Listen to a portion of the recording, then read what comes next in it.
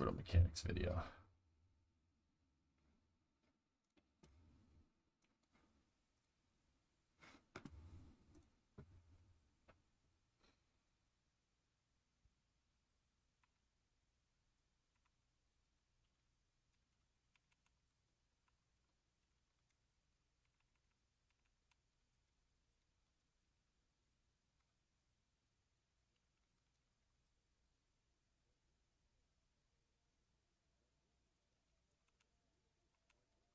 All right, we'll switch this over to Kerbal and we'll go from there. I'll be right back. When ancient man looked to the heavens for guidance from the gods. I'll be back in about 30 minutes, give or take. Let me restart the thing, jigger. There we go. All right, guys, I'm taking a break. Be back in a little bit. And go check on Bremo. Go take more cough medicine. Be back in a little bit.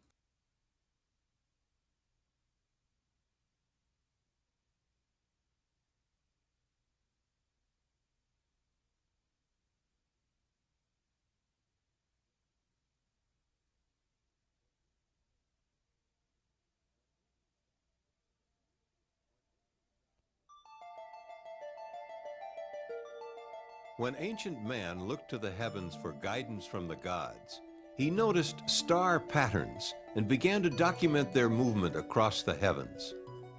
The ancients believed that the Earth was flat, but around 350 BC, Aristotle proved that the Earth was round. Later, about 150 AD, Ptolemy presented the geocentric theory, the belief that the Earth is stationary at the center of the universe, with the sun, moon, stars, and planets revolving around it in complex orbits. In the 1500s, Nicholas Copernicus of Poland presented the heliocentric theory, the belief that the Earth revolves around the sun as it rotates on its axis. This aspect of astronomy evolved into an intricate study of planetary motion known as orbital mechanics. Today, orbital mechanics is applied to space flight and satellites that orbit the Earth or travel beyond our solar system.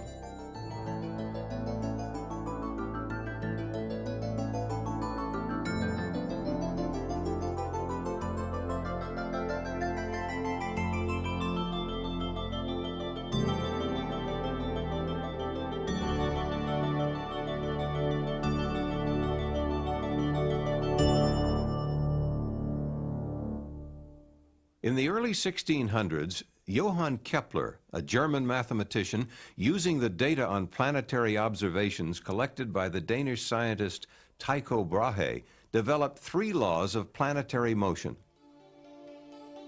Kepler's first law states, all planets move in elliptical orbits with the Sun at one focus and the other focus empty.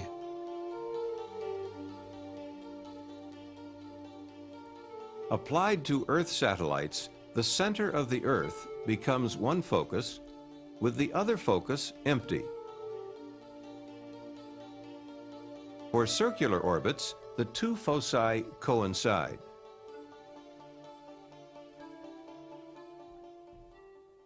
Kepler's second law, the law of areas, states, the line joining the planet to the Sun sweeps over equal areas in equal time intervals. When a satellite orbits, the line joining it to the Earth sweeps over equal areas in equal periods of time. If areas 1, 2, and 3 are equal, times 1, 2, and 3 are also equal. Therefore, the speed of the satellite changes depending on its distance from the center of the Earth. Speed is greatest at the point in the orbit closest to the Earth, called perigee, and is slowest at the point farthest from the Earth, called apogee.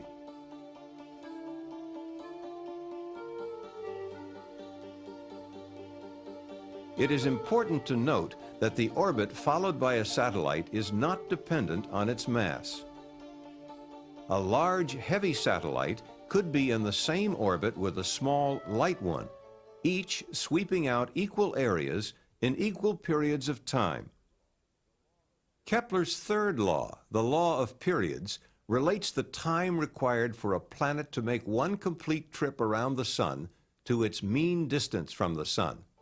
For any planet, the square of its period of revolution is directly proportional to the cube of its mean distance from the Sun.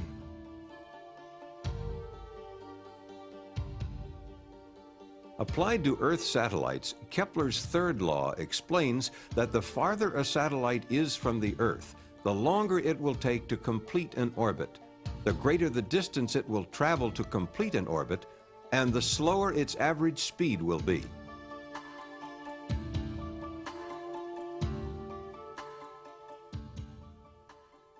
Isaac Newton, the father of classical mechanics, laid the groundwork for orbital mechanics.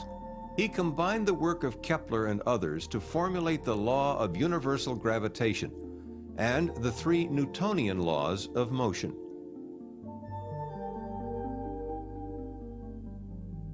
While Kepler's laws provided a conceptual model of orbital motion, Newton's laws provided the foundation for the mathematical description of orbits. They explain why a satellite stays in orbit.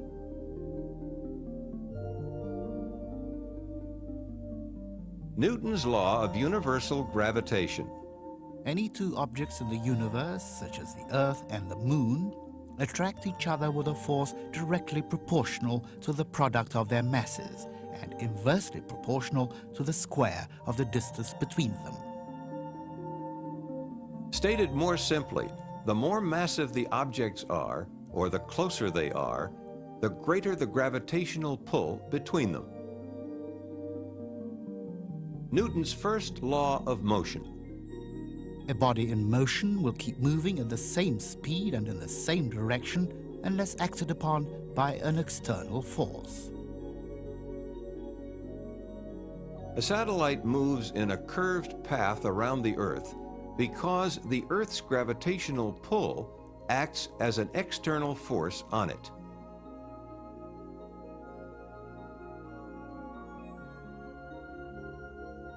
Newton's second law of motion. If the sum of the forces acting on an object is not zero, the object will have an acceleration proportional to the magnitude and in the direction of the net force. Newton's second law states that force equals mass times acceleration. It is this mathematical equation and the equation for universal gravitation that forms the basis for calculating orbits. Newton's third law of motion explains how a satellite gets into orbit. For every action, there is an equal and opposite reaction. If you blow up a balloon and let it go, the balloon is pushed forward by the action of the air rushing out of it. A rocket's exhaust gases are like the air rushing out of the balloon. The following illustrates how a satellite stays in orbit. If a man stands on a mountain and fires a projectile horizontally, gravity will cause the path of the projectile to curve downward and it will strike the Earth. However, if the man fires the projectile fast enough at a specific speed, the curvature of its path due to gravity will match the curvature of the Earth under it. The projectile will then fall around the Earth, becoming an Earth-orbiting satellite. A projectile fired even faster will have a flight path away from the Earth, but gravity will act to slow the projectile down, change its flight path, and pull it back toward Earth. If the projectile's velocity increased enough, a velocity sufficient to escape the Earth's gravitational pull will be reached. This velocity is known as the escape velocity.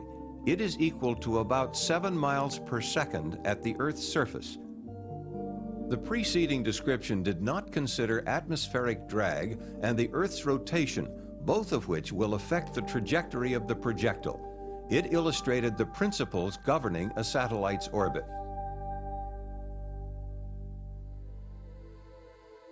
There are 6 numbers called the orbital elements, which specify the size, shape, and orientation of an orbit in space, as well as the location of the spacecraft in the orbit. Based on an orbit which is an ellipse, the 6 orbital elements are length of the semi-major axis, eccentricity, inclination,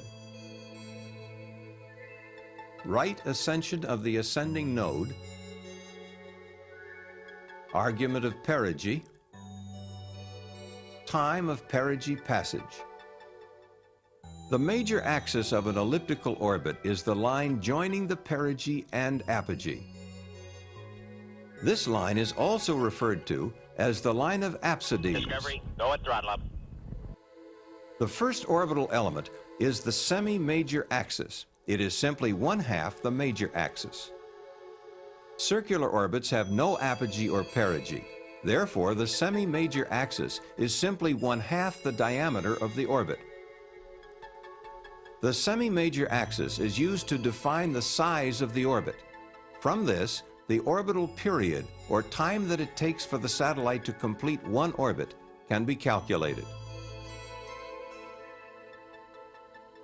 The shape of an orbit is defined by the second orbital element called eccentricity. For all ellipses, the value of eccentricity lies between 0 and 1. The larger the value, the more elliptical the orbit. A spacecraft in Earth orbit with an eccentricity equal to or greater than 1 will escape the Earth's gravitational field. When orienting an orbit in space, a 3-dimensional coordinate system must be defined.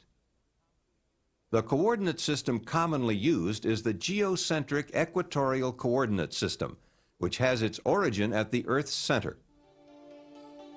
This coordinate system is a non-rotating reference system in which a satellite's orbital plane tends to remain fixed relative to the stars while the Earth turns beneath it.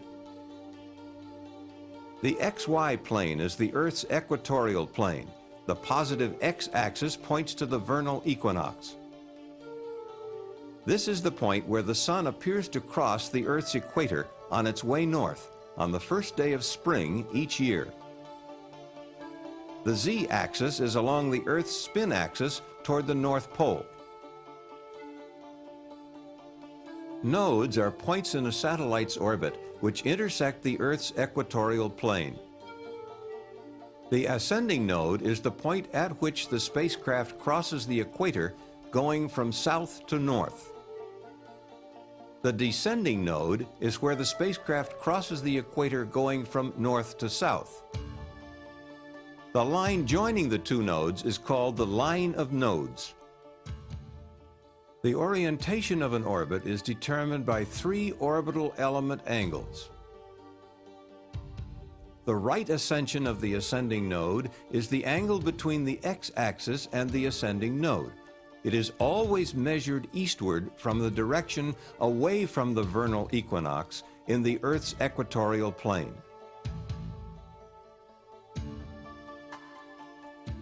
The argument of perigee is the angle between the ascending node and the point of perigee. It is measured in the orbital plane in the direction of spacecraft motion. Inclination is the angle between the equatorial plane and the orbital plane.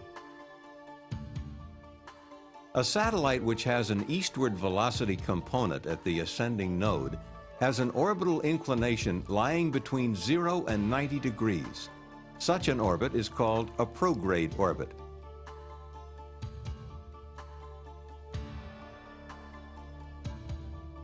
A satellite which moves due north at the ascending node is in a polar orbit.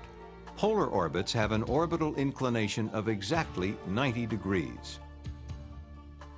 A satellite with a westward velocity component at the ascending node is in a retrograde orbit and has an orbital inclination between 90 and 180 degrees. The 5 orbital elements explained thus far describe the size, shape, and orientation of the orbit in space. The final element is a time value used to locate the satellite in its orbit. A satellite moves in a very predictable manner It stays on schedule. Thus, if the time at which a satellite passes a particular point is known, the time when it will pass any other point can be determined. The particular point chosen is perigee, and the time of perigee passage is the last of the 6 orbital elements. The 6 orbital elements depict a spacecraft's orbit in non-rotating coordinates. To visualize an orbit relative to the rotating Earth, a projection traces the spacecraft's position on the Earth's surface. The projected path is called the ground track. As a satellite orbits the Earth, the ground track shifts westward. There are 2 causes for this. First, the primary contributor is the Earth's rotation toward the east under the orbital plane. Second, because the Earth is not a uniform sphere and bulges at the equator, its gravity is greatest at the equator. This causes the orbital plane to rotate slowly around the Earth's polar axis in a motion called precession. Precession is toward the west for prograde orbits and toward the east for retrograde orbits.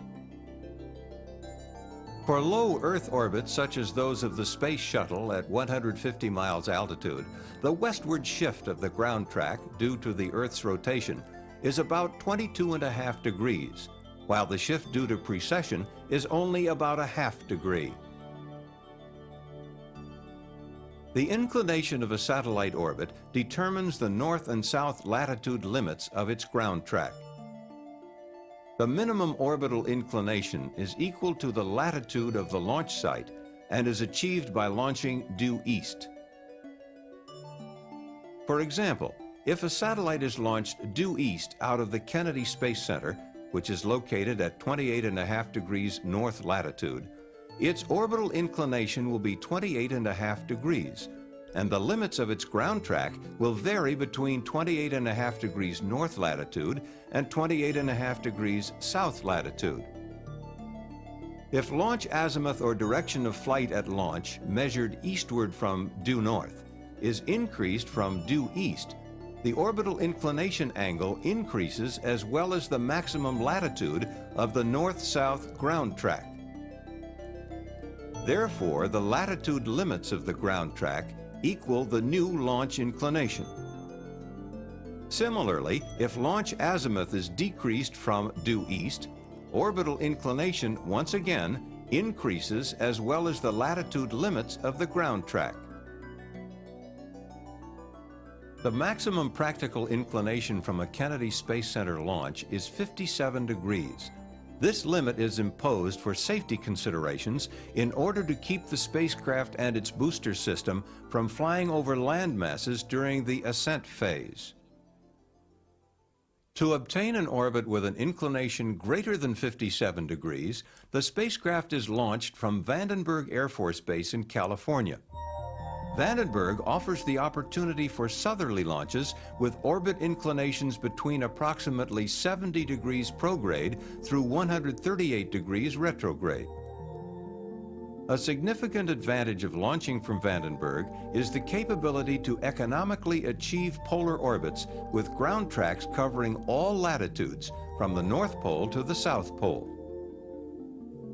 The Earth is constantly turning, and all points on its surface have an eastward velocity, with the greatest velocity occurring at the equator. The farther the launch site is from the equator, or as launch azimuth is increased or decreased from due east, less of the Earth's rotational velocity will be imparted to the launch vehicle. This requires more fuel to get into orbit, or payload weight will have to be decreased. Launches due east from a position on or near the equator, such as the Kourou launch site in French Guiana, used by the European Space Agency, acquire the advantage of a free velocity gain of about 1,500 feet per second. This compares to the approximate 1,300 feet per second gain available at the further north latitude of the Kennedy Space Center. Launching from an equatorial site offers a significant advantage in payload weight capability and minimizes the amount of fuel needed to achieve an equatorial orbit.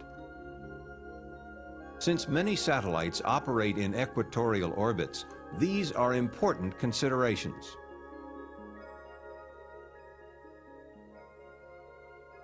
Spacecraft are launched within a specified time interval called the launch window. Some of the factors affecting the launch window are launch and orbit lighting conditions, sun angles, payload orbit requirements, rendezvous phasing if a rendezvous is planned, tracking and communication requirements, and collision avoidance with other orbiting objects, to name a few. One of the factors defining the launch window for the Space Shuttle is launch lighting conditions, which can be illustrated by plotting time versus day of year. On this plot, we see daylight and darkness at the launch site. The longer daylight hours occur in the middle of the year, summertime. If daylight conditions are required for a convenient emergency landing site for the Space Shuttle, the launch window would now look like this. During the winter months, the available launch window for lighting conditions alone can be as little as 3 hours per day. When combined with the many other launch factors, the launch window becomes even more constrained. The choice of a particular launch vehicle for a mission depends upon the weight and size of the payload and the desired orbit. Expendable rockets used to place spacecraft in orbit usually consist of several stages that may incorporate both solid and liquid propellants for propulsion. When the fuel in each stage is depleted, the spent stage is jettisoned. Staging offers the advantage of discarding weight when it is no longer needed. The Space Shuttle is a two-stage system. At liftoff, the 2 solid rocket boosters and 3 Space Shuttle main engines are all producing thrust. After approximately 2 minutes of flight, at an altitude of 25 miles, the fuel in the solid rocket boosters is depleted and they are jettisoned. The 3 main engines, fueled by liquid oxygen and liquid hydrogen carried in the external tank, continue to burn for several minutes until the shuttle reaches its cutoff velocity. At this time, the main engines are shut down and the external tank is jettisoned. 2 additional burns using the orbiter's maneuvering system referred to as ohms are required to place the orbiter in its final orbit. The OHMS 1 burn occurs about 2 minutes after main engine shutdown and establishes the orbital apogee point. The OHMS 2 burn takes place approximately 30 minutes later and circularizes the orbit. Once satellites are launched and put into orbit, it is often necessary to change the orbit with an on-orbit burn. The common term used in describing on-orbit burns or engine firings is delta V. Delta V is the incremental change in spacecraft velocity measured in feet per second resulting from the burn. The amount of fuel used during a burn depends on the desired delta V change and the mass of the spacecraft. Because the amount of fuel carried is limited, fuel consumption is one of the primary considerations in spacecraft mission planning and is critical to orbit lifetime. On orbit, a spacecraft can thrust in any direction. Burns along the flight path, forward and backward, are the most common. A unique feature of any orbital burn is that if no other burns occur, the spacecraft will later always pass again through the point of burn.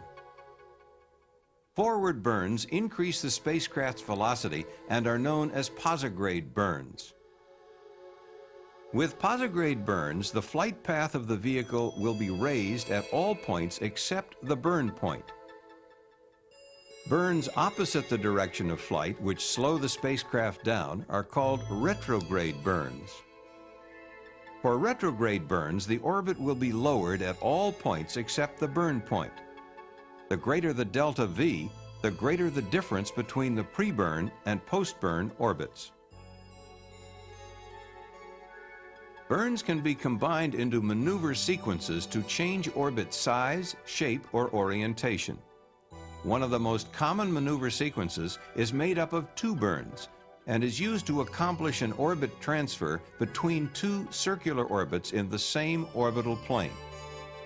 The most energy-efficient transfer between two orbits of this type is the Hohmann transfer.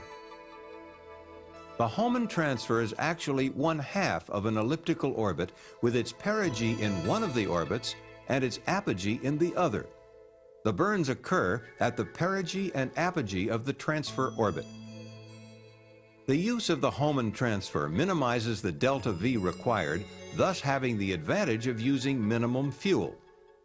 The disadvantage of the Hohmann transfer is that it takes longer than most other transfers. The type of the transfer sequence depends on the mission and the amount of fuel available. For example, a space rescue where time is critical might use a fast transfer, while a routine satellite deployment where fuel saved for later use is important would most likely use a Hohmann transfer. The burns discussed so far have all been maneuvers in the original orbital plane and do not affect orbit inclination or node position. There are situations which require an orbital plane change, such as setting up a rendezvous or placing a satellite in an equatorial orbit. To change the inclination, the thrust vector must be directed at an angle to the orbital plane. A thrust with a component that is perpendicular to the orbital plane at either the ascending or descending node will rotate the orbital plane about the line of nodes. A northerly out-of-plane thrust at the ascending node will increase the inclination of a prograde orbit, while a southerly thrust will decrease it. Out-of-plane thrusts require considerable amounts of fuel and are performed only when absolutely required. The Space Shuttle, for example, using all of its onboard propellant, is capable of an on-orbit plane change of less than 3 degrees. Satellite orbital planes and altitudes are determined by their design mission, which very often includes a field of view requirement for optical or communications purposes. The field of view of a satellite is defined as the area of the Earth's surface that is in view from the satellite at any given time. Satellites in high orbits have greater fields of view than those in lower orbits. For example, a satellite at an altitude of 800 nautical miles has a circular field of view with a diameter of about 4,100 nautical miles. A satellite at 200 nautical miles has a circular field of view with a diameter of about 2,000 nautical miles. Low-orbit satellites are often used for photography and other types of Earth observation. A satellite placed in a low-inclination circular orbit at an altitude of about 19,300 nautical miles will have an angular velocity exactly equal to that of the Earth's. The satellite would seem to remain stationary in longitude as viewed from the ground. Such orbits are called geosynchronous and are used to provide a continuous communications capability among any system of ground stations within their field of view. The geosynchronous orbit field of view is constant and is limited to a latitude zone of about 70 degrees north and south of the equator. Effective satellite communications from geosynchronous orbit is not possible at either pole. However, because of their altitude, their field of view covers nearly half the globe. A special type of geosynchronous orbit with an inclination of 0 degrees is called a geostationary orbit. It appears to hover over a fixed point on the Earth's surface at the equator. Most U.S. communication satellites are in geosynchronous orbits, providing near worldwide communications coverage. For effective communications at high latitudes, the Molniya orbit is used. Molniya is the Russian word for lightning and is an orbit used extensively by the Soviet Union for its communication satellites. The Molniya orbit is highly eccentric with an apogee that is near the geosynchronous altitude and an inclination of about 63 degrees. The satellite slows down at apogee in the northern hemisphere and whips through perigee in the southern hemisphere. This provides communications in the northern hemisphere for up to 75% of its orbital period. Several satellites properly spaced in Molniya orbits can provide constant communications at the northern latitudes.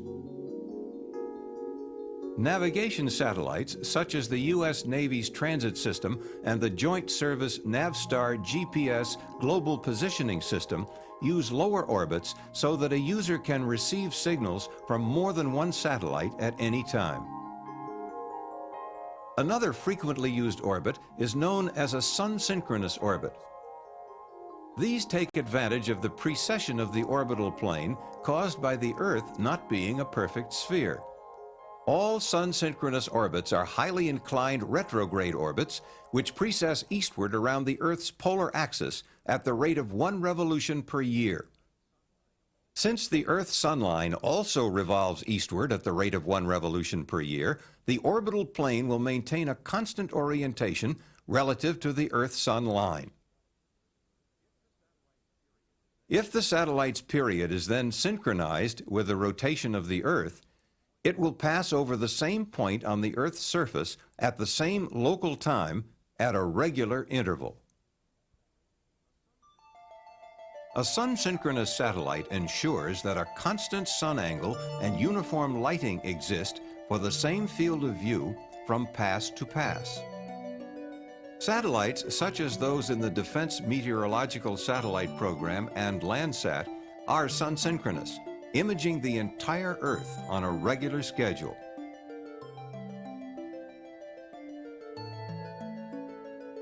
The gravitational attraction of the Earth on a spacecraft causes it to move in its orbit around the Earth. There are other, much smaller forces which will cause a spacecraft to deviate from its desired orbit. These forces cause what are known as orbital perturbations. Orbital precession, which is used to obtain sun-synchronous orbits, results from the perturbing effects of the Earth's non-spherical shape. Other perturbing forces are the gravitational pull of the Sun, the Moon, and planets, and solar winds, which are charged streams of protons and electrons that heat the Earth's atmosphere and increase atmospheric drag. In most cases, perturbing forces can be compensated for in the spacecraft and orbit design and present no major problems. If the forces disturb the orbit too much, thrusters can be fired to re-establish its desired orbital orientation or altitude. This is particularly true for spacecraft orbiting at very low altitudes, where the effects of atmospheric drag are greater and, if not compensated for, will eventually cause the spacecraft to deorbit. A spacecraft's operational lifetime is frequently limited only by the amount of fuel available to maintain its desired orbit. When its useful life is complete, a satellite is left in orbit or is deorbited, burning up when re-entering the Earth's atmosphere. When the Space Shuttle completes its orbital mission, it executes a precise retrograde burn to initiate its controlled return to Earth. This burn occurs nearly halfway around the Earth from the landing site. The new orbit established by the retrograde burn causes the orbiter to enter the Earth's atmosphere about 4,000 miles from the landing site. During the period the orbiter descends from its orbital altitude to atmospheric re-entry, its attitude is maintained by the use of reaction control jets located in the nose and tail of the orbiter. Once the orbiter enters the Earth's atmosphere, its wing and tail aerosurfaces begin to become effective and gradually replace the jets for attitude control. As the orbiter nears the landing field, it maneuvers to a long, straight-in approach at an angle of 17 to 19 degrees. Nearing the runway, it executes a flare maneuver to reduce its sink rate and glides to a touchdown at approximately 230 miles per hour. As the orbiter rolls to a stop, our journey into the world of orbital mechanics comes to an end for now. This is only the basics of orbital mechanics, an intricate study of planetary and satellite motion. The next time you see a launch, you will see it from a different, somewhat knowledgeable perspective. You will understand the fundamentals of spaceflight.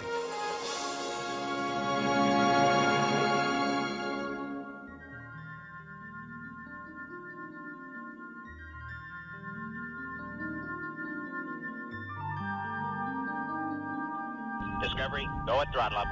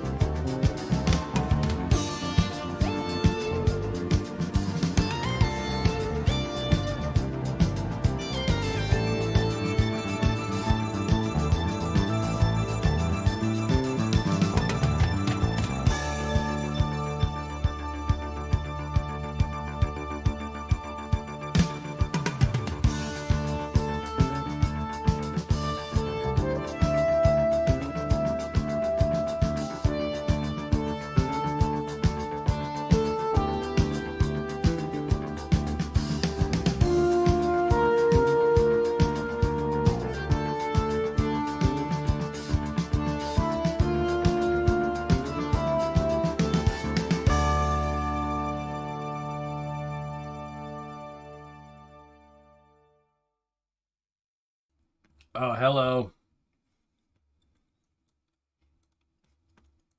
Chat, I need 3 links.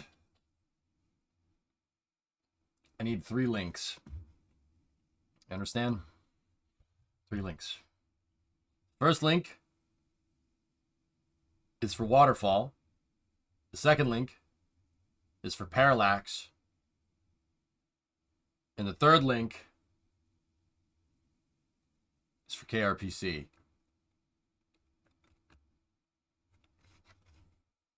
What about CKAN? What the hell is CKAN? Oh yeah, what about this mod? You guys know? Look who you're talking to here. Just download CKAN.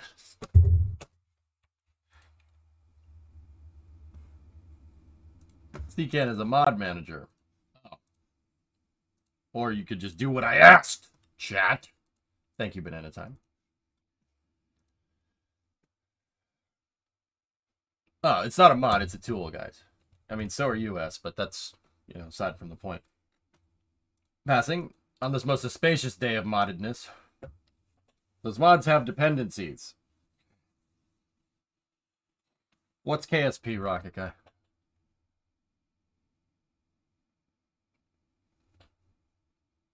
I don't know if anyone's told you, but CKAN's a mod manager.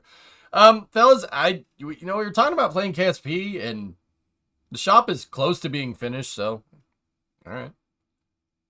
kRPC hasn't been updated in a while. Not sure if it still works. KOS does, though.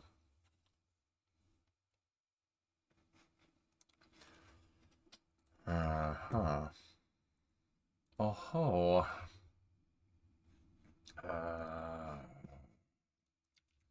Alright, so let's get these links for these meds.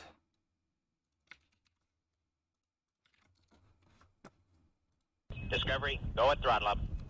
All right, so yeah, no, I just want to use this. I kind of like when we were playing cities the other day, and I kind of like that. Just use a couple of mods here and there. Basically, how Das used to play when he played Kerbal back in the day. Like just, not too intrusive.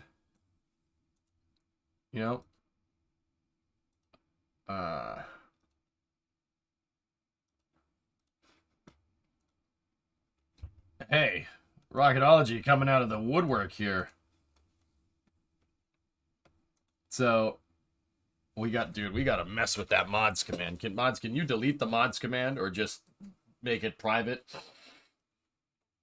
So we don't have to deal with getting spammed. Discovery, go at throttle up. Whoa, you got 1,000 bot commands. Major Who, the stream's 10 years old. Of course we have 1,000 commands. I'm surprised we don't have more.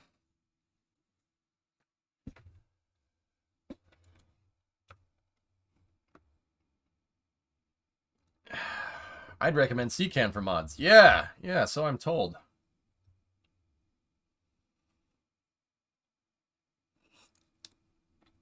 Yeah, I was getting told in my Discord you were looking at using mods. All I did was literally change the title, Rocket. That's it. I changed the title and look at...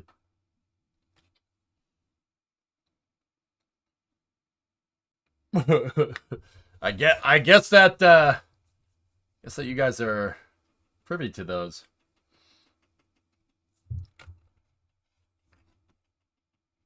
I think it's best to start with just those 3 for now. Well, I got to figure out how to do this. I have played Kerbal with mods in the past, but all the mods were features that they ended up putting in the game in the first place, like at the end of the day. So yeah, I have no idea what I'm doing. So you guys keep saying KSP, CKAN. I send you a DM with 4 steps to follow to use CKAN to get whichever mods you want. Step 1, download the CKAN.exe. Okay. Drop that into the KSP root folder for your install. Steel underpants. Step profit. Discovery, go at throttle up.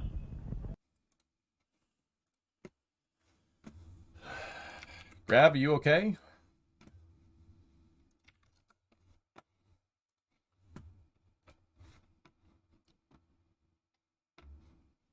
All right, so what I'm going to do here before we go any further is I'm going to back up my KSP everything.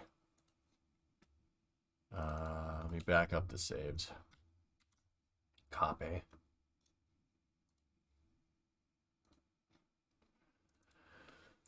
$3 gigs worth of saves. Oh, and craft files. I have 3 gigs of craft files on here.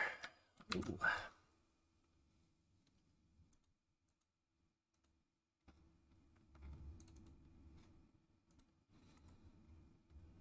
Look at EJ looking up at the top monitor. I got 4 now. Actually, I'm going to change this monitor out because that monitor is going into the auto streaming computer. The auto streaming computer is going to have 3 monitors too. And then I'm putting a better monitor up there. Turns out when, you know, I unpacked most of my stuff and just, you know what I've noticed? I have monitors. I have lots of them. They were in storage in the apartment because I replaced this setup. I had 3 monitors here and then I replaced them with the 3 curves. Yeah, so I got monitors coming out the wazoo. They all monitor you. No, they monitor the computer, obviously. Do we have the disk space to back this up locally? Oh.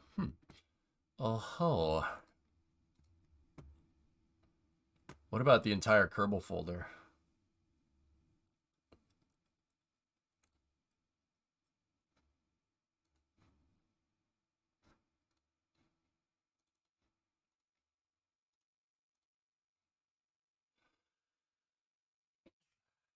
The entire Kerbal folder is 12 gigs. Okay. How big is this hard drive?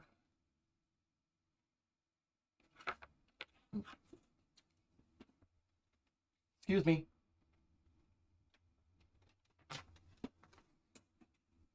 External here.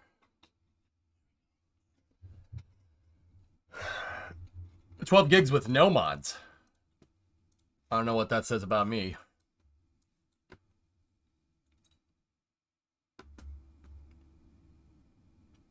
How 12 gigabytes? Screenshots, mostly. Craft files and saves are basically, it just said it was about 4 gigs.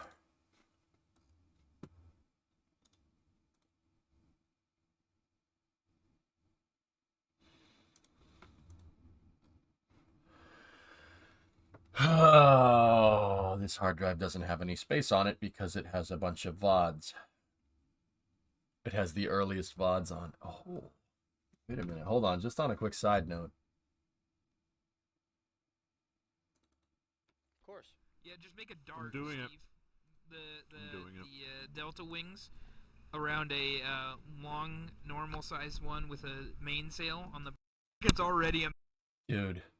See it? Wait. If you want to see Twitch better. Wait, you can't use that RCS fuel for this though, can you? Brew, do you know about the thing in my comment? The slash new? Or oh yeah, both. Okay. Both, yeah, I I like honestly both. don't know what you're talking about at this point. No, I like. Because I like both both of these things. No, oh, Steve, I don't think that's gonna work, bud.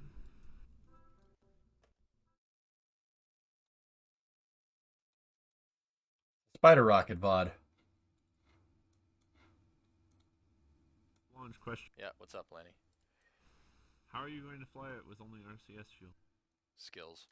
Skills. Infinite fuel. It's infinite. But how can he? How can he have infinite? Yet. We know it's coming. We know it's coming. Oh god. Not good. Not good. Oh my god. 400. It doesn't. 500. No, make it invincible. Make it invincible.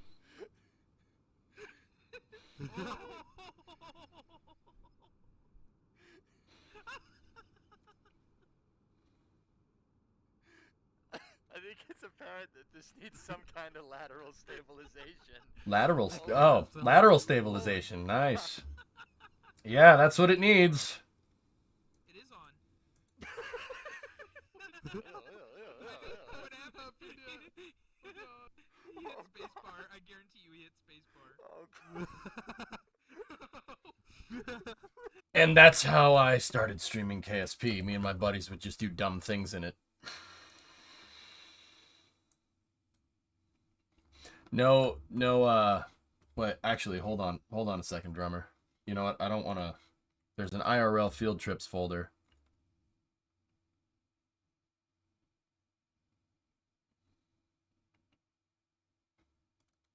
Right, so guys, we're here live for a Vector's virtual field trip at Hmm. I'm EJ, and I mean, sure, probably you guys know me. I'm here with.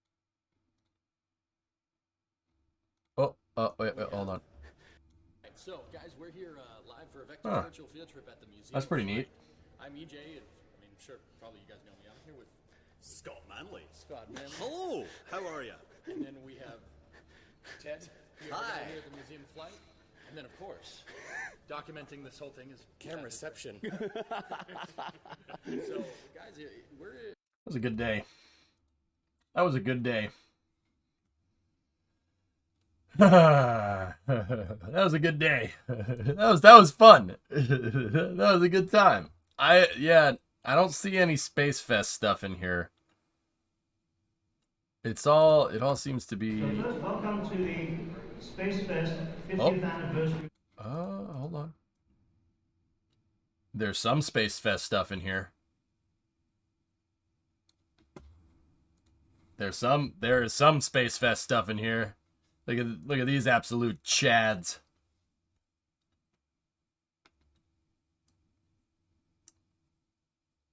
Yeah. Walt Cunningham.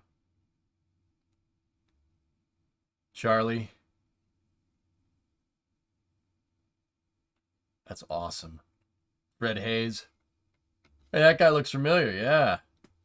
There is some Space Fest stuff on here, dude. Hold on, let me look. Let me look and see if it's what we're looking for. No, not necessarily. No. No. What about this?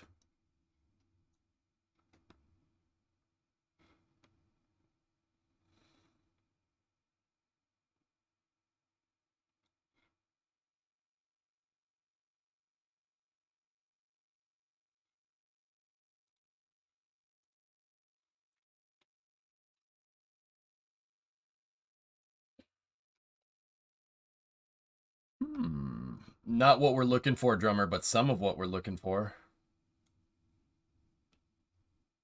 Looks, he doesn't look anything like Kevin Bacon. Yeah.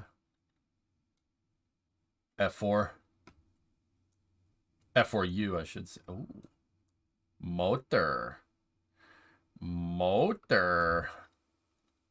Oh, this is a rabbit hole. We should probably get back to putting those mods back. Ah, yes. Big stud. I'm not talking about the plane. I am talking about the plane. No, F4U. Ah, all right. Yeah, drummer, there's nothing on there. All right, so yeah, I'll just find another place to back up everything. And see if I can move it over the network. Hold on. Hackermans.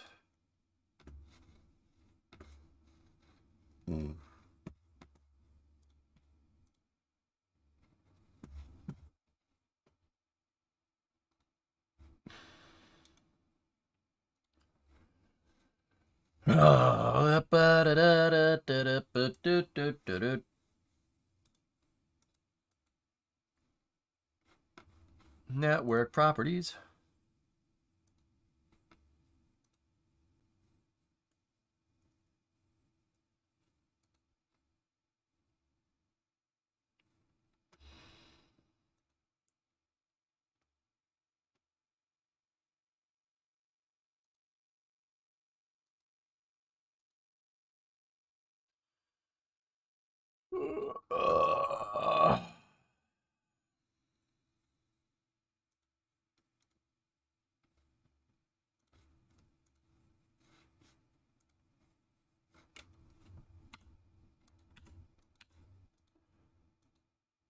Give me a second. I'm going to try to transfer. I'm just trying to back up some stuff, fellas, before we jump in. Would you know of offhand what is the best self-drilling drywall plastic anchors that can hold up 80 pounds? It's for your sword case. The ones I had broke.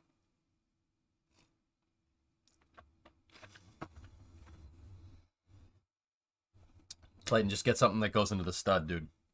Just get a deck screw. A deck screw that goes into the stud. Yeah, all right, whatever. It's fine.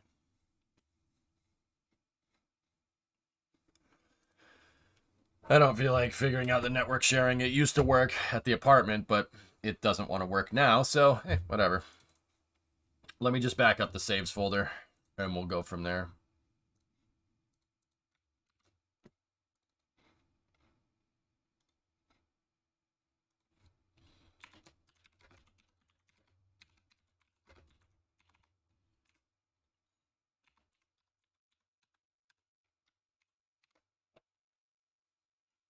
All right. Did you see that Tesla robot reveal? Pretty cool stuff. I did. All right, so now we have to get the KSP.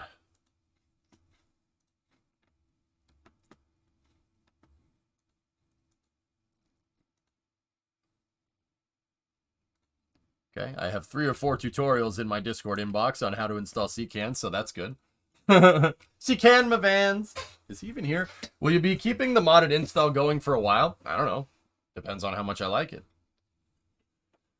Rocket, I actually haven't played much Kerbal in the past 2 months, dude.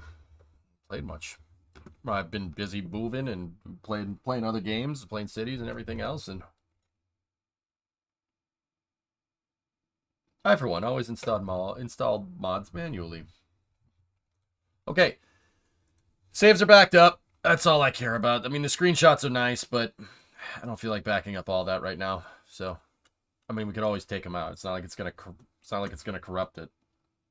kRPC documentation will be needed in your programming Bible for KSP. Just tab it. Okay. Okay. All right, now we need to figure out how to KSP.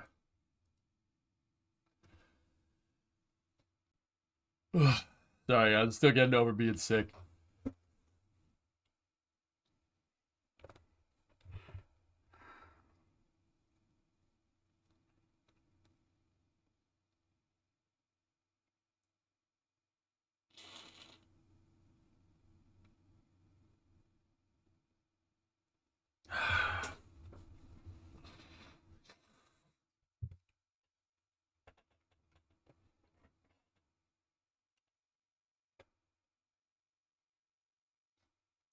Okay. I ask, is there a couple things that can keep odd errors from happening for a long-term playthrough before you start installing mods? Oh, okay. You know what? I might want to fresh install KSP.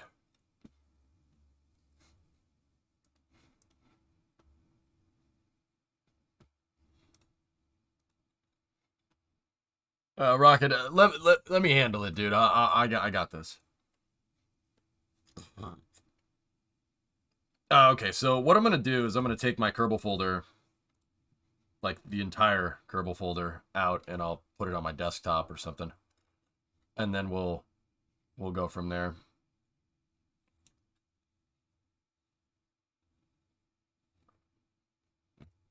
So really, it's now serving jet fuel with meals instead of water. Oh, somebody crisscrossed the fuel in the jet line. Yeah, it's very spoopy. That's why I decided to do it. Rocket guy. All right. Oh man, you want to see it all? Backup Kerbal. Yeah, that's what I'm doing. So take that, copy it, and just paste it on the desktop. I need an additional 89 gigabits. Oh boy. All right, I gotta uninstall something. I need to get another hard drive. That's what I need. You know what I think? I think I should go back to Greenbow, Alabama.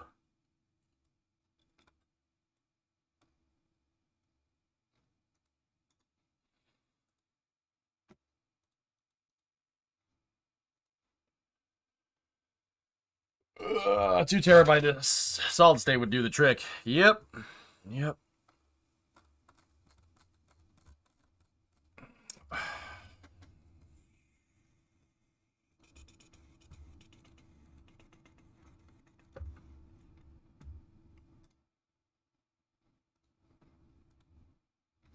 All right.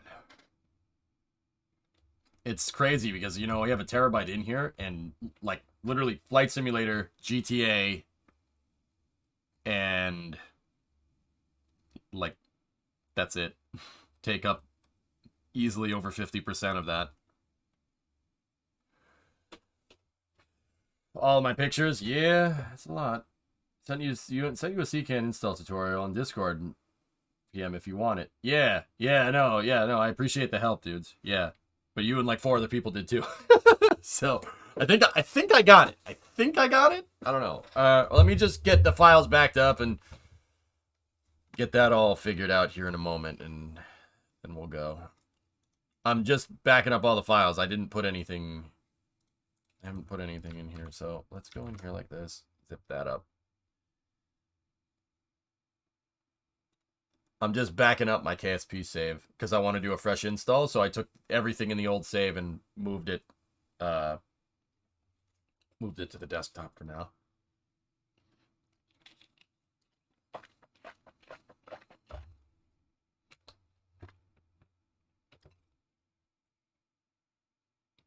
You know you have infinite storage in Google Drive. In Google Drive, you're paying for, right? Oh yeah, drummer? You can get Bremo to create a private drive to throw non-private backups into. All right.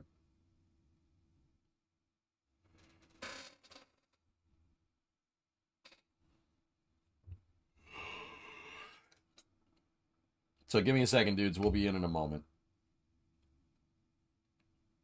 Sorry, this part's kind of boring, I know.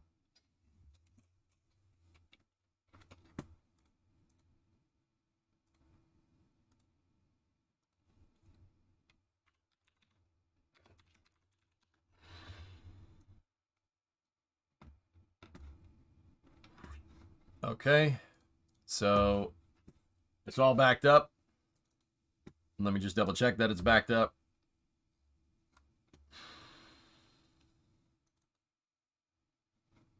Yep. Kerbal Space Program. Oh, it's not 9, it's 10, but you get the idea. All right.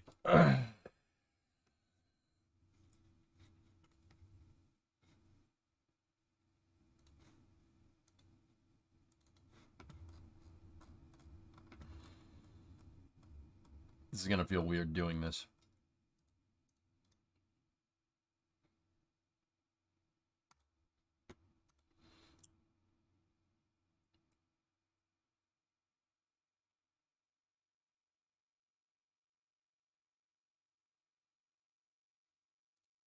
It's okay. It's okay. It's okay, guys. It's all right.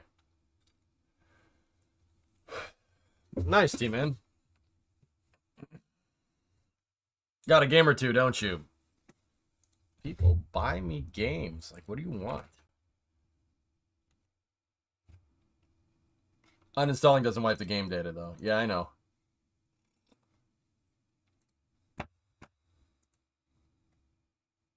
I just want to be sure. You know, it left my settings file in there, too, which is good. And I don't need a backup of screenshots, so I'll delete all the screenshots.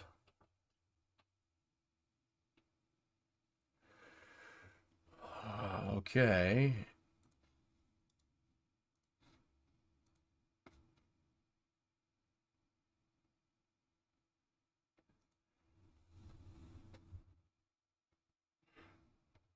Don't forget to delete the KSP folder before reinstalling KSP.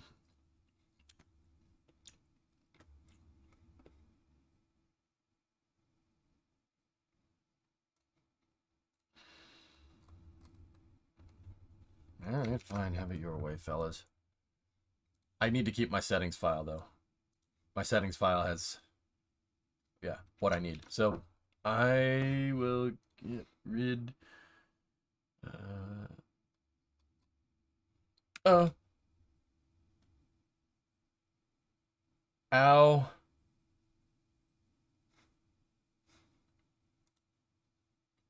I just have to go ahead and just do that again.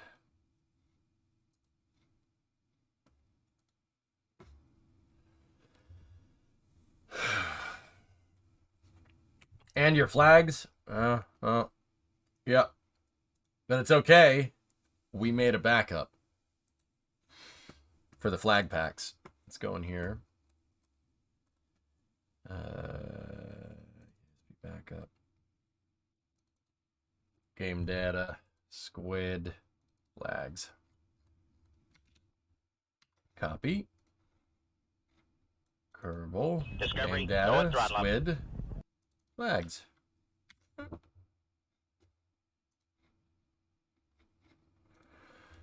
Okay. Discovery. There we go.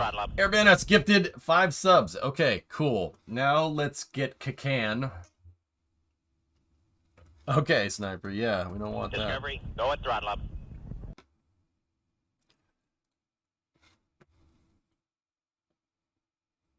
I don't have access, drummer. Discovery. Go at throttle up. Last boss. Give me a moment. If you have Icarus still installed, uninstall it. It's 60 gigabits. Discovery. Go at throttle up. Gigabit. I don't. Yeah. Hey, Tron, what's going on, man? All right. So, okay.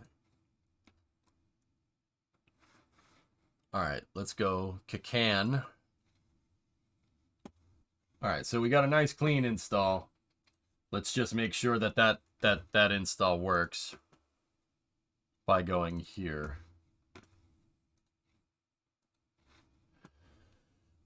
I think you set the wrong title?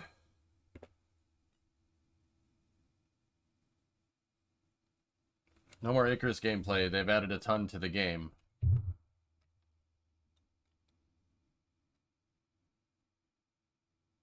I uninstalled it. That doesn't mean I'm not playing it again. I'm short on disk space. It's just not a game we're into right now, that's all. Oh, I gotta load my settings file. Damn. Okay. Yeah, weird. It's not full screen.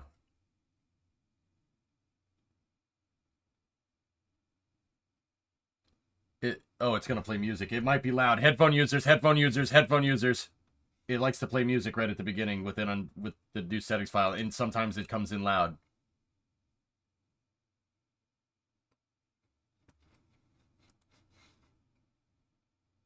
Hello?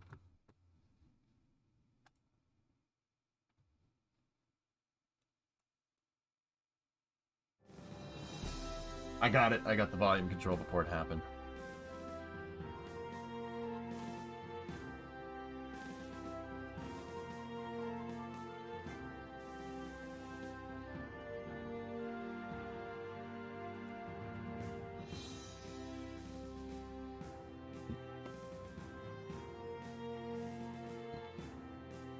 That's very strange. You've never heard this song before. We need... Oh.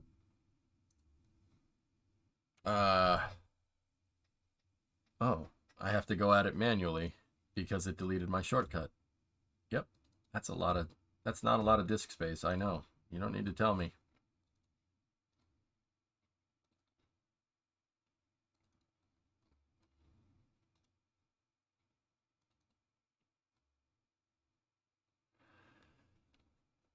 Alright, my settings file. Replace the file in this destination. Alright, let's make sure that worked.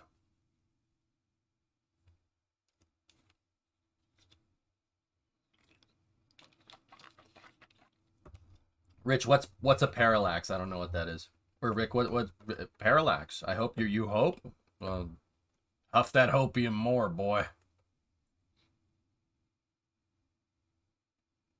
For many years, I've seen you play stock. What mods are you going to run with? Waterfall, Parallax, and kRPC is what I'm thinking. Pair of slacks? Talking about my pants? I don't have pants on. I have car keys.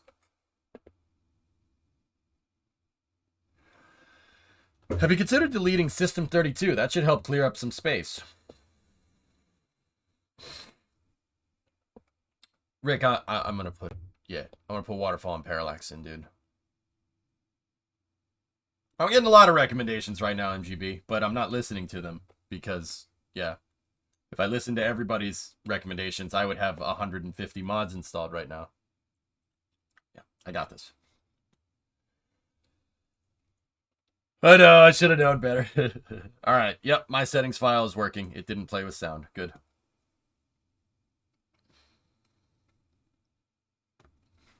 All right, so let's go over here. KSP.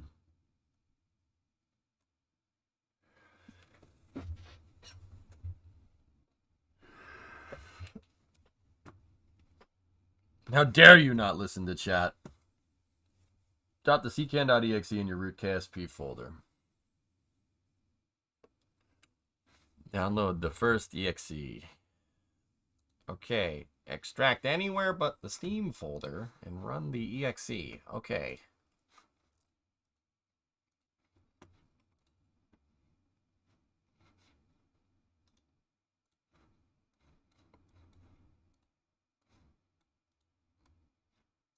All right. I think we got it.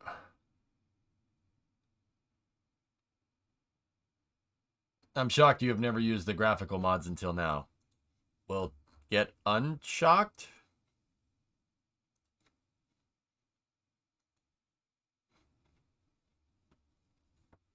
Get less shocked.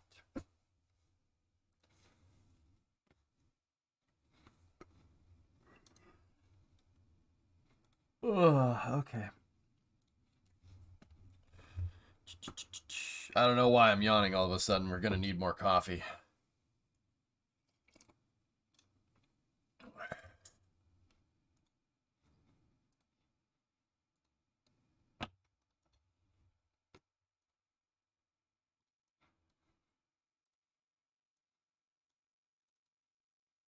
Gotta have a fresh freaking pot. Okay. KSP. Do you want KSP to automatically check for updates on startup? No. KSP requires permission to add a handler for KSP URLs. Do you want to allow a KSP to do this? Yes. Fresh poots! Would you like KSP to refresh the mod list every time it is loaded? You can always manually refresh using the button up top. Yes. Well, look at this. Oh, that's pretty neat. Search is compatible. All right, so Waterfall.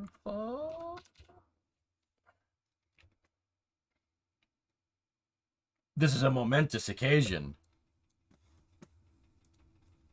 Here, I have the perfect music for it.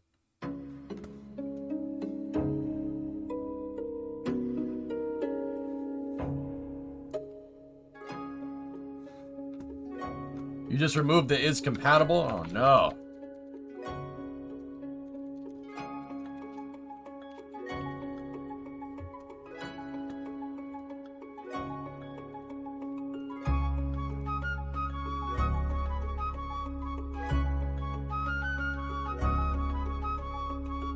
You need Waterfall plus the effects to make it work.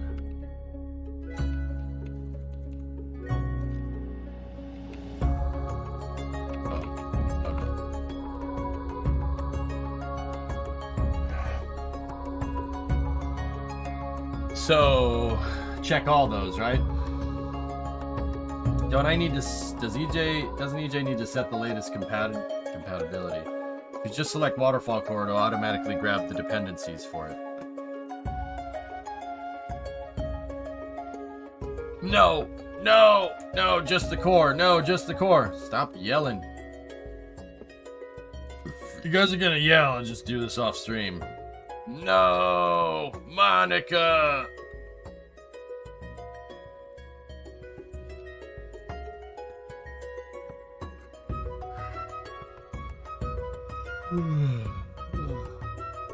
Oh, hot dog. Yells in I don't know what we're yelling about. No, streamer, no, that is so not right.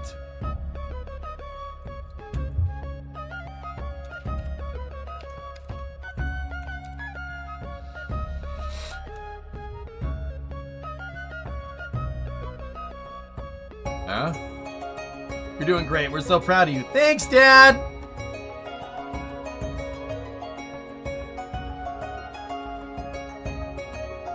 Add stock waterfall effects too. Why?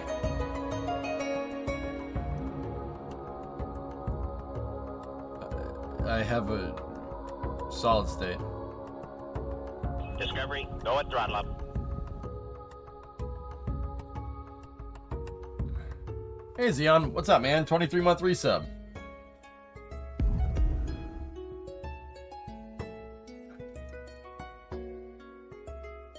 Core is the tools, you need the effects. Okay. You guys are talking about Waterfall, I got it. Okay. Huh? Oh. Discovery, go at throttle up. Cool.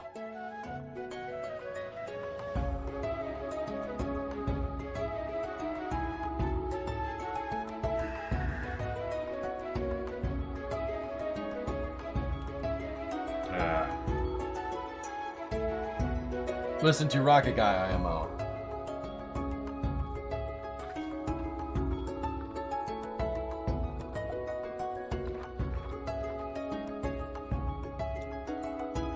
You must click one.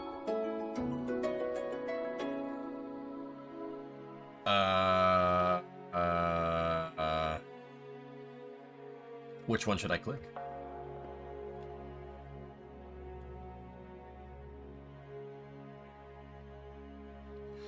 Scatter or sun flare? Okay. That one! No, that one! Which one? The one on the left or the right? Use the scatter or sun flare. Okay. Close your eyes and wave the mouse around. Alright, man. Here, I'm waving it around. Oh, dude, it landed on the timeout button. Should I click it?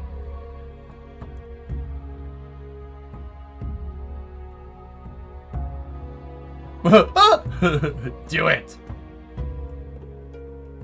Oh, I timed out Yarg. He's not even here, but I timed him out.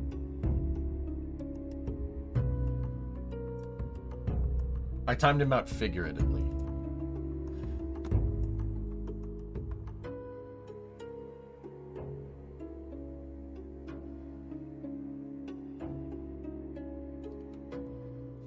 You guys like my goat music?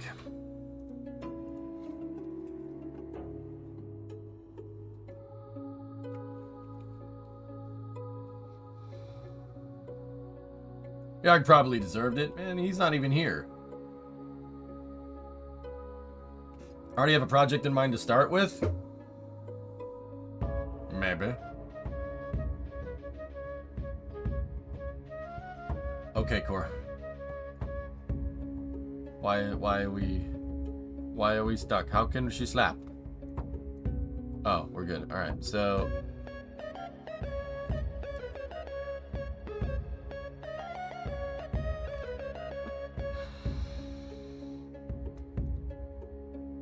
probably Nth, but you gotta roll the dice sometime. I do it, Endel, yeah.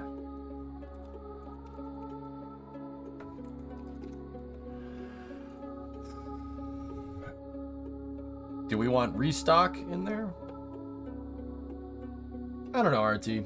We'll see. Depends on how stable Kerbal is. No, no, yes, no, no, yes. Restock is for another mod. So we want to check those ones.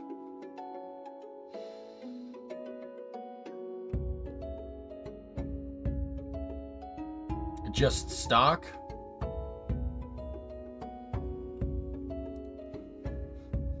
Apply.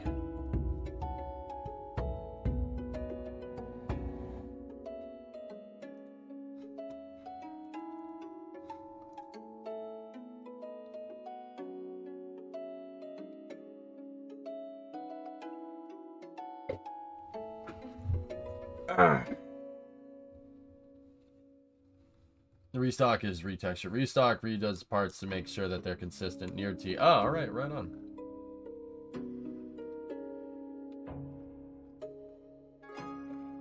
The bargain parts back.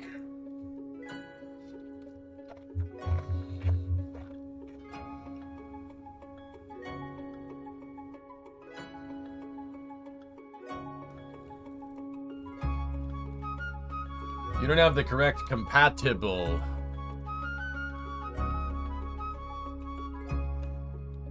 How's that? How's that, Ditch? So, why wouldn't we want SRB waterfall effects? Or, oh, okay, I think I see, never mind.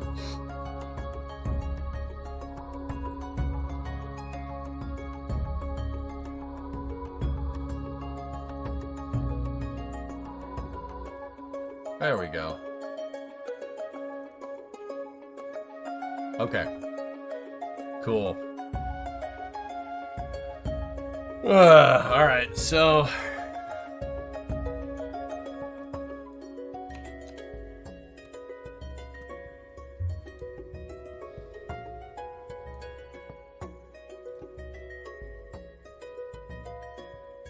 How much browsing of the available mods have you done? Nothing. I know, Dormer.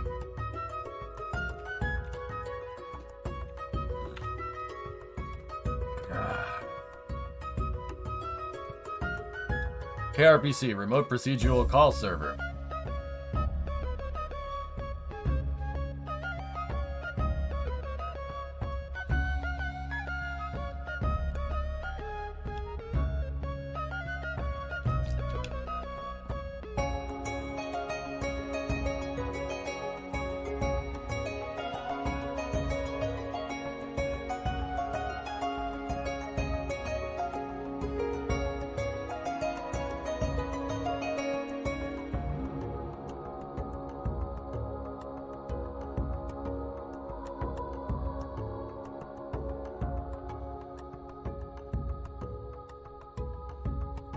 Hey, Rocket Guy, does stock waterfall effects doesn't cover it?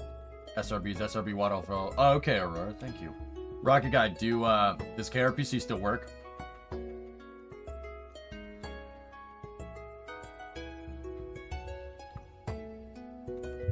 kRPC works. Okay.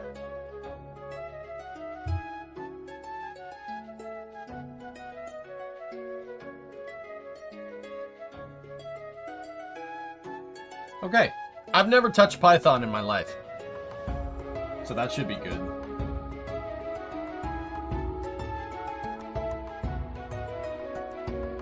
Alright, let's see something. Only plotting is broken with the official kRPC version, but everything else works.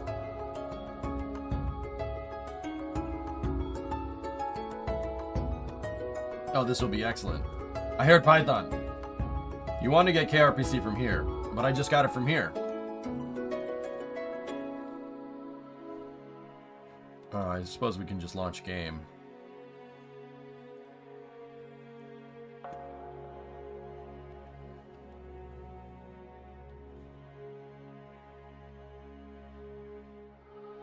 Okay, Rocket. Like on-screen plotting where you can draw lines in the game. But that really isn't needed. Alright. I have to get Python next? Huh?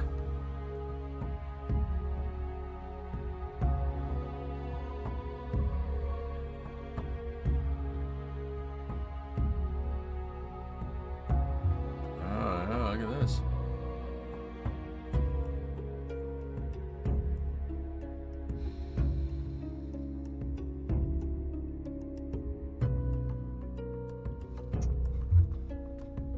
You need Python.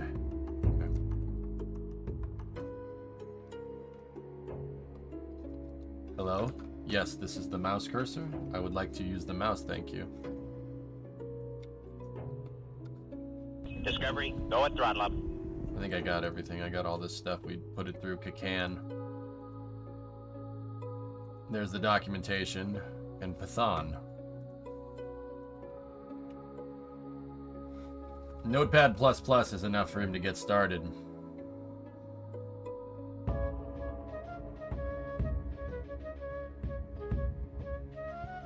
I've never heard of anyone saying that, Bon.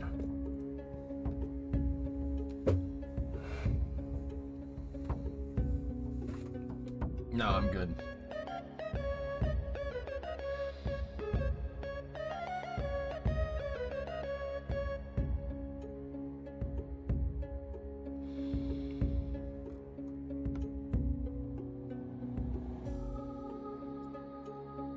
I know, Hellfish, yeah.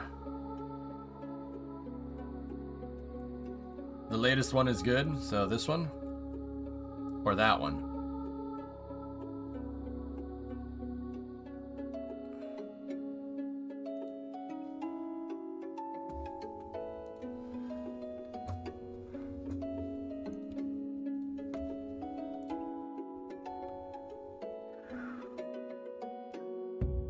Install now! It's my Python and I want it now. It's still setting up.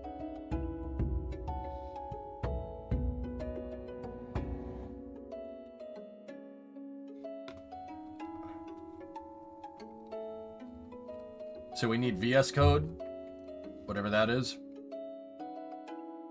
You can select older version indicates from the CKAN settings. Yeah, I got you, Hooded. Thank you.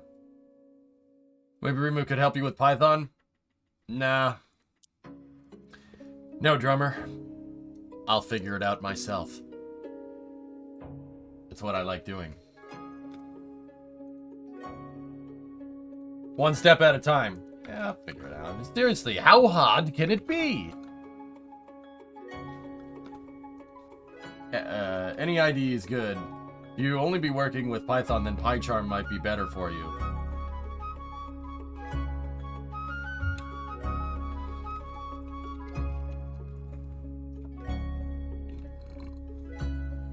Well,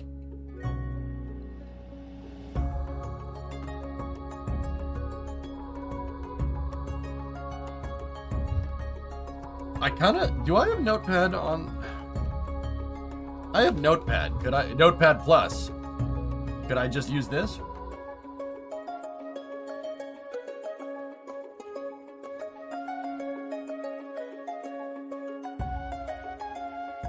Just keep clicking until we get the run button.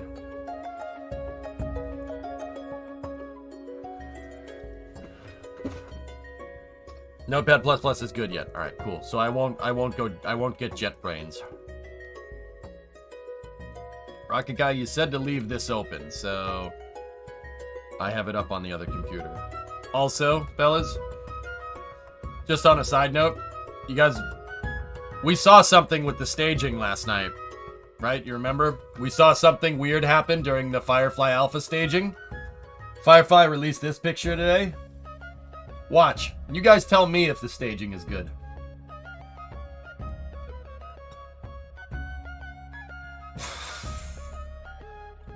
That was close.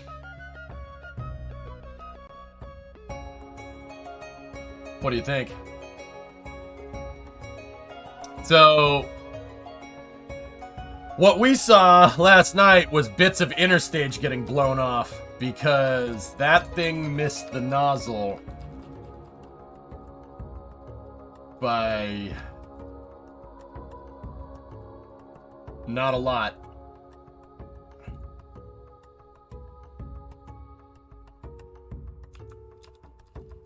That was close.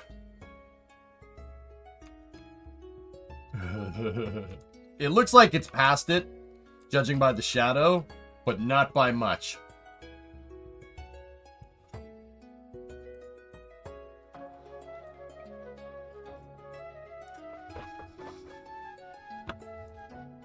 You guys see that? Look. It was at this moment that the first stage knew. It screwed up. Boy got blasted in the face. Yeah, right, Joe? Hey, Bratters. What are those wires going up the engine?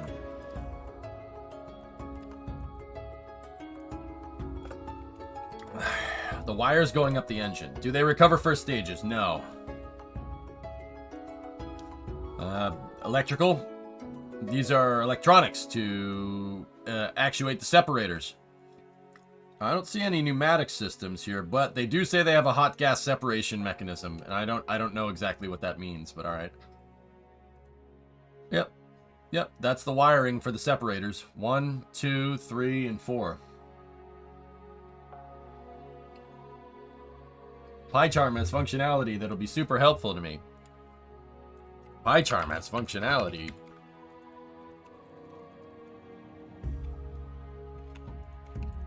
That will be super helpful to me.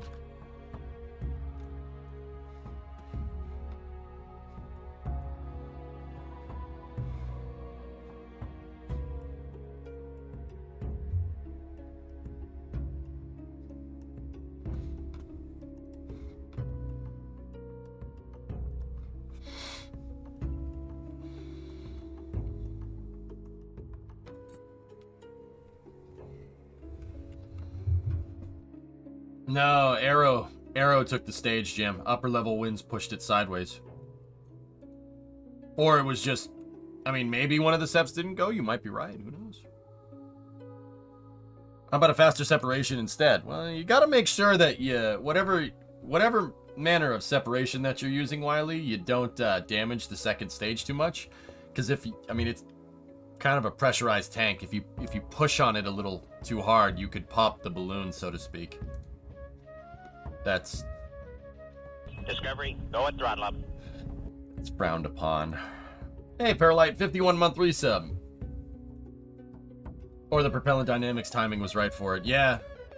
See GraphShark's comment. He's correct. PyCharm or VS Code will greatly aid in your sanity. Alright, well, I got PyCharm then. Is it charming?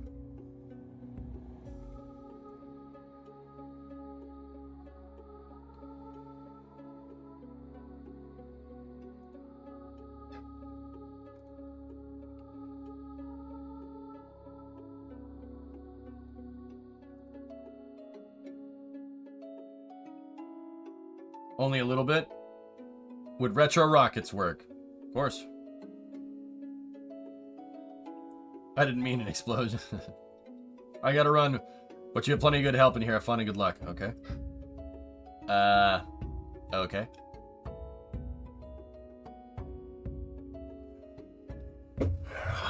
Oh, look, more messages. Yes, an email. Oh, okay, cool. The JetBrains gang won. Oh, no.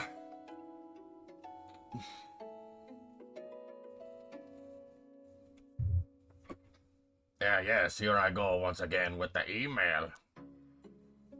Check the smoke signals. I sent you a message on installing Punch.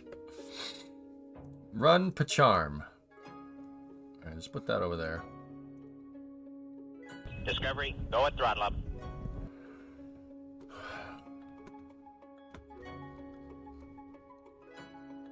Oh yeah, I read all of it.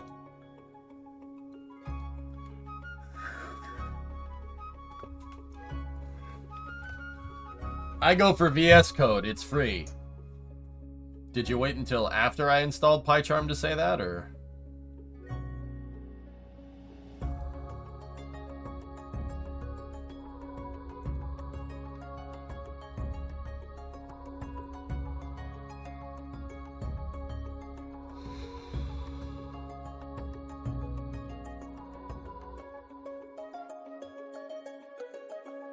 Discovery, go at throttle up. You can have the two install. You can have the two both installed. Baramus, 5 subs. Thanks, man. Real men code in Notepad. Nail Truitt. Welcome to Mission Control. Your go at throttle up.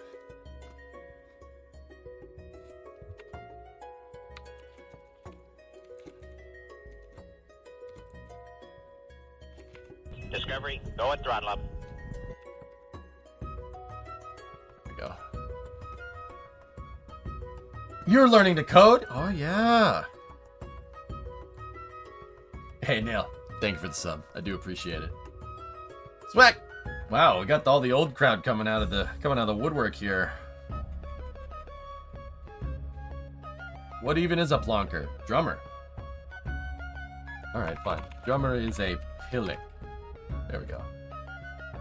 I'll be able to help. Senior software engineer here. Sweet. Drummer is a spelunker?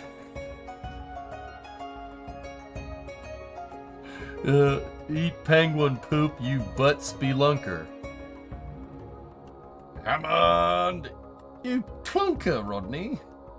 You muppet. Muppet. You muppet. Drummer is a muppet? No, there we go. You're a muppet.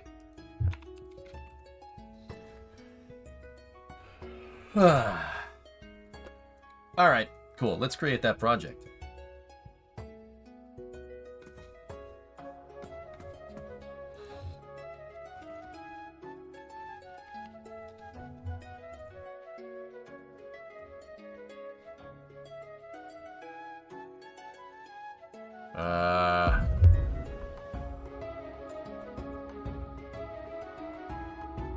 Okay. Alright, here, I got it. No. No. Screw that. Oh, wait, do I have to? There we go.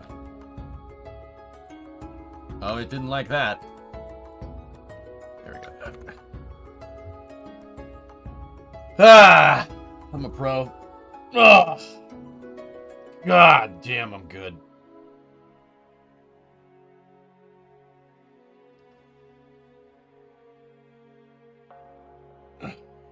That's it. We're done here, boys. I learned how to code. See that? See what I just did there?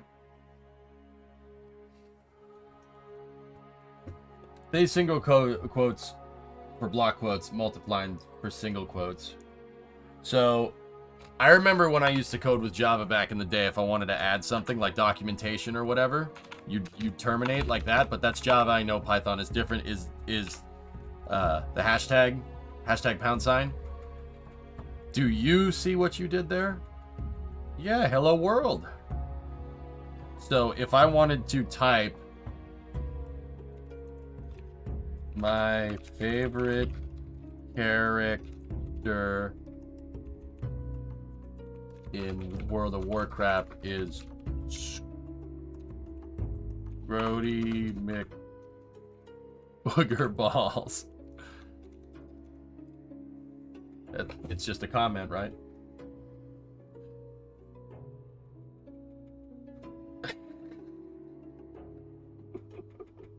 Scrody McBoogerballs. Why did that pop into my head? All right, open Python console at the bottom. Okay. Click on the terminal at the bottom of that window and run pip.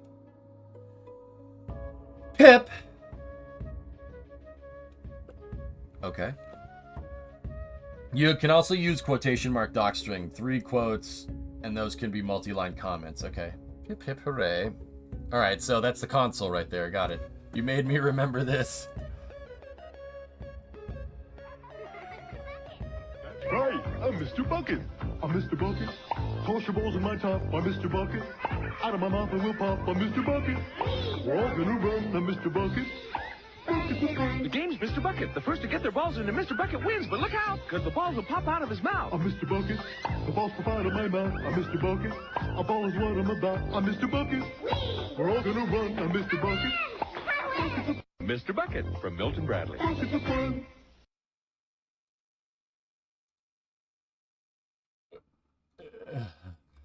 Okay. I'm gonna go back to goat music. Really like the music? Right on. Oh, my bad. It is terminal. Okay. Alright, get that sample crap out of here. How on earth did that get past PR? Alright, so we have this. Discovery, go at throttle up. Oh, please hold.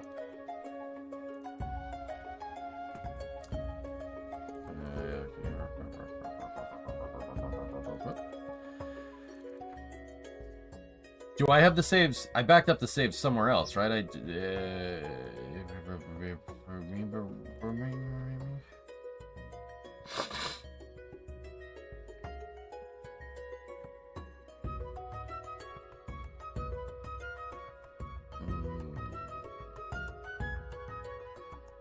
Yeah, that's what I just backed up. Do I have a... Okay.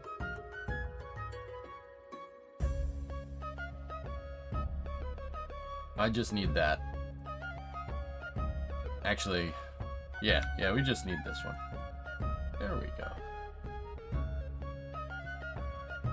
Eh. I'll load craft files on an on-need basis. Start new. Sandbox. Engineering mode 22.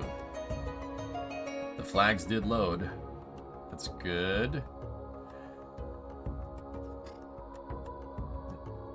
Yep. Difficulty options. This is an engineering mode save, so just persist. I'm gonna turn that up.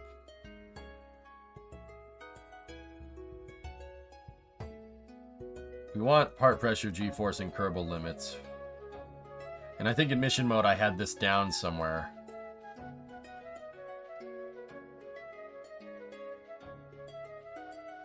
Plasma blackout requires signal for control. No, not in this save. Enable extra ground stations. Yeah.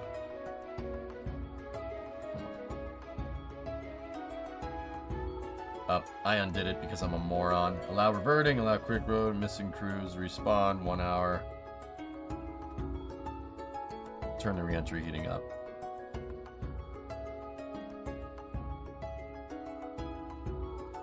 I don't need that.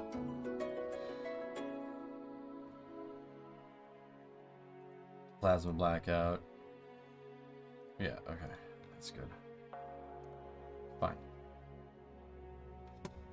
And then, because it's Kerbal, we need to get over here.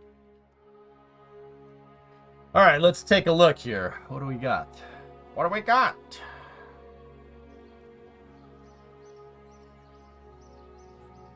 Thanks, I've got it. Ooh. Well, that's pretty.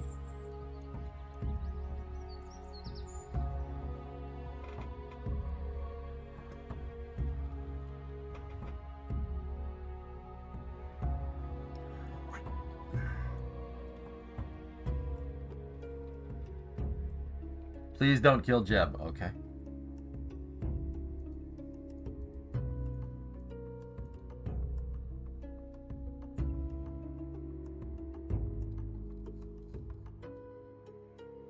Where's the scatterer? Here, let's go back to main menu. I think you should load a Freedom rocket or something and just look at how gorgeous the plumes are. Alright. Let me... I have Parallax and Waterfall installed, guys, and kRPC graphics.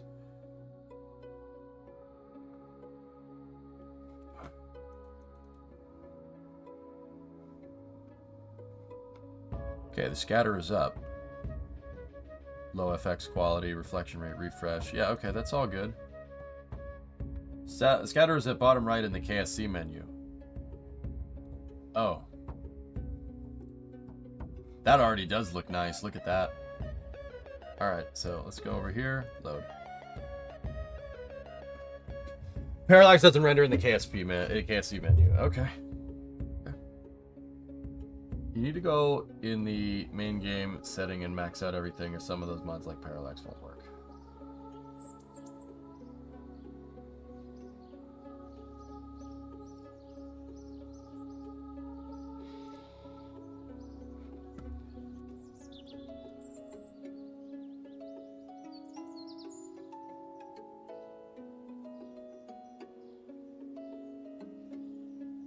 Okay.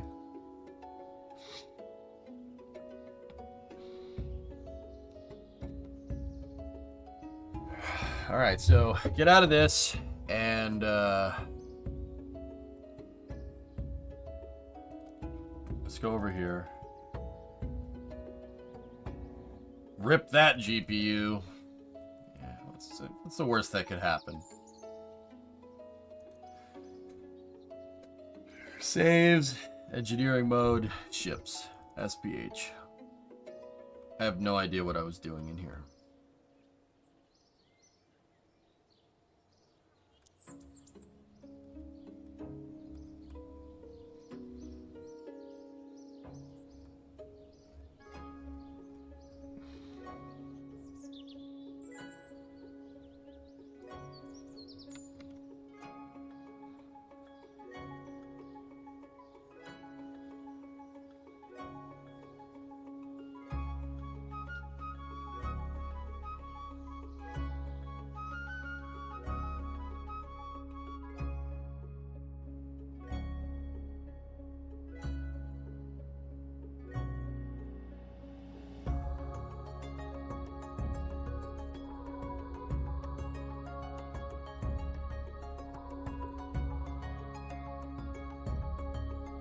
Okay. Go in here like this and let's do a little bit of this and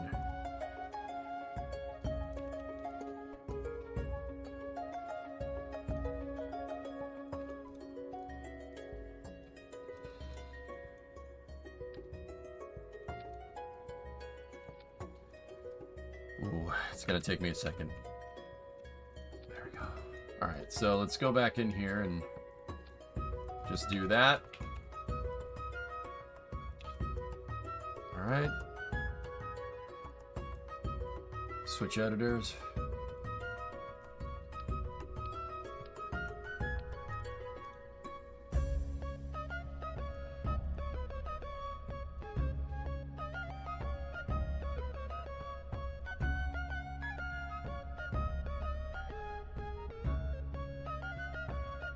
Hey. Oh, no. Ugh. Gotta run window borderless. I would recommend a liquid fuel rocket, not solid, if you want to see a plume change.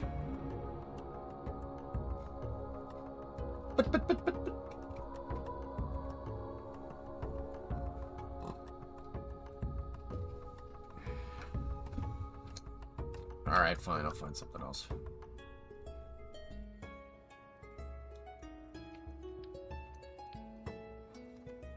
Where'd it go? Hey, come back here. Nice shirt. Actually, it's not a shirt, it's rocket science. It says it right on the shirt, CKAN. Can't you read? What's your Saturn 1B version? Let's get that off the screen.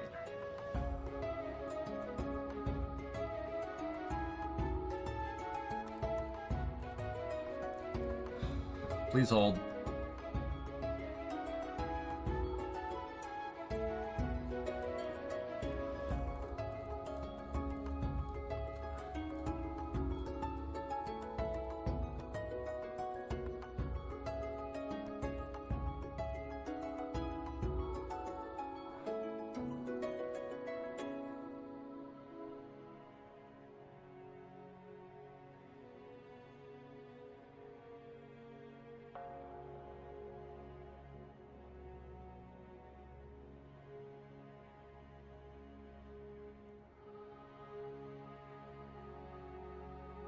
Give me a moment.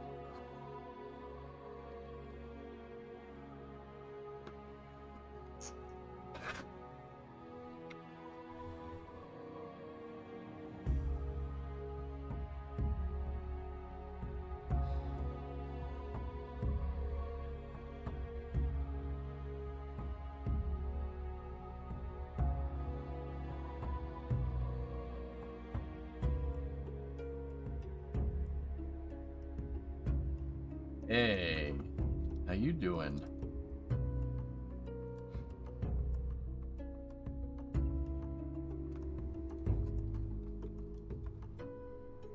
Hey, Pesternan, what's going on, buddy? Everybody came out of the woodwork, huh? Jeez, I didn't think this would be this big of a deal, but... Alright. I mean... I was like, Pesternan, everybody showed up. I guess word spread around through multiple discords. I'm like, alright.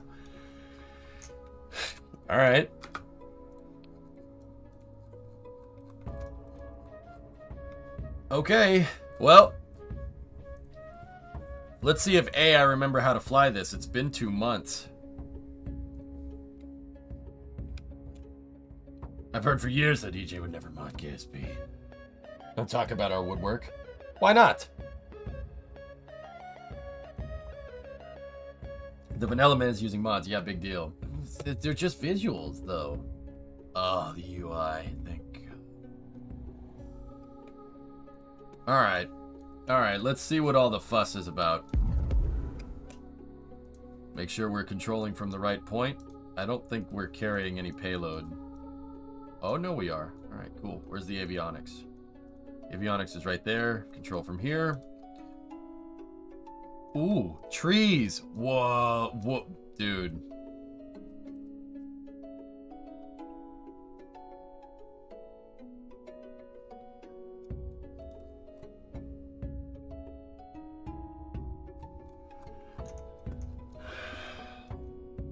Wow. Are those... Can you run into them?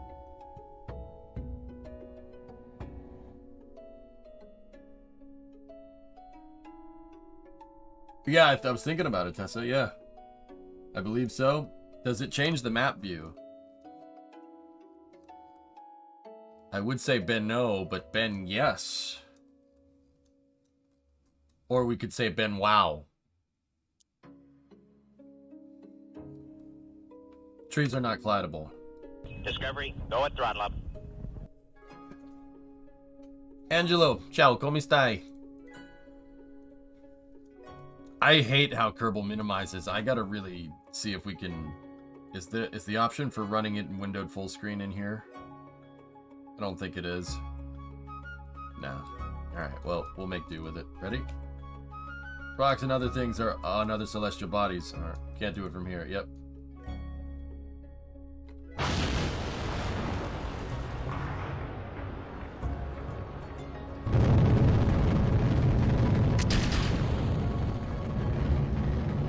Oh.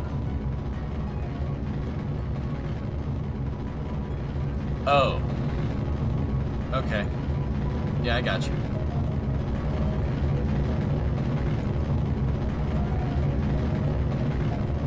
I got it. I got you. How many mods? Waterfall, Parallax, and kRPC.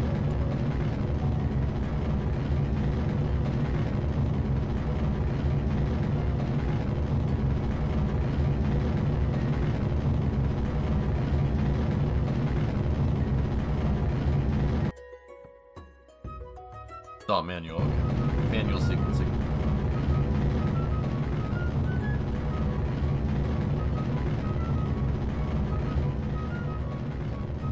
Okay, Aquilux, yeah.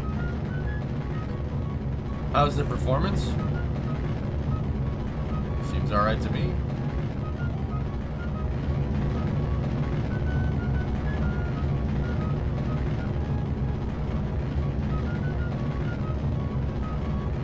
Stand by for maximum dynamic pressure.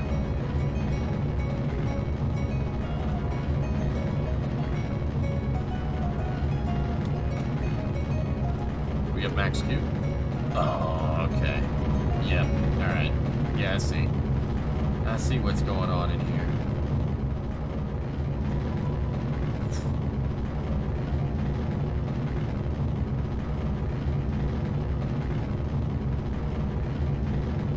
Discovery, go at throttle up.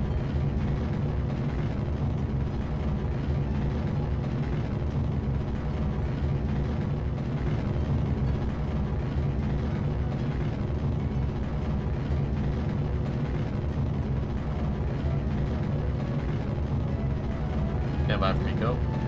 We have 900 staging.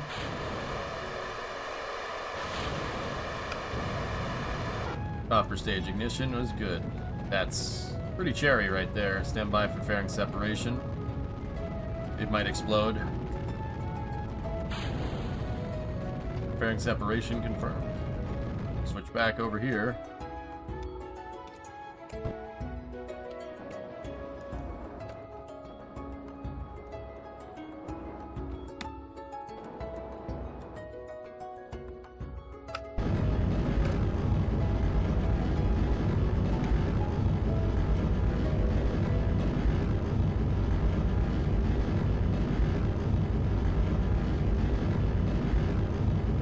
Still remembers how to do this.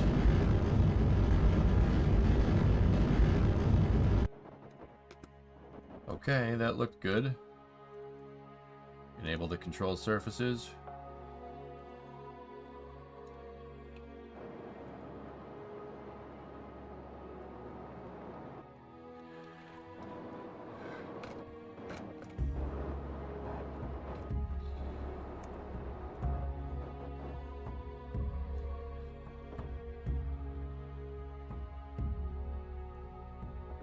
Pretty dudes. Yeah, that's really nice. Oh, that's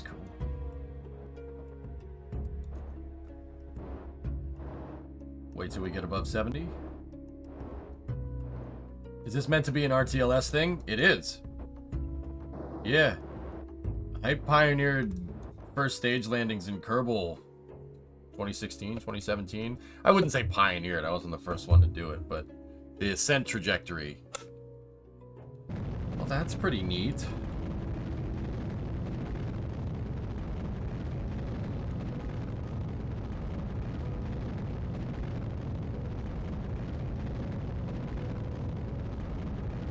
Last maybe? I can't. Okay. Now do this with no hands? Alright. Can you check out my Java app for controlling rockets? It uses kRPC. Maybe. Oh, X had a raid in there too. Sorry, I was flying the rocket. I don't see your last spacephobic. It's buried somewhere.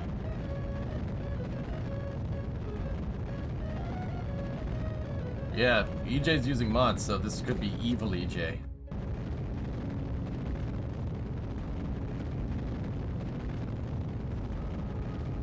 Stand by for Seco.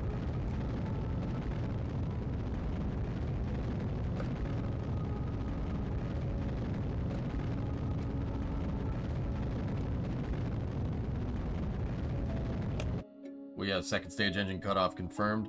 97 by 5 demo orbit insertion confirmed. Switch back over here. Oh, okay, Spacephobic. Yep. I got you into playing Hearts of Iron 4. Thanks. Oh, sorry. My bad.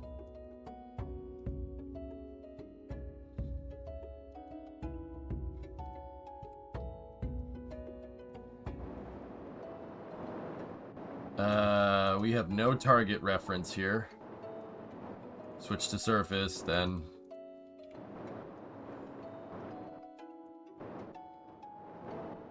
Switch to surface and pray that we make it back to land. Because I usually set a target back somewhere.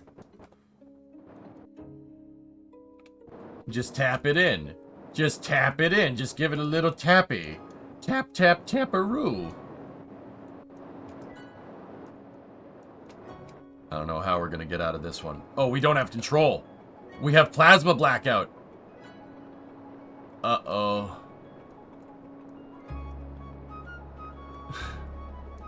Well, that's not good. Okay, we got it. All right, we're back. We're back. And we have the combination. Slotkin! Go back to the golf course and work on your putts.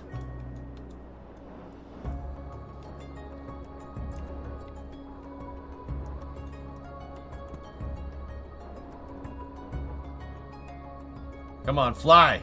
Fly, freedom, fly.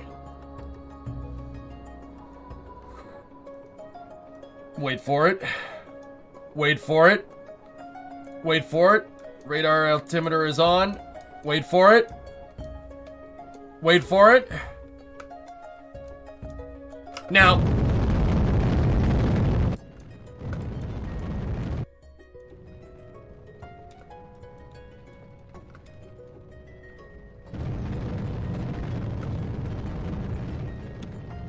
Landing leg deploy.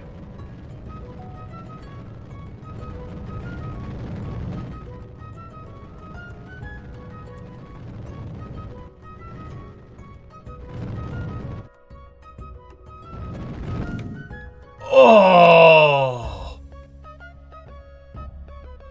Whoa. Close call.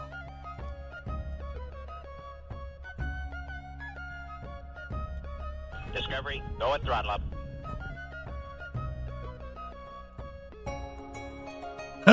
You boys still got it. You boys still got it. The crash course saved you. Yup. Yup. Yup. Yes, they did. Yep. You are absolutely right. We did not get a servo lock there. Oh, that's not good. That's really bad for it. Discovery, go and throttle up. Your mission, should you choose to accept it, is to do that automatically.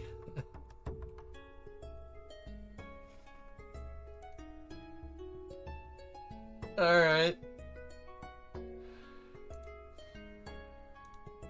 I'm gonna tell something to you, or whatever. It is possible. Yeah. Might want to check on stage 2. Oh, I put it on a re-entry trajectory. Tessa, I did that on purpose. I want to see something here. Yeah, rocket.land terminate, obviously. Why don't you change SAS to radial out during the final part of the landing? I don't think it has the probe core to be able to do it. Oh.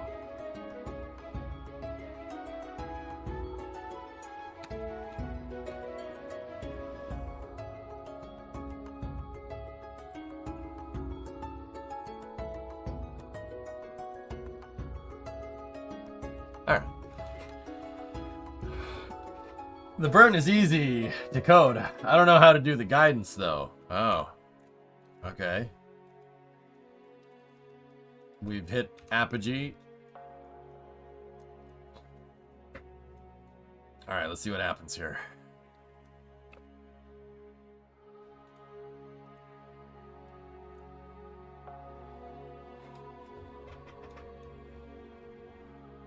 I honestly thought I'd never see this day.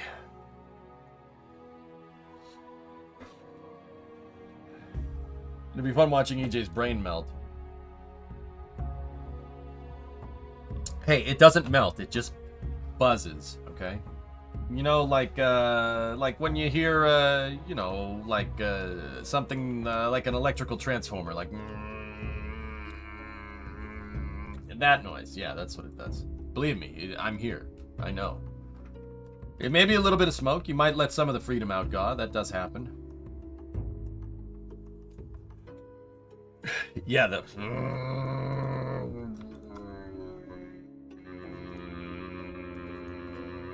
Alright, I'm bored. Let's go. Come on. Now he needs to get into part mods. No, he doesn't. He does not need to do that. I think that's called tinnitus. Isn't tinnitus a ringing noise, not a humming noise?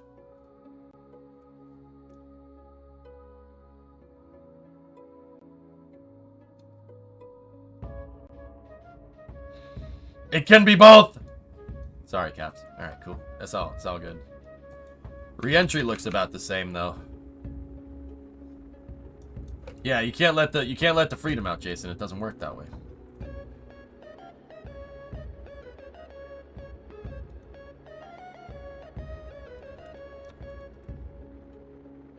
I don't want you to fly forwards. I want you to fly backwards.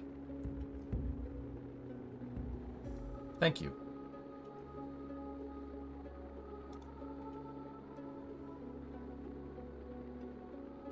What mod did you get? I have Waterfall, Parallax, and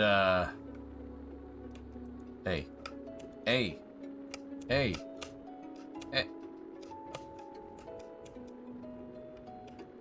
Oh.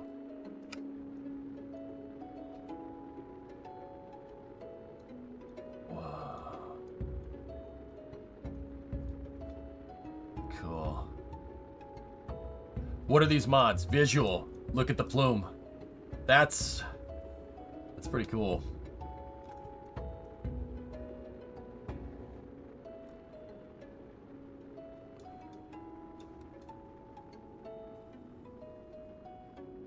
Did you finish your workshop? It's close to being done, Thorn. Yeah, close enough to constitute wanting to screw around with this.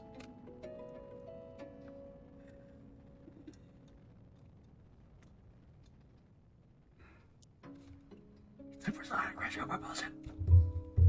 Supersonic retro propulsion. It doesn't make noise up here, huh? How do you install Parallax? I used CKAN, C-K-A-N. It's a utility tool that you can get. Did he say the thing? Sonic retro propulsion. I have CKAN. Dude, even the emissive properties on the nozzle, look at that. Wait, you seeing that? That can't be part of Waterfall. I think that's just the stock game, but that looks... Oh. Also note that with Waterfall, you're turning on a light when you light the engines. There's a light fixture that's right here, and the light, it casts light against the back of the stage, see? Oh, that's cool. Small stuff like that is what makes this mod good. It's KAN. No, no, it's KAN, okay? Are you using a mod for automating launches? Good.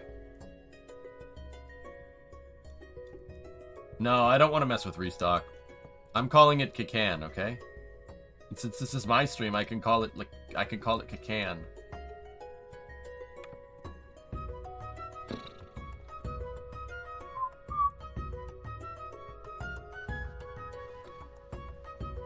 How come we don't have any sound?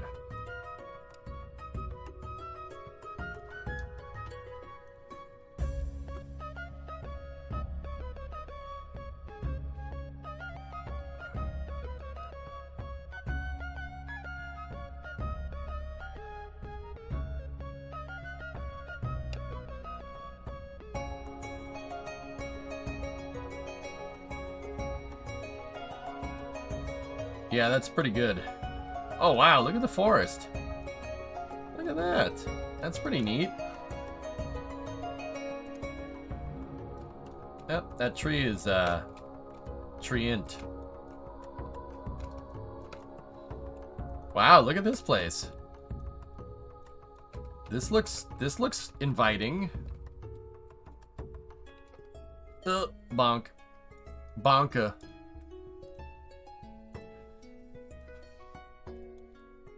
We did it! Show off. You think it's gonna be okay? Dude.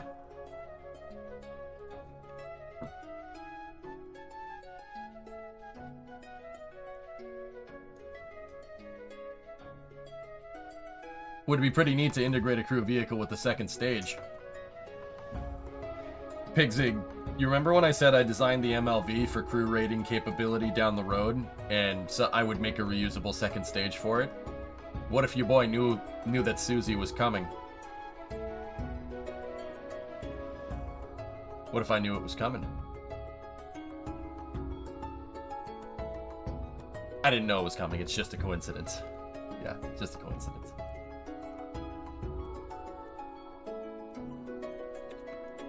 You knew, you didn't know. Yeah, no, damn right I didn't.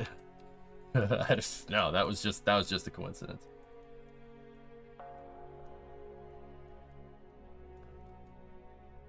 All right, said see the sunrise. All right. This is KSP. That's KSP, dude. Can you believe that? Look at this. Parallax is amazing. Lynx did an insanely good job here. Was that lens flare?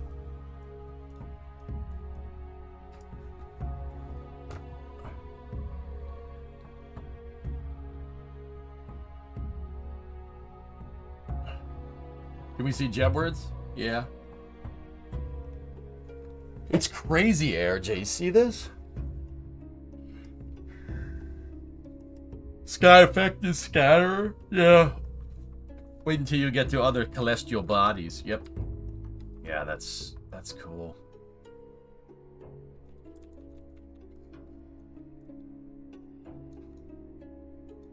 That's something else, man. All right. So let's recover. Have you started messing with KOS or kRPC? No, I haven't. Fly a helicopter through the forest? Okay. Yeah, that's what I was gonna say. Kerbal exploration will be way cooler nowadays. See last for sound fix. Okay. I gotta switch it off window. Dude, that's really cool. Yeah. Grab rocket sound enhancement. It's a great sound fix that will fix the bug you're having. Okay. Need to go into the scatterer config file and change something like enable collisions. Okay. Let's go over here like this first.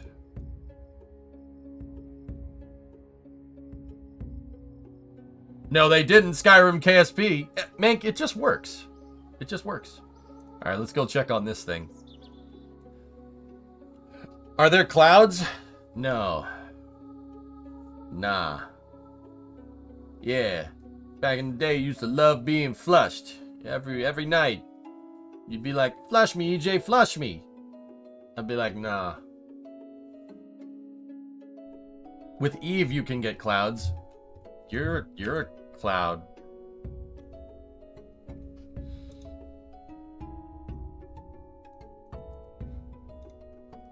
See you last pause. The map textures look off. Might need to get EVE. Also, Eve adds clouds and is recommended for Parallax. Okay. Cloud in your judgment. Got him. Can you make a plumbus? Nah. Well, this is pretty neat. Plumbuses. We're not hosting an intergalactic kegger down here. So this thing seems to be in actually pretty good working order, which is neat. Yep. The struts worked. How did the crush cores work? Did we pop anything? Yeah, we did a little bit. That one's back in line.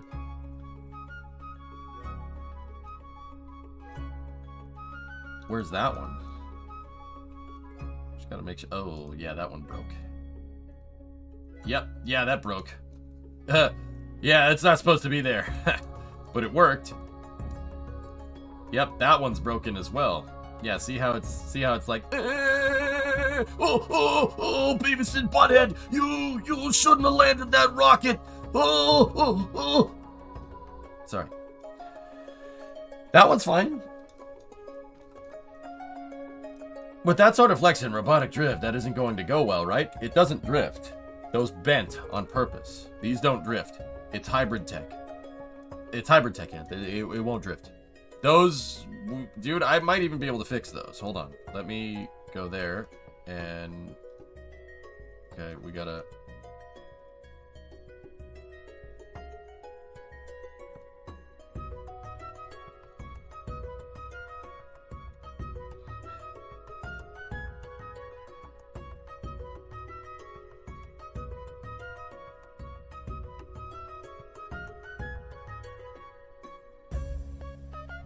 Oh yeah, no, that one's broken. Yeah, yep, no, that's broken. Got the core back though. That's neat. Get out of vent, or I'll have you bent. Oh my gosh, the intricacies. So that's collidable parts. Guys, we figured out a way to take physicsless parts and make them have same vessel collision by triggering action group flags in the SPH. And physicsless parts don't drift. Can't drift if it's not physically simulated. What a physicsless part does in Kerbal, they did this for optimization, is impart its physical properties onto the part that it's attached to.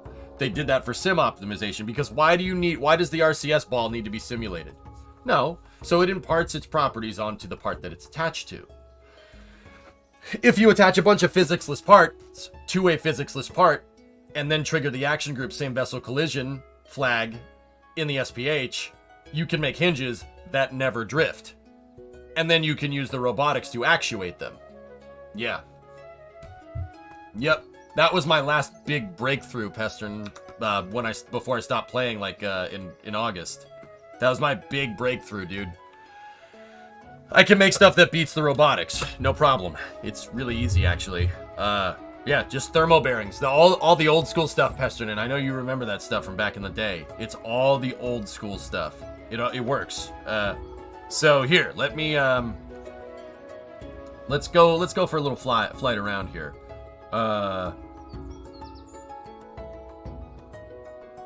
That's the VAB. Let's go to the SPH. Add pop-out window to the launch options of KSP and Steam. Oh, yeah.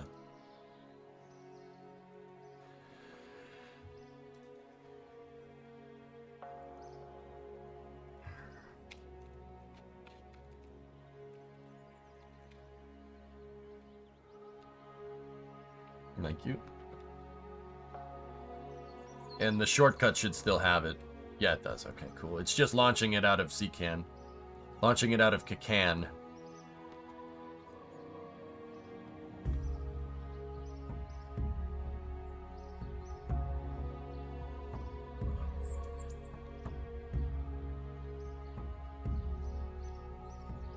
I forget which one it is.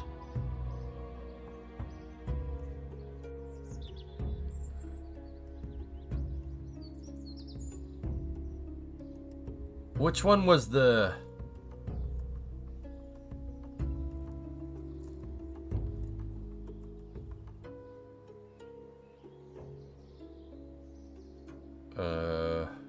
The K-29C was modified on May 10th, 2022. All right, let's take that. That was one. What was the big boy one? You got the command rod. Pop up, not pop out. Oh, here, yeah. Let me just make a reminder for myself.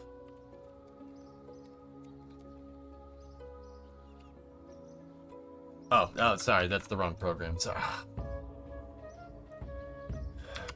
My fault. Ah! Pop-up window. Is that what you want? Does this make you happy?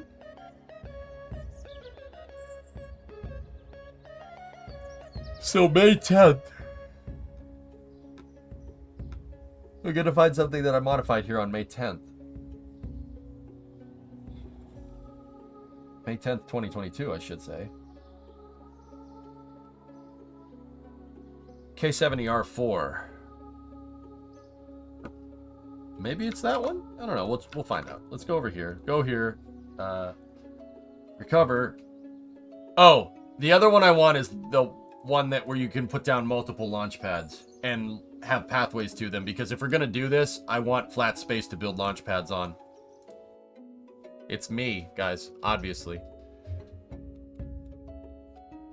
I checked my fridge and larder, but I'm pretty sure I don't have any spare ones lying around, let alone a bag of them.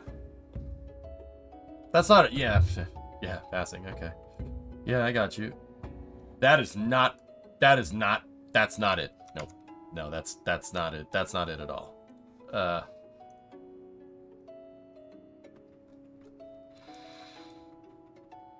That's also not it. Ugh. Oh, we need to get rid of both of those. I'm not gonna...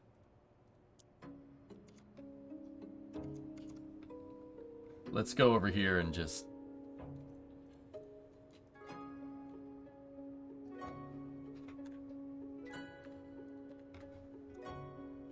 No, pass this part. In fact, never do that part again. K70NG. That sounds like something I'd name something new. I'm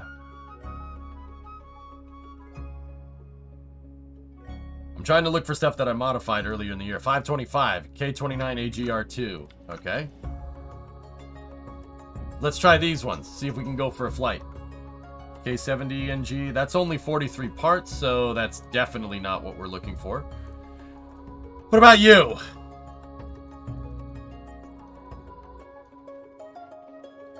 Yes, that's one of them. That's one of them. That thing's fun to fly around. Hello?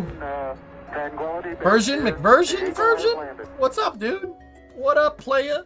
Thank you for the, Thank you for the money. Did we beat the game yet? It's been years. Yes. Yes. Yes, Neo. We have beaten it. You want to learn the secrets of the Matrix? Okay, Aqualux. Thank you.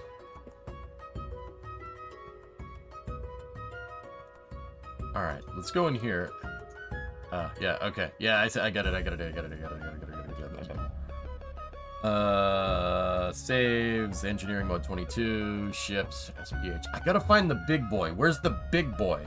The big plane. The big dual rotor plane that I made. Let's just go date modified. K90B. No, it's not that.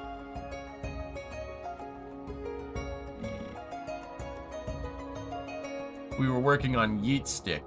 And then LV5A Block 4. Okay. Alright. Okay.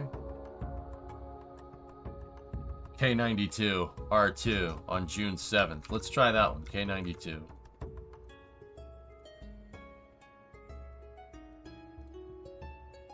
Oh. Here we go. Jab! I need you.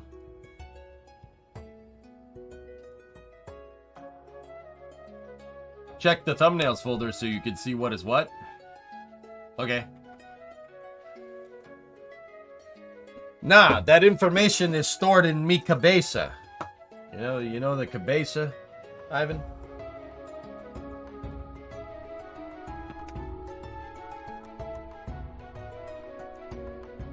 Oh. Okay. That's pretty neat.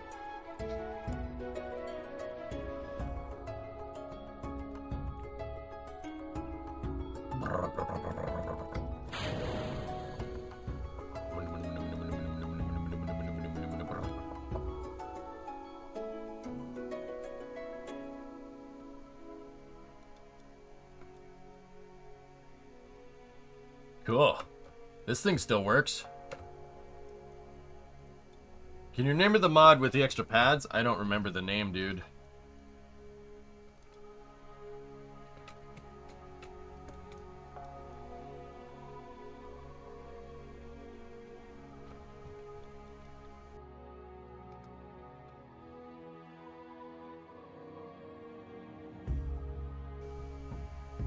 Still barely hear it. KSC Extended.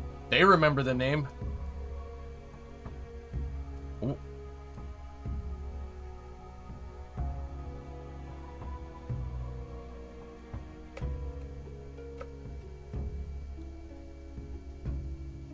Well then.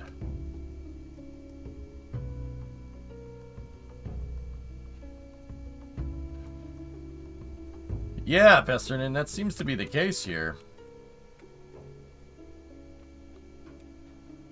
Yeah, the vehicle's not making much sounds. Alright, let's go in here, and if I remember how to do this right, we should be able to hit that. It should flip the light to the other side. Yep. Control systems are engaged. Okay.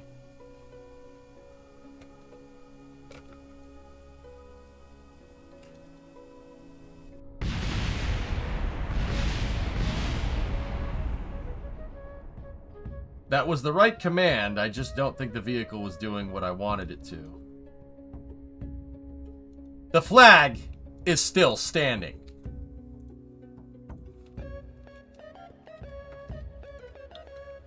This has, so this thing might not look like much. It has a flight computer.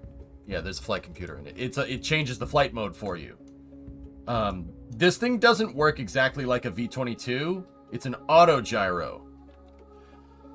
It's a gigantic autogyro. Jeb lives. Yes, digital. Yes, digital. The digicals. Digital. Who are you? Who are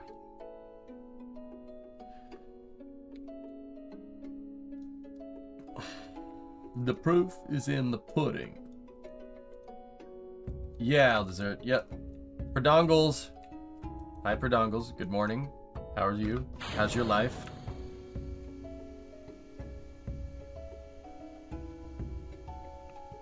Now I want pudding, thanks. You're welcome. How's it going here? It's going all right. I put Waterfall and Scatterer and Parallax in, and I want to go exploring here. I want to know the OG internet nerd come up on the ways of progress at your service.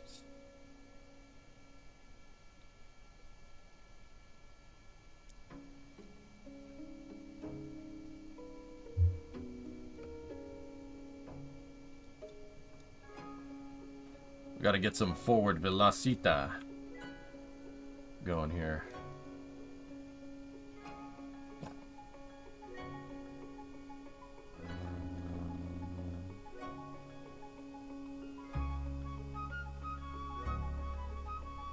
Ground altimeter is on. Alright, just send it. Just send the damn thing. Can't hear what the plane's doing. Hang on.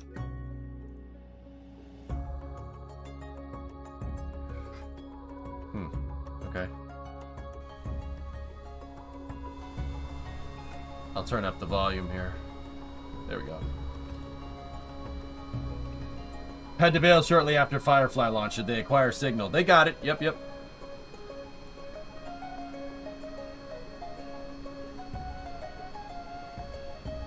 Okay.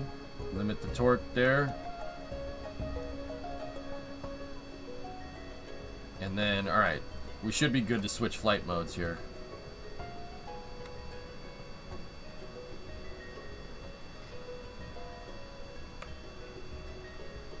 There we go. Flight transition was successful.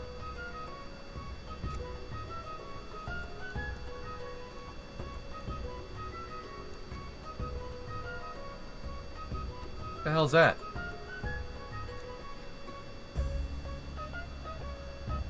I see the heat coming off the engines. Yeah, that's really, really freaking cool, actually. So, yeah, auto gyro, guys. It's a VTOL. And then when the engines engage, right? When the engines engage, the rotors tilt back just a little bit, and we go down with the collective on there. And now we can just fly. The blades spinning work like wings. See? That's a black hole forming. Yep.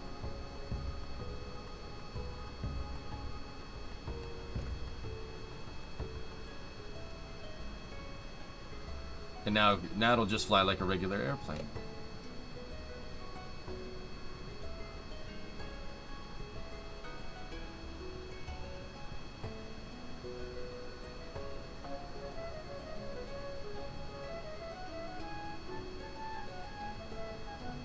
Have you tried adapting one of these for Duna without the jets, of course? It could work, Urban, but no, I have not yet. I haven't made one that works entirely off electrical.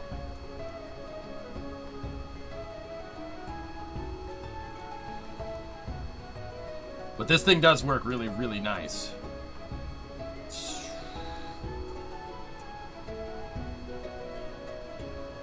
Yeah, that indicates what flight mode you're in, fellas. And the cal, like, that's their master cal controller for flight mode change, and that controls a bunch of other smaller cal controllers for collective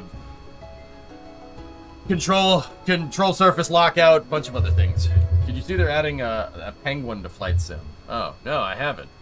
That's cool, though.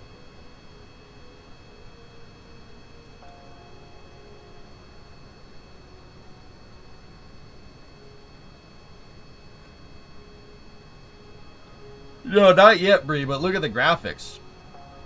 Those are pretty neat. Yeah, that doesn't suck. That's really pretty.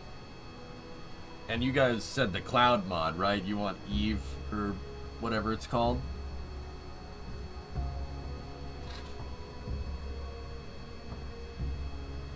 Pelican. Oh, they added the Pelican, dude. We flew it around. It sucks. It's Parallax. Yeah, here. We'll go down to the surface here.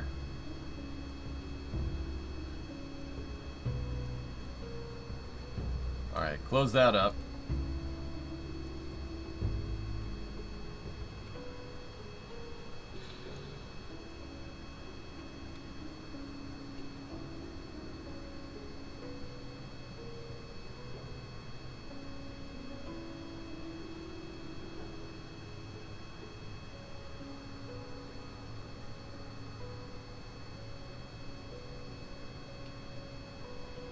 Yeah, MJ. Yeah, something weird's going on with the shadows, but here, let's descend.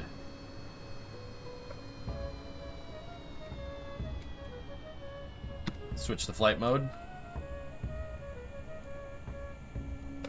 Okay, we are back in helicopter configuration. Hold downward collective, pitch up, lock the SAS.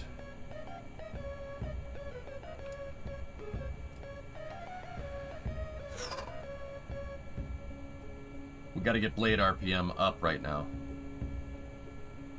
You guys wanna see something cool? Ready?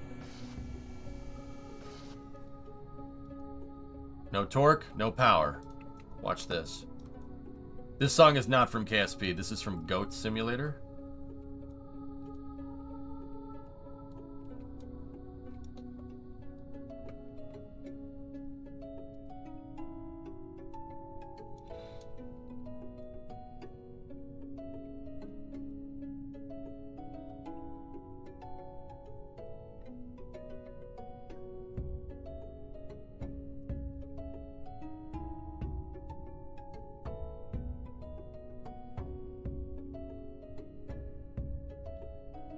Is this auto gyro? It is Al Desert, yes.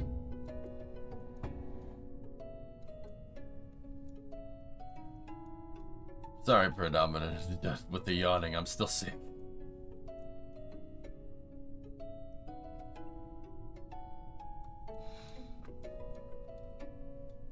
Here, if you think it looks good up here, we'll head down there and we'll I'll show you.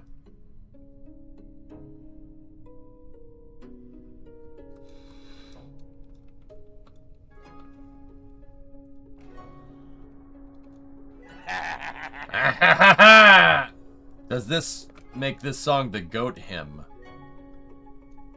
Yes. Goat him.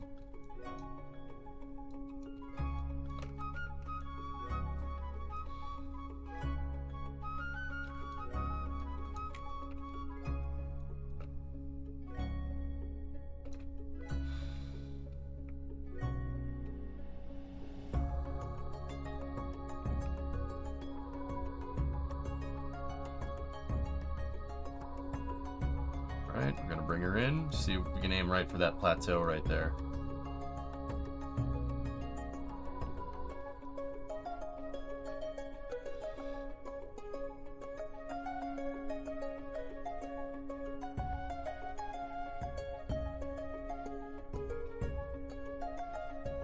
Dead stick, guys, no power to the engines.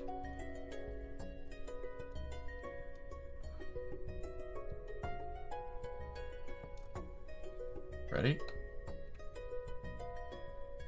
Slowly bring the collective up.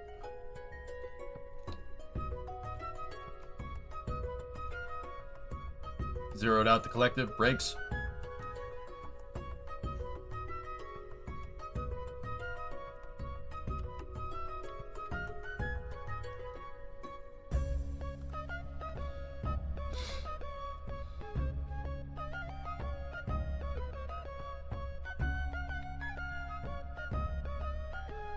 We're rolling out. Yeah, Bree, the visual mods are really cool. Look at, you get a lot of atmospheric diffuse for the mountains in the background. It makes it look so much nicer.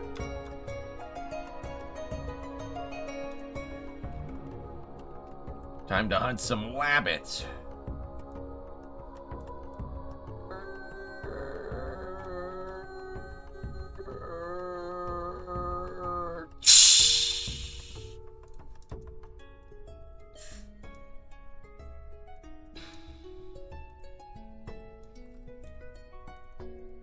Wabbit season. I say it's duck thieving, and I say fire.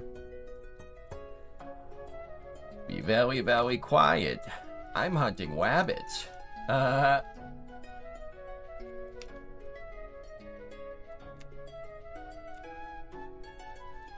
That's some pretty tall grass, huh?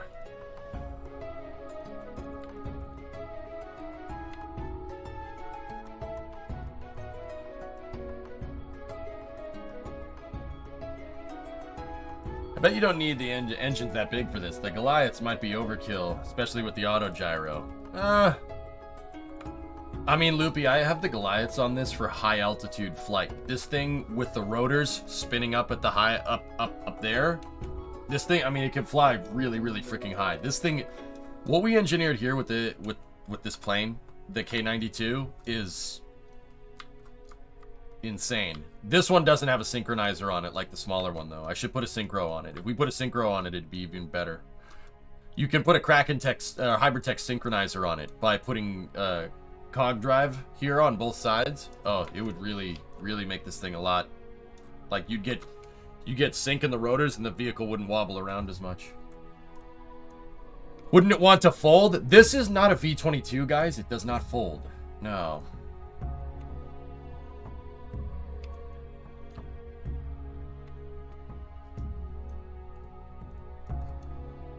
Jeb's back up on the flight deck. R2, fire up the converters.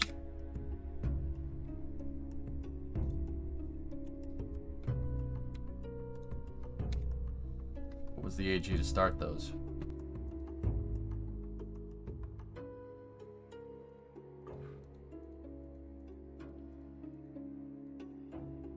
Seven. I mean, that's good too. Hey, SpaceX has a fairing, okay? Cool.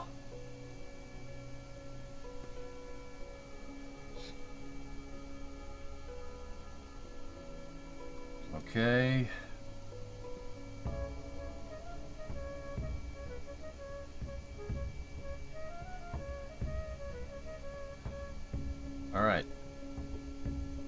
fire up the rotors.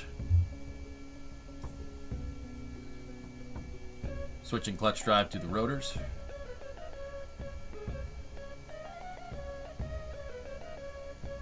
Rotors are up to 460. RPM is good. You are cleared for takeoff, Kilo 92. Kilo 92, Kilo Alpha. Cleared for takeoff, return to base.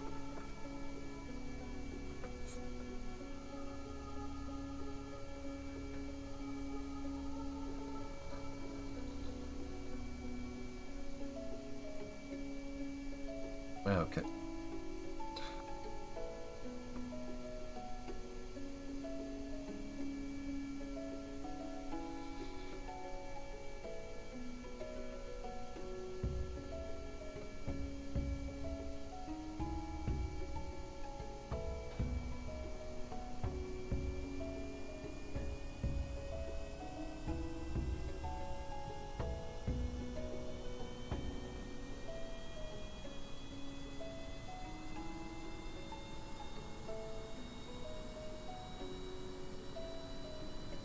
I'm sorry if the sound for the game is a little bit low. Kerbal is doing some weird stuff.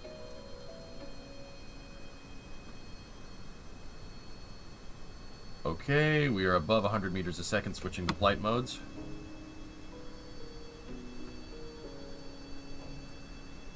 Flight modes are switched. We are in horizontal flight, full horizontal flight.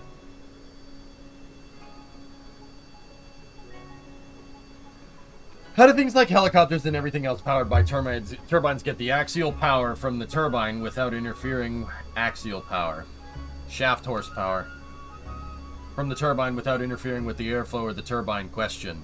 A drive shaft that comes out the front of the turbine, Flyken, and the drive shaft goes through a stator in the intake, but it does depend on the helicopter. That thing can just fly up for a second, so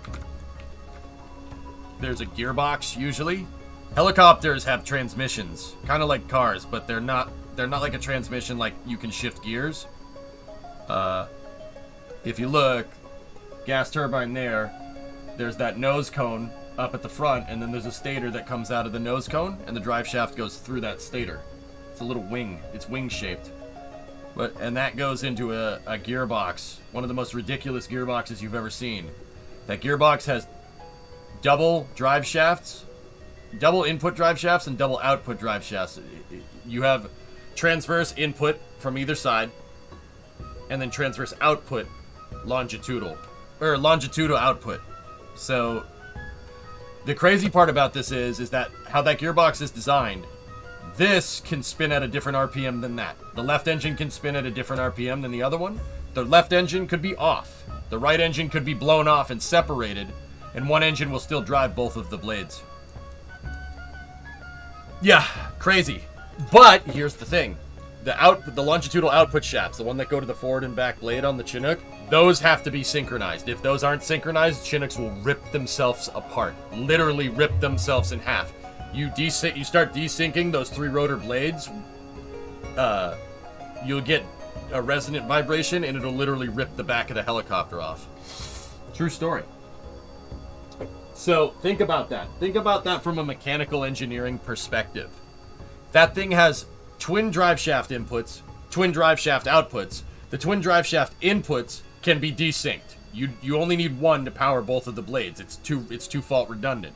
So if one motor fails, a Chinook can run off the left engine or the right engine.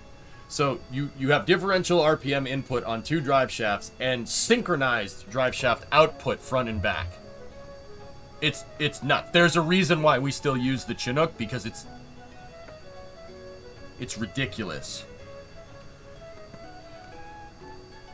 Yeah, it's absolutely insane. Ah, nice, Louisa. Hybrid tech. Yep. It's a really, really, really, really, really, really good helicopter.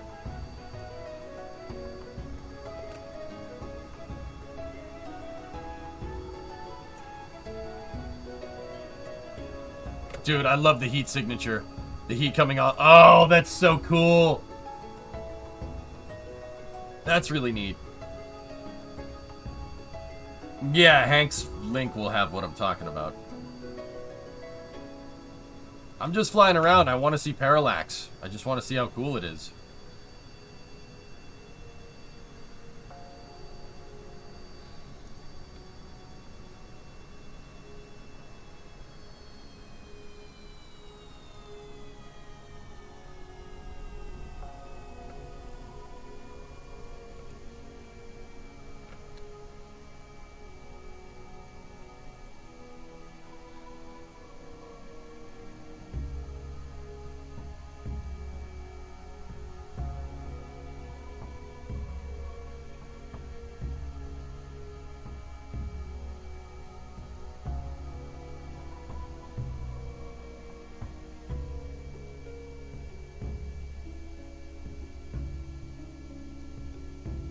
you see what that plane did?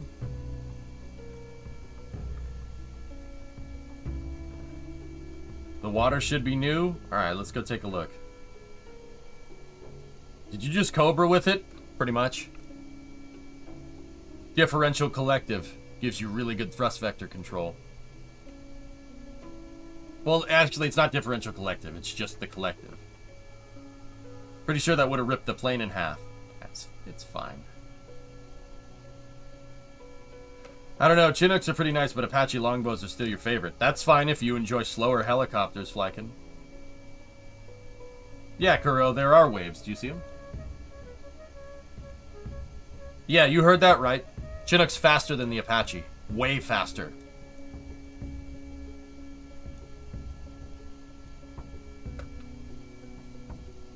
Yeah, you saw it down there, huh? Look under the waves. Oh, I see him down there. This is Parallax, guys.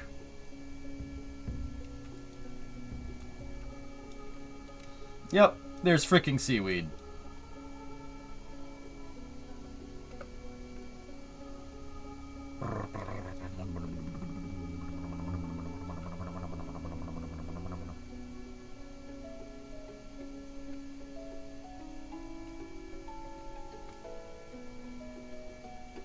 And guys, the crazy thing is that this isn't using SAS or anything to compensate. When I engineered it balanced.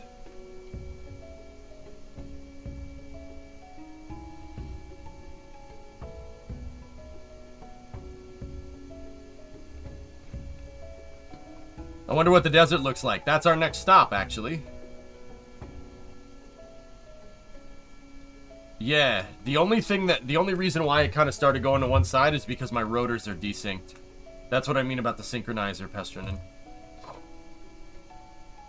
The flora is based on the biome. Alright, let's, what's the network icon? kRPC. Supersonic flight to the desert? This thing can't do that. As a Marine, I and others call the V-22 a flying death trap or the flying bullet sponge. I like V-22s, Jam, but yeah, I don't know, man. It's a lot of things that can go wrong. This is actually, if this thing was a real vehicle, it'd be less complicated than a V-22. Why? Less moving parts.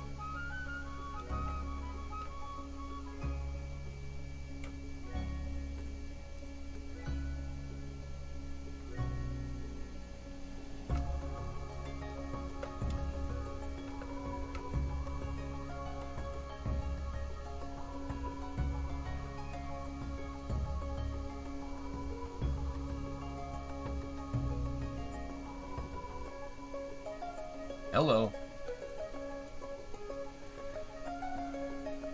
Scroll to top speed. Oh, hang on, we're getting some PIO here. Go under.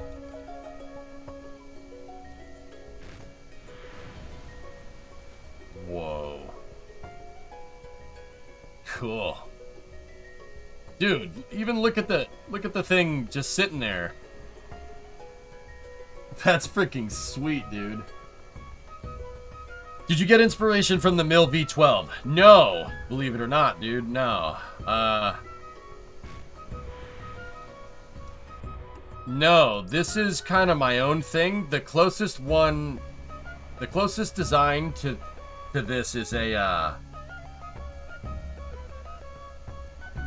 yeah, I'm sure that's really good for it. What's the name of it? Hold on a second. No, it's not a Chemov. It's not the Mil 12. Yeah, Stream, I got Parallax, Waterfall. It's not an Osprey. It's a Russian helicopter.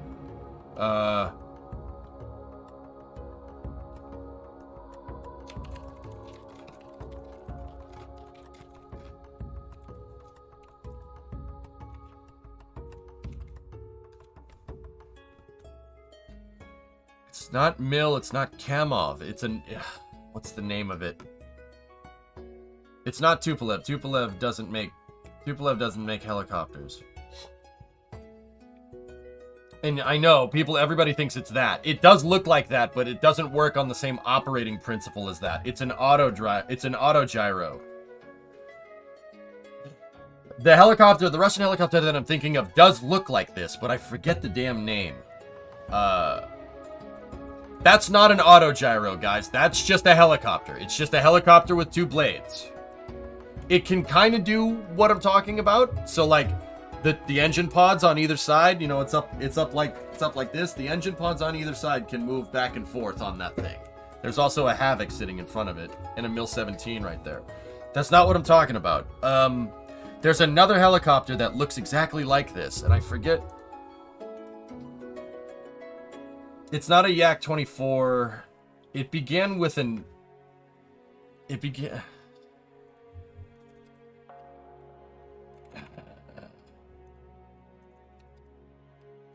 I'm not spelling the name right.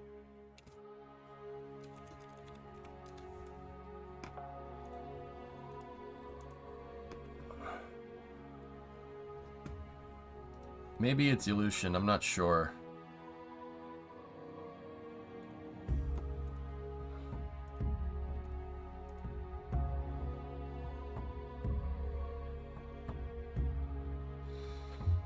IL-26? Yeah, I don't think that's it. It's not a... Maybe it's the KA-22. It is. It's Kemov. You guys are right. I thought it was something else, but that's it right there. So fellas, look. This helicopter is a gigantic autogyro. So what is an autogyro? What does that do? Hang on. My headphone cable's all tangled up. It's tangled up in my chair wheels.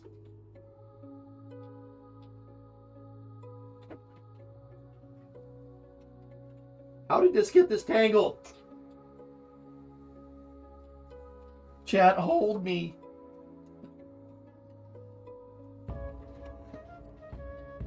So, what does an autogyro do? So, if you look at that helicopter, it has two engines on either side, right? You have 2 engines on either side. The engines have a propeller in the front and a helicopter blade on the top. So, the crazy part about this, the helicopter blades aren't attached to anything. They aren't attached to anything. They free spin. It's just a pinwheel. That's all it is. So when the engines start going and they start going forward, those blades start spinning because of retreating blade stall. So they'll start spinning when the thing's going down the runway. And the idea is that the rotors, the 2 vertical shafts spinning like that, the 2 vertical shafts spinning like that actually end up generating insane amounts of lift, and it lifts it right up off the ground. There's no power going to those blades. So I took it to the next level. The Kemov... It was the K... No. The K10 maybe? Nope. 15? Nope. 20? I took it to the next level. So I came up with an idea that takes some concepts from an SB-1 Defiant, which is like the new hotness helicopter for the US right now. It's supposedly going to replace the UH-60. I'll believe that when I see it. I'm probably going to eat those words later. Whatever. The SB-1 Defiant has contra-rotating helicopter blades on the top and then a propeller blade at the back. And it has a drive system where you can engage the blades or you can engage the prop. The propeller on the back of the vehicle has variable pitch, so you can use that to go. You could use the propeller to go forward and back and enter autogyro mode. And the top blades don't need any power. You just autogyro the thing and it'll fly around like an airplane. Because your helicopter blades spinning around that are kind of free spinning, so to speak, are your wings. That's the plane's wings. Plane. And then you shut the propeller off, you put a rotor brake on it, you disengage the drive, it stops, and then you can re-engage the drive to the rotors. And then it just works like a KA-52 or a KA-50. It works like one of those. It's just a regular contra-rotating helicopter. So I took that to the next level. I made a contra-rotating C-130. the idea is that the way this plane is designed is it could exist in real life. There's no reason why it couldn't. It's about the size of a C-130, and it has 2 gigantic underslung turbofans. And the idea is that these turbofans would have to have a bypass. They have a huge bypass, right? But I would have it so these things, the actual fan, doesn't spin all the time. And then on the actual turbine part of that turbofan, so we'd have a clutch that engages that drive. A clutch that engages the turbofan, and then you'd have a clutch that engages a drive shaft, and the drive shaft would go through here. It would go through here and up into a centralized gearbox. That central gearbox would work similar to the Chinook, right? The Chinook with the 2 inputs and the 2 outputs, right? So one engine could theoretically drive both blades just like the Chinook, and then from there there's a drive shaft that would go out through the wing to the helicopter blades. So with this thing, you could use the turbofans would be powering everything. And you only could, theoretically, you only need one. You only need one to make it work. This is Parallax, guys. There's waves and there's seaweed. You based it on the K35 concept. Yeah, it's kind of like that's the one. That's what I'm thinking of. It's supposed, the Ka-35 would be its closest relative. That's what they wanted to do, but the Ka-35, the Chemov 35 was never made. But it's basically that. And I purposely made the hull look like or the airframe look like a C-130.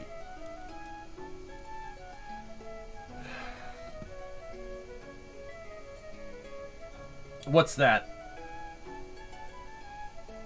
You need this. Okay. The Caspian monster. Yeah. The sea monster. Yeah. The look. Yeah. You can't do this in KSP. There's no ground effect. But the sea monster was ridiculous, Ilya. Yeah. What a nutso piece of engineering that is. It's still around, dude. It's still in the Black Sea. That's what that says. Caspiani monster. I think that's what that says. Yeah, Ekranoplan.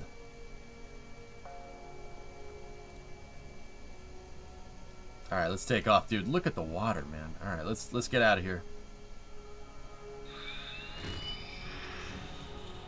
I was just cleaning it.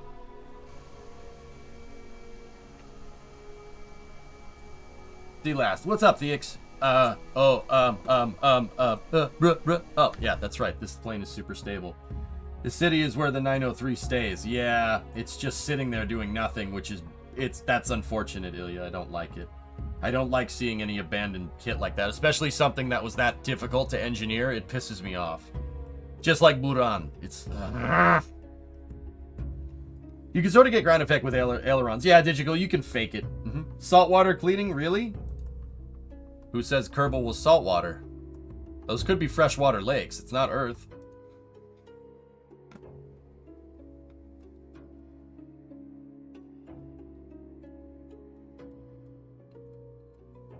Oh, Theix, I could. On the topic of helicopters, I live really close to a small airport, and a couple of weeks ago, the U.S. sent 44 AH-64s to Denmark to be stationed in some countries in Europe. Some countries. Okay. They all flew over my house, and I thought it was awesome. My parents hated the noise, though. Those things make some pretty good noise, don't they?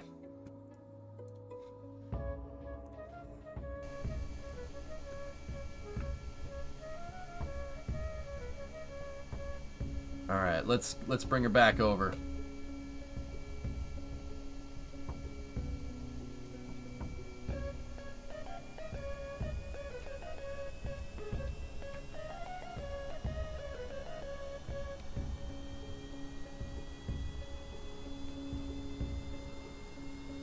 Oh yeah, it can do this, by the way. I'm not 100% sure what this could be used for, but it can just sit there. I mean, look at my altimeter.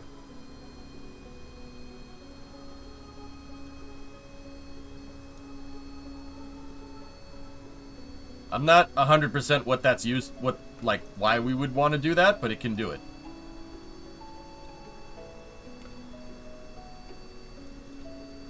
Mountain rescue? Yep. Hitting the brakes? Yep, definitely. And you can really turn on a dime.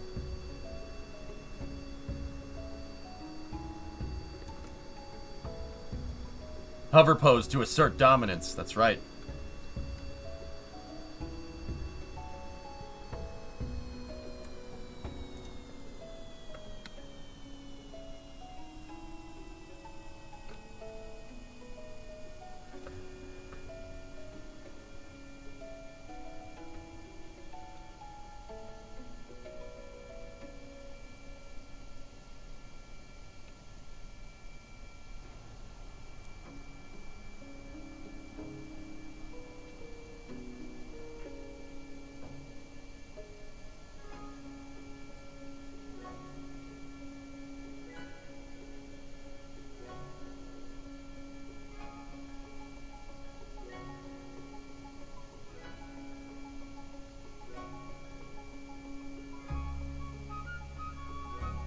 Okay. Coming in. Whoa, whoa, whoa, whoa, whoa. Switch modes. Switch modes. I don't know why it did that. That's not good. Come on now. Okay. Alright, we're back. And we have the combination. Schlatkin! Go back to the golf course and work on your putts.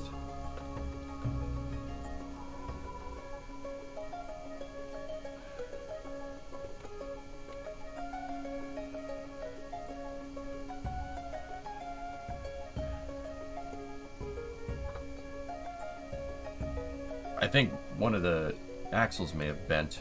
I don't have any left yaw. No left yaw control. Yeah, we gotta bring this thing down. Something broke.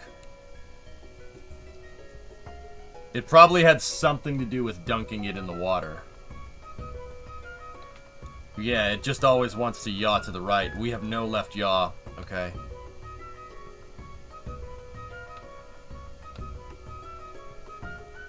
Left yaw is at full lock.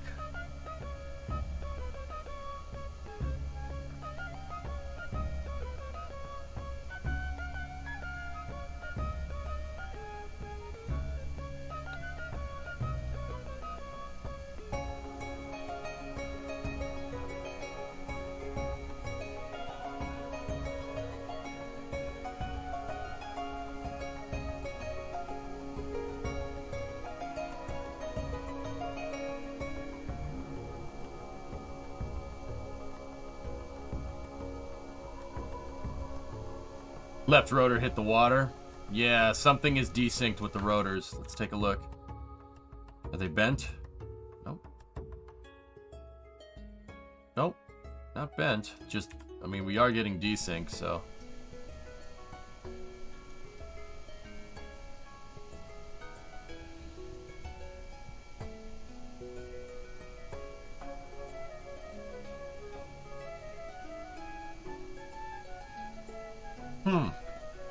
This has no synchronizer talkative, so it's really easy to desync the blades. I could put one in, but we'll... Yeah, I want to see the desert if you guys don't mind.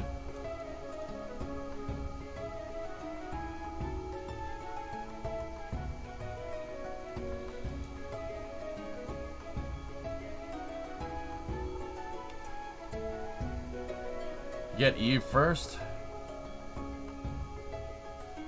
Yeah. Let's just see the desert like this first. Alright.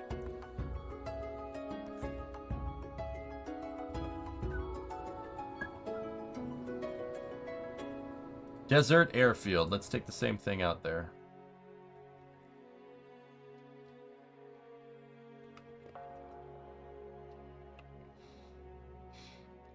This looks good, dudes. Yeah, this is really neat. I like the mods. Really cool. The ones that we chose. I've had a lot of time to think about what I want. Let's put it that way.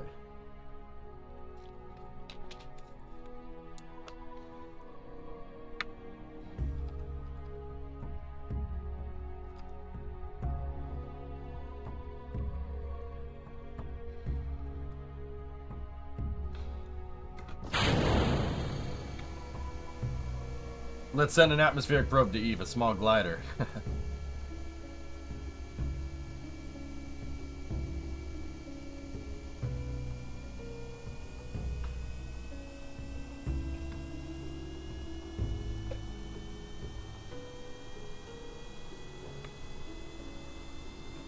Oh, that's so cool. There's crap all over the desert runway, though. Must have been abandoned.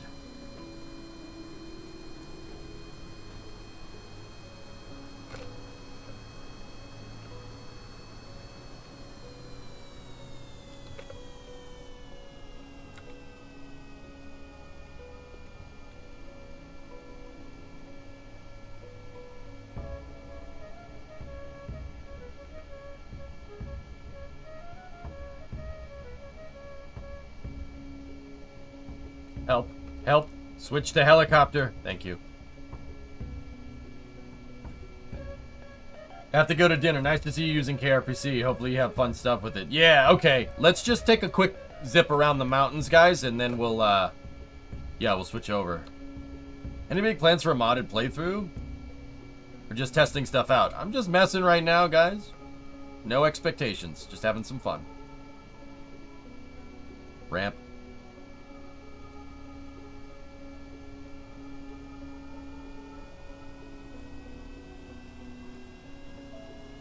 Okay, so we want Eve, right? Like that's what we're gonna check, the mod with the clouds or whatever. That's the one with the clouds, right? And then what's the other extender for more launch pads and stuff?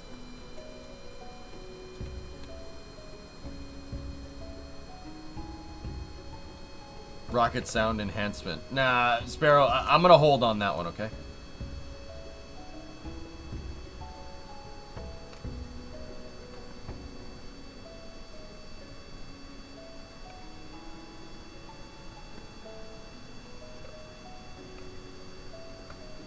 KSC extended, that's what I want. Which one lets you place the pads where you want?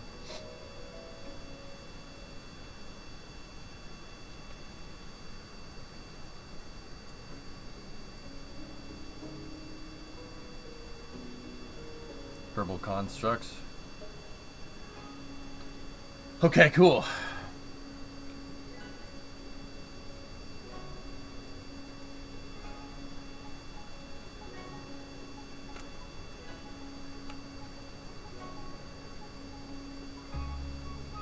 Check phone buzz.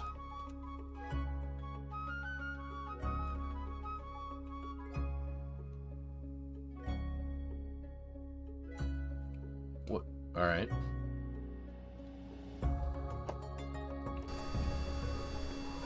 Yeah, guy. What do you want me making that? I don't know.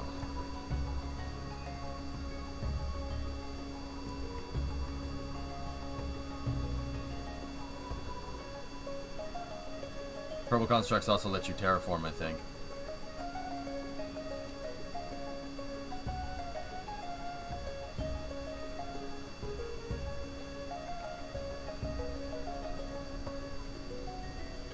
Desert's pretty neat.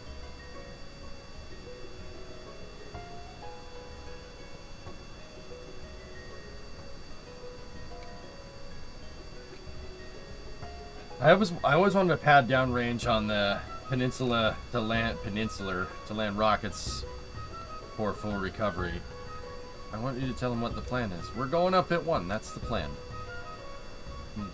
Just on a tad bit on the busy side right now.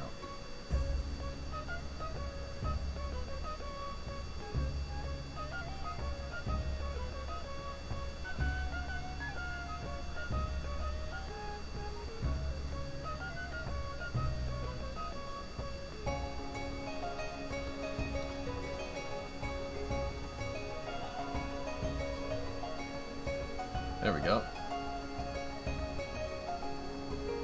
Holy crap, I got a lot of messages.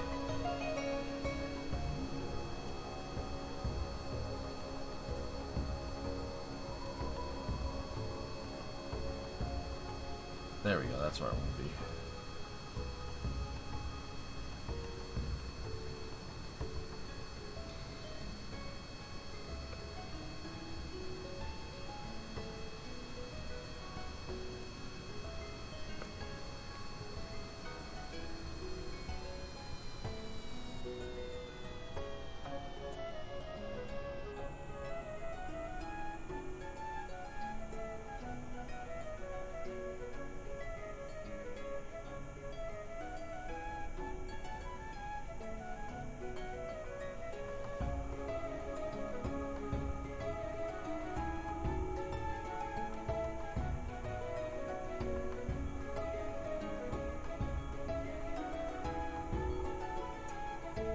Alright, let's bring her down.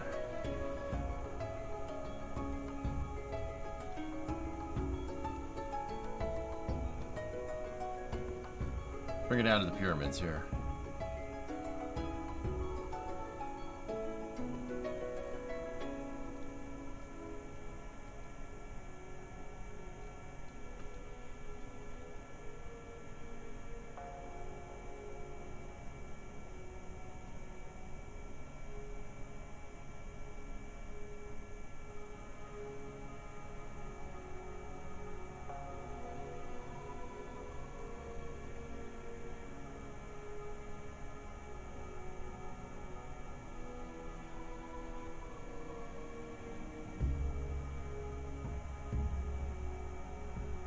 We're approaching LC. Coming in hot. Get ready to come out swinging. Touchdown! Hit it, Marines! Go, go, go, go, go, go, go!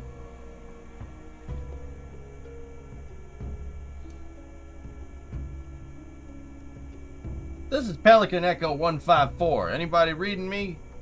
Repeat. Any UNSC personnel respond. Fun fact, when Making History was released, I actually found a way to place launch pads in your normal save games using the mission builder. Never found a way to use them in your saves, though. Oh, that's cool. Well, that's pretty neat.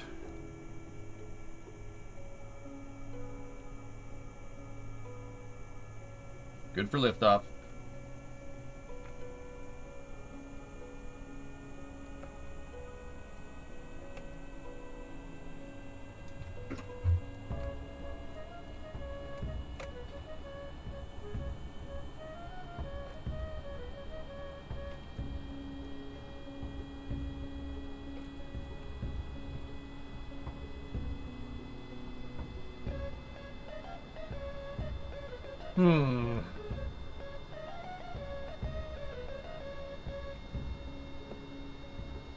Full throttle.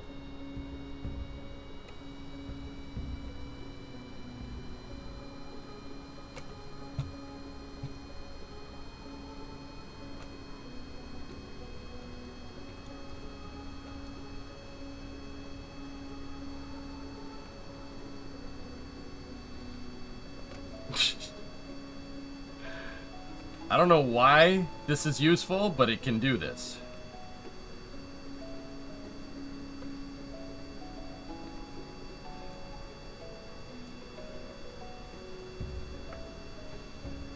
Dump the cargo. There you go. Alright, let's RTB. Back to base.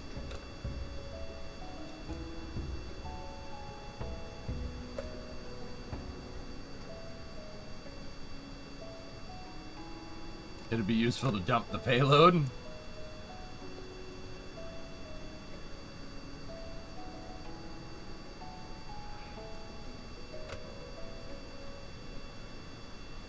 Kind of like Stuart Matt. No, it's mine. Engage. Horizontal flight mode. Horizontal flight mode is engaged. We're in full auto gyro. Look what I can do! Look what I can do! Dude, look at the mountain biome. That's cool. Yeah, this is cool. Alright.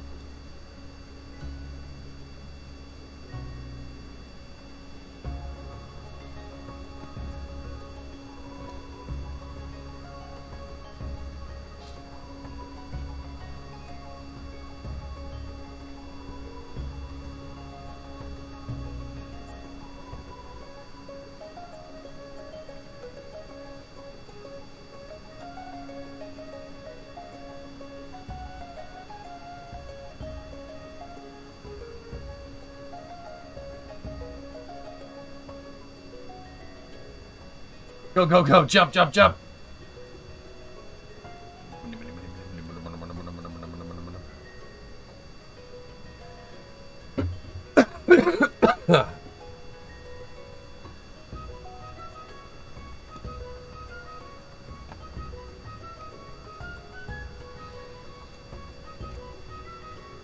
Where's the desert? Airfield? Is that it over there? I actually don't know where it is because I can't see it because of the scatterer. Uh-oh. I think I see it over there. Maybe? Oh no, there it is, there it is, there it is, there it is. Yigzamash Bilak. What's up, dude?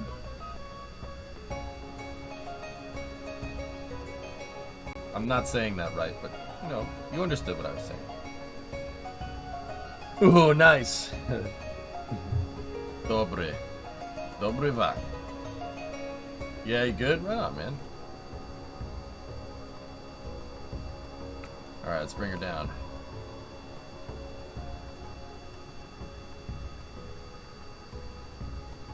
We probably shouldn't have deployed the gear going 180 meters a second. The thing that looks like a runway.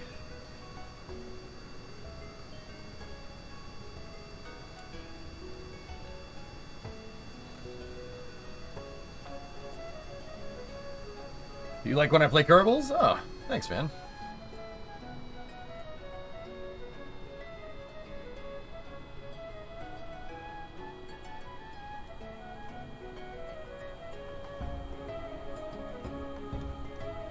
I'm a good engineer. In Kerbal, dude. In Kerbal.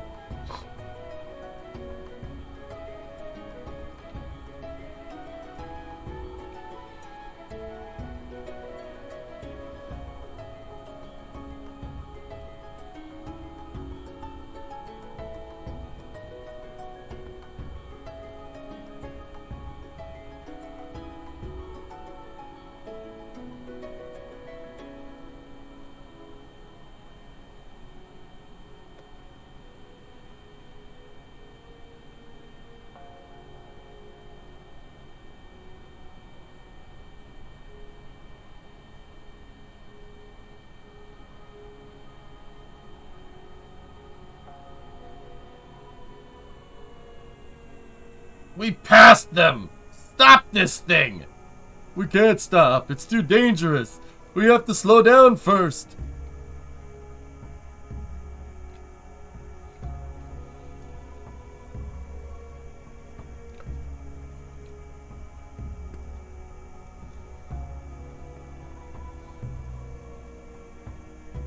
Okay, I'm just showing off. Let's go get more mods.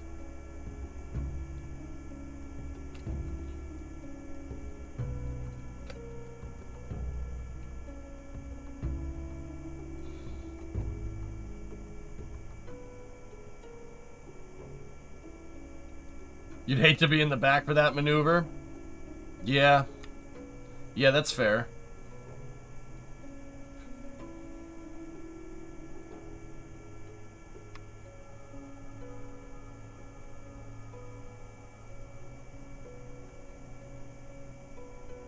I want to get the Eve thing and the extender, and then I want to start coding things. Here's your Petit Lemon view. Boomer of the day. Okay.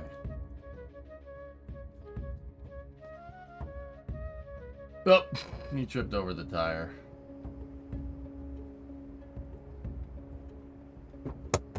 Go. Come on, where's the mouse? Trying to use my other mouse with synergy, so... Anyway, alright, cool. That stuff works. Sweet. Alright, so let's get out of Kerbal.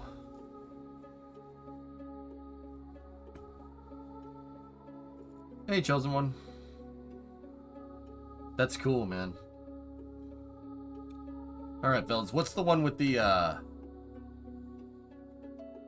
what's the, oh my goodness.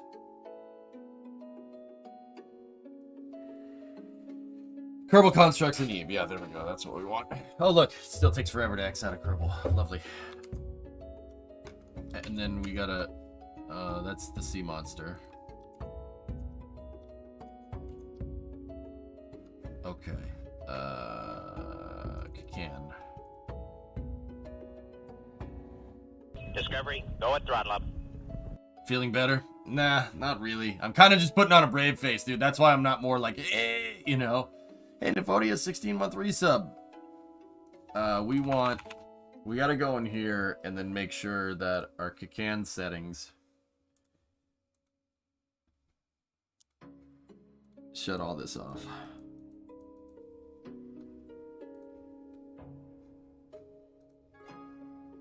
There we go.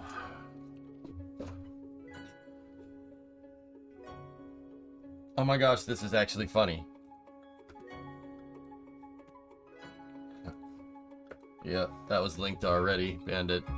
Yeah, the day it rolled back. Environmental visual enhancements redo, is that what I'm looking for? That's it! The rebels are there. Redux. Who's Dux? Alright, apply that. Oh crap. What happened? Nada mucho. 2? Yeah, Dat Sparrow was talking about the sound enhancement mod, but yeah. Kerbal Craft Manager lets you load saves from other... guys, I'm not taking mod suggestions currently. I'm here for the clickbait title. It's not clickbait. Feeling bad? Estoy enfermo, amigo.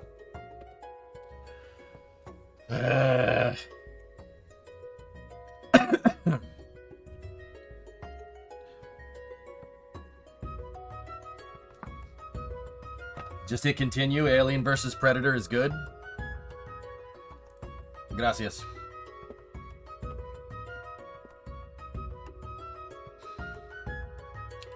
Yeah, Blue, it's fine. They're just enthusiastic about it. That's why I'm just saying, you know, like, don't worry about it. Like, 2K, 4K, and 8K.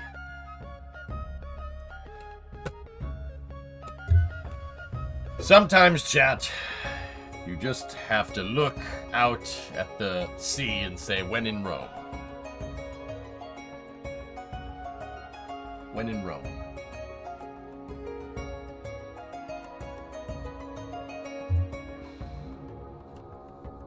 Eight Ks. That's 4 more Ks per K. Rip the RAM. Good news, EJ. You'll save money on your heating bill this winter with the 8K textures. Yeah, that's okay. Guys, so the space heater is... Alright, so you see the temperature over there. It's 50 degrees outside. I don't have a space heater or anything on in here. The heater is not on, the air conditioner is not on, and the vent for the AC is plugged.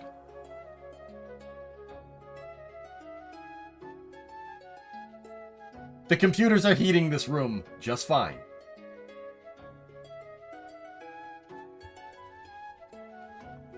That is the computer doing that. That's the temperature in here in C right now. And the temperature outside in C is like, well, it's into the teens. It's pretty crazy. Who are you and what did you do to EJ? I am EJ's evil twin. CJ. Yeah, 12. It's 12C. Yeah. Yeah, we had a cold front. The damn Canadians gave us their air. Those dang Canadians imported their air. Sorry, bud. Oh, yeah, sorry, bud. CJ. All right, so we got Eve, and then we got Kerbal Konstructs. That one? Oh, we got plenty more where that came from, bud. Oh, thanks, man. Yeah, you know, just wanted some nice air to come down here from, you know, you just imported some of your air. I really appreciate it there. Oh, yeah, thanks. All right, we'll just put that one in there, you know, just hit the apply button and see if it downloads. Wouldn't CJ be the cool Johnson and EJ be the evil Johnson? No. Why would you say that?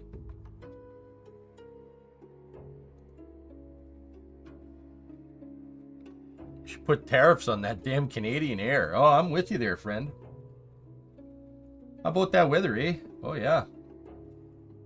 Hey, he's not your buddy, guy. Hey, I'm not your guy, friend. He's not your friend, buddy. I'm not your buddy, guy. Nafty. Oh,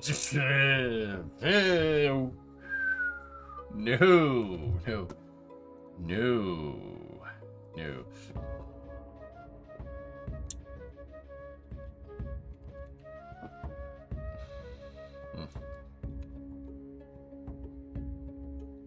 No, no, sync cost. Not that. I'm not even saying that one out loud, man. Damn. All right, so let's go over here. Click on that. This CKAN is a pretty nice piece of software. And you know what the funny thing is? Everybody calls it CKAN, but I'm just going to start calling it KSP. And the funny thing is now everyone's going to call it KSP because I said so. Now that I said that, everyone's going to call it CKAN still. Fine, KSP. What a pal! NTSC is better than pal. I missed it. What are your plans with KSP? More mission mode play? My plans with KSP, Snoodle, right now is to just enjoy it. Really nice KSPs. Oh, yeah. You can call it whatever you want. I know.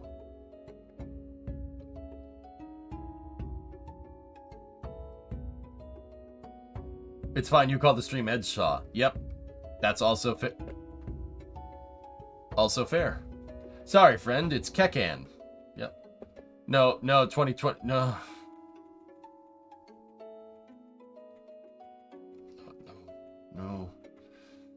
No.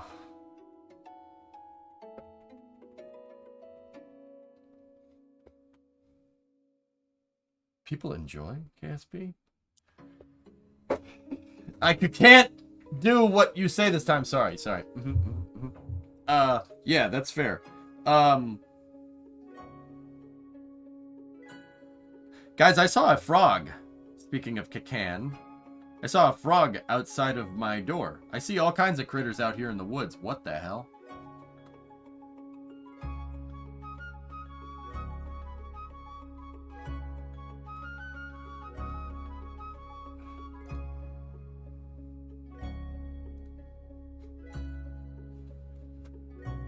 Whoa.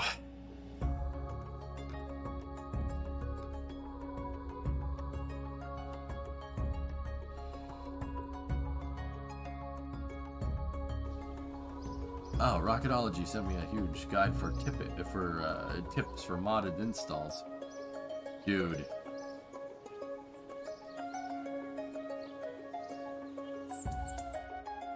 Was that it? I saw a frog? Yeah.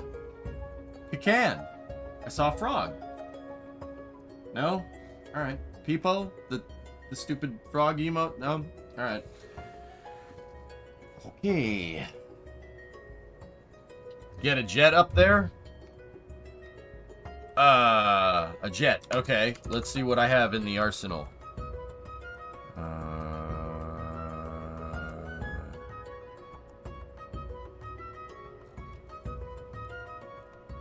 Feels bad, man. People don't even realize it. Feels dank, man. Frog. Yeah. Yes. Frog. Frog is good, yes.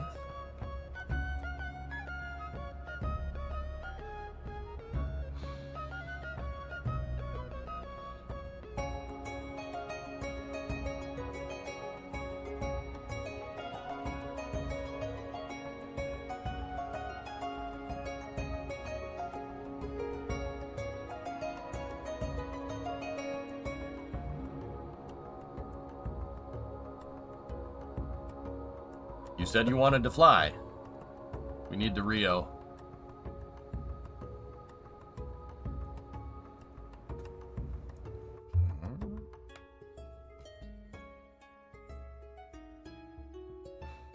I feel the need.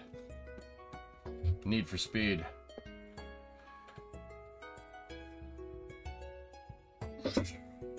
In thrust, we trust. Indeed. Oh, no, we don't want to be here. No.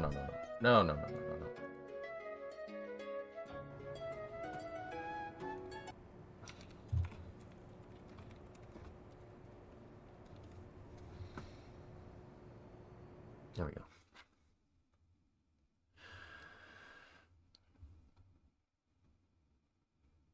The HOTA setup works with KSP too. It's still packed up, dude.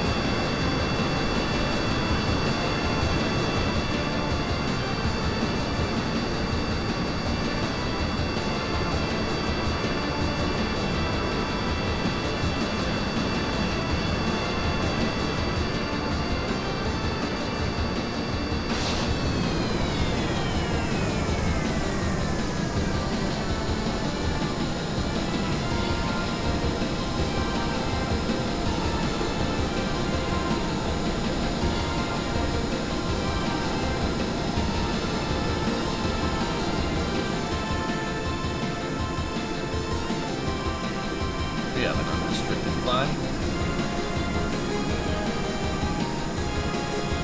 Where are we going? Up.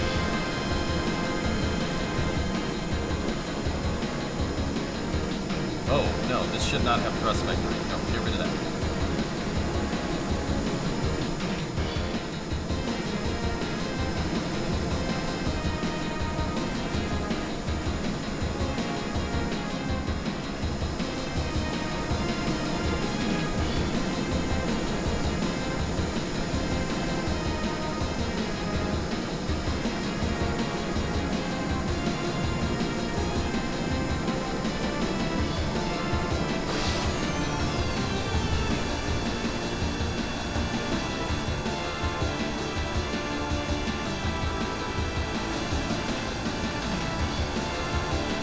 Phantoms can do that in real life. Whoa. Oh, I guess we flew into some cloud cover.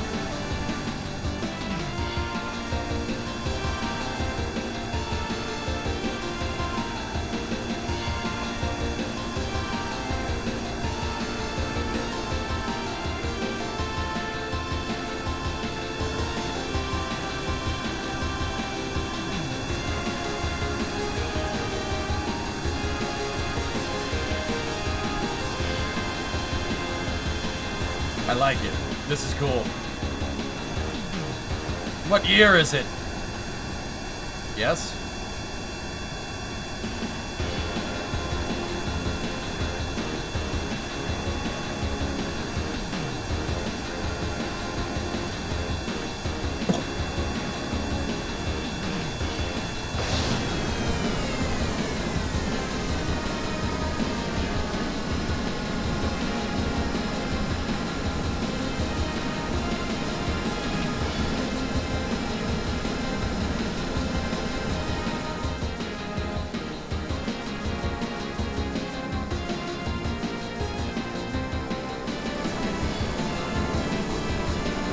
Sonic down here.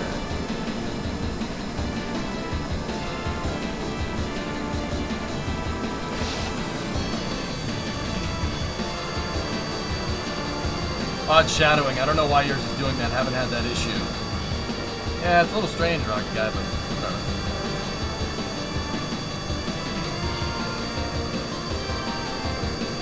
Open up the tanks. Cross feed on the drop tank. Maybe we can mess with it. Volumetric shadows. Do we have them in here?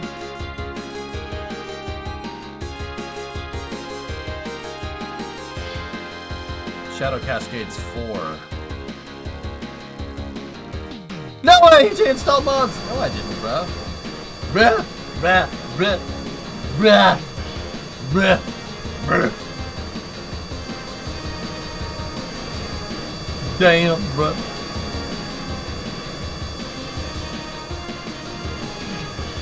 Thanks, HMU. Damn. It's one of my favorite planes, dude. F4. When you just can go faster than everybody else.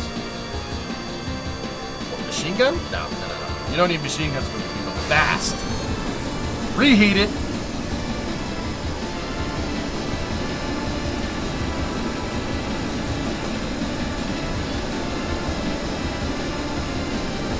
The tanks.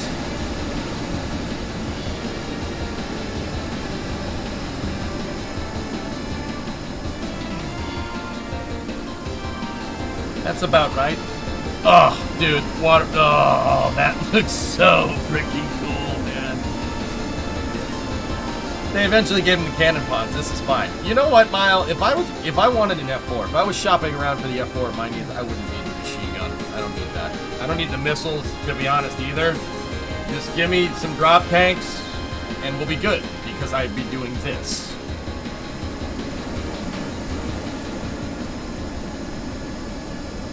Dude, look at that. We have Alto Strato, Alto Cumulus, and then Cumulus Cloud Cover. Very nice. Yeah, just a bunch of visual stuff. Now do you regret a little that you didn't try mods before? No, not at all. You needed to go through all that so we could get to this point.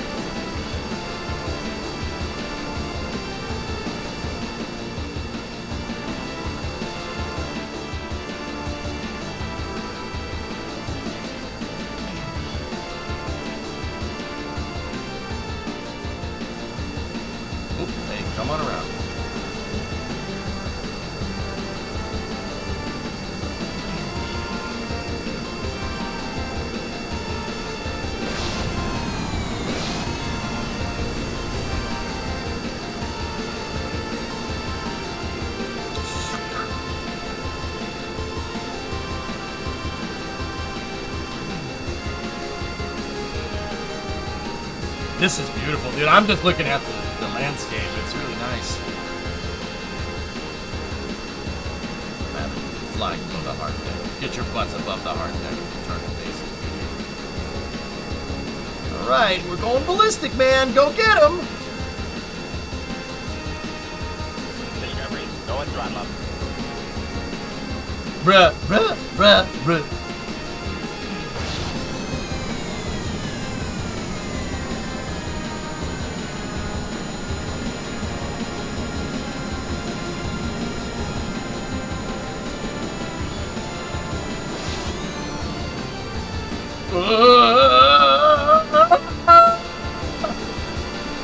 Alright, we're good. We're good. We're good.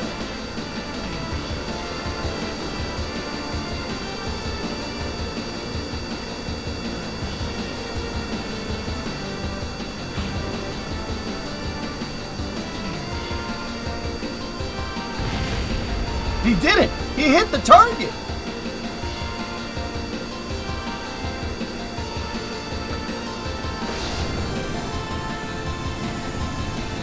That's some slick hot dogging. We are hot dogging the hell out of this plane, Victory. You are not wrong, my friend. Oh, the heat effects. Oh, that's so sick. That's cool, man.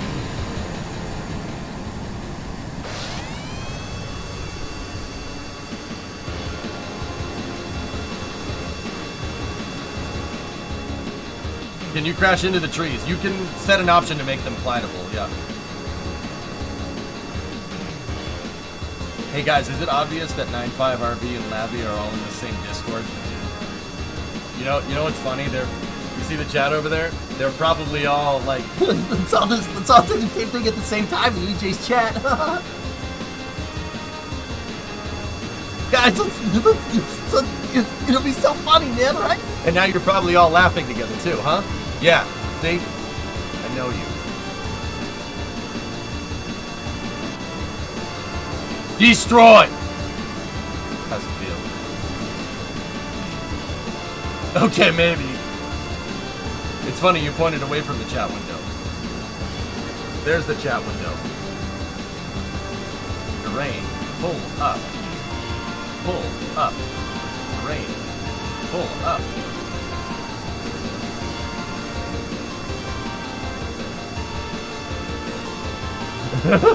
Explosive. Oh, pine cone.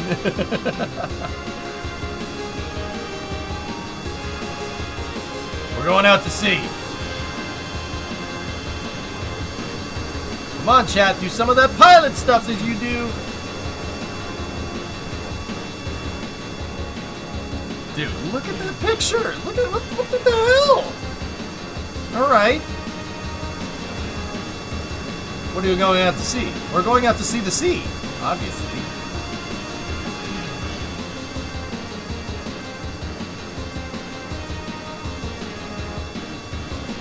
I'm not making plane noises.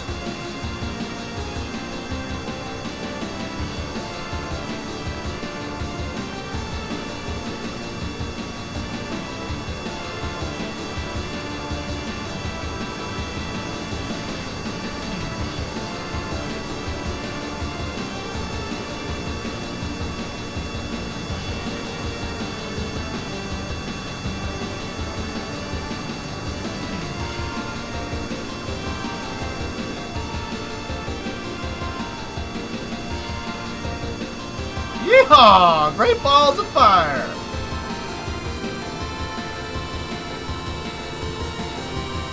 I want some butts, damn it!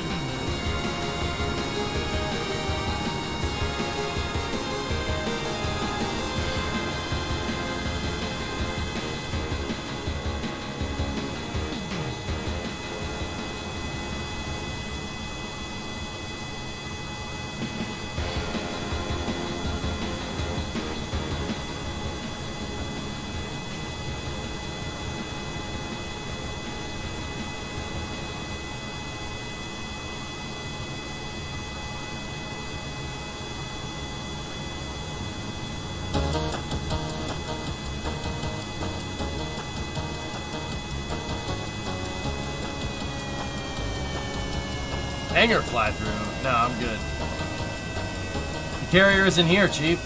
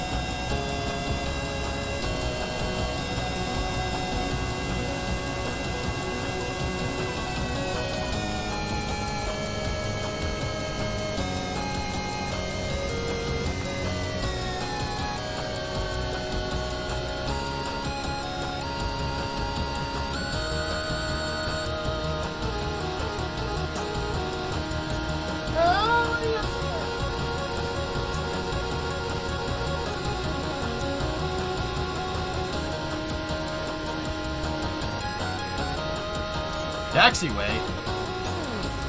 Went a little long.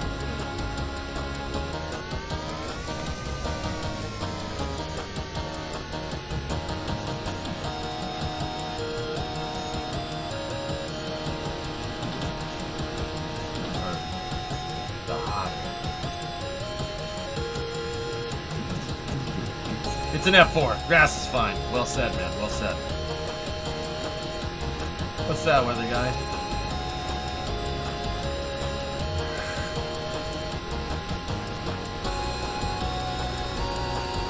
Yeah, nice.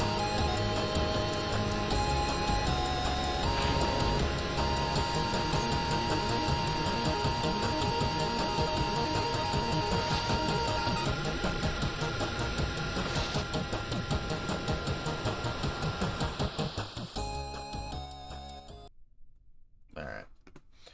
Okay, cool. This is pretty sweet with the clouds and everything. That's a very, very, very, very large improvement. Go see the clouds in space?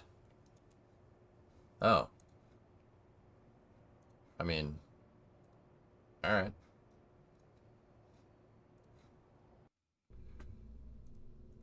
We can have it your way, Dr. Vankman.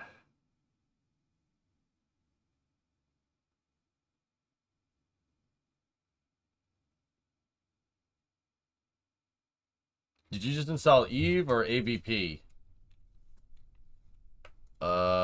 Eve? With AVP? Both of them?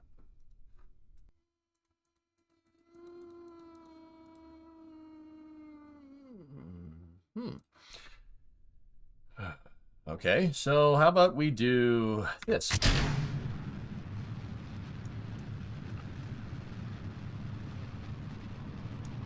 And liftoff of Ares 1X, testing new concepts for future mission development.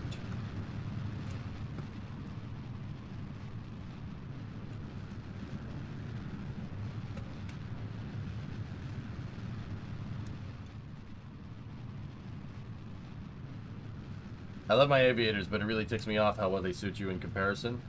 Thank you.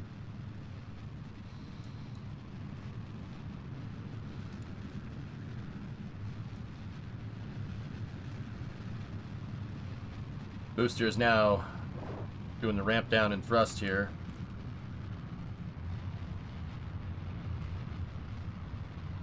I don't remember the last time we did it, Bree. Stand by for booster chamber pressure increase. Chamber pressure is increasing on the booster.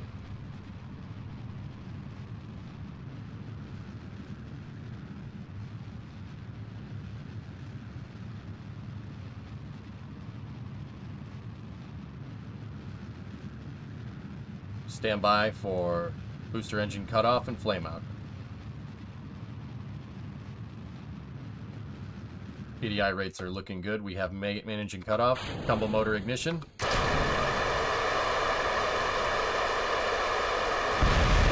I'm sure that's fine.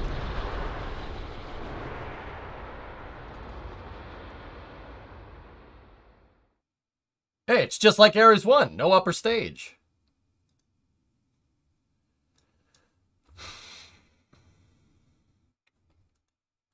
It looks like jettisoning the fairing made it unhappy. Well, alright, we can always just ride this down. That's fair.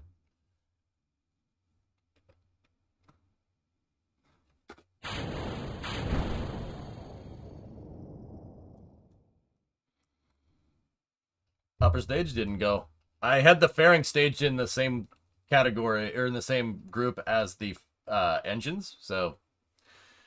Turns out that deploying the engines and the fairing at the same time did not, Kerbal didn't like that. Funny story.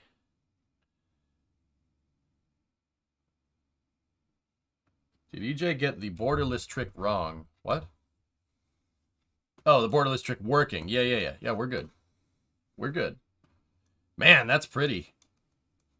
Oh, well, that's different. We just wanted to see the space clouds anyway. Yeah, that's why I'm letting it do its thing.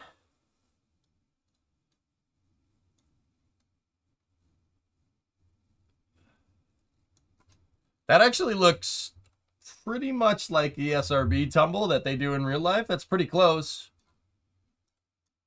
That's, yeah, that's pretty neat.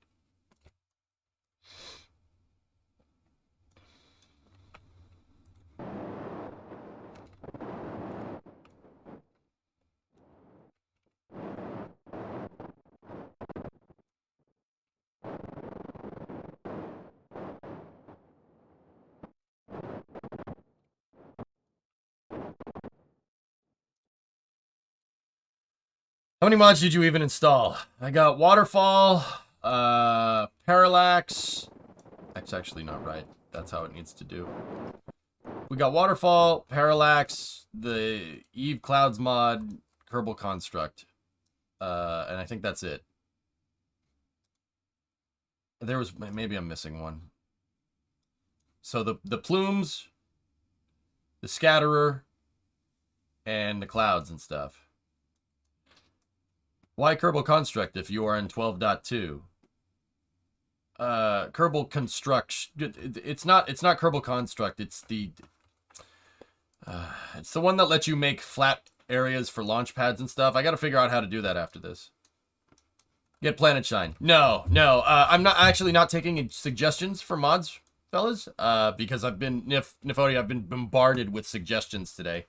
Nah, I'm good. I'll choose what mods I want.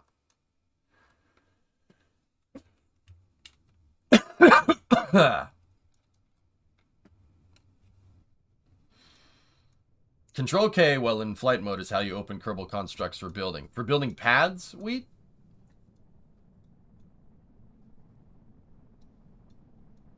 Wow, this thing is really coming in hot, huh? We're gonna go through the cloud layer. Oh.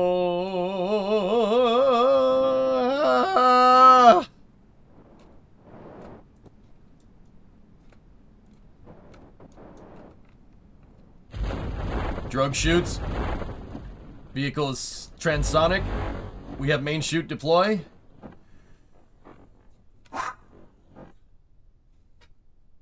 I learned early on to not research and select mods. Yeah, I know. It's all good, dude. And we have 3 main chutes. Drogue chute separation. DIA, thank you for the raid. Appreciate it.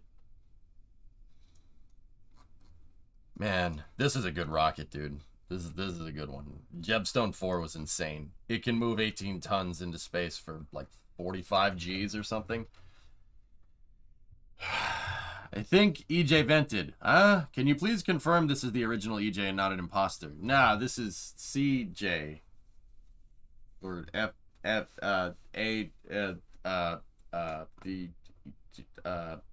IJ. ZJ, yeah. Yeah, Rocket, yeah. I know what you mean, pal.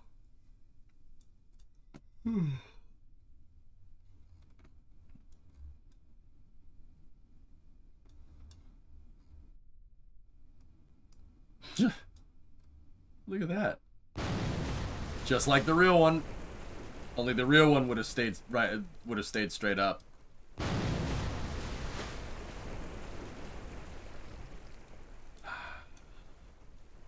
Ready to be fished out.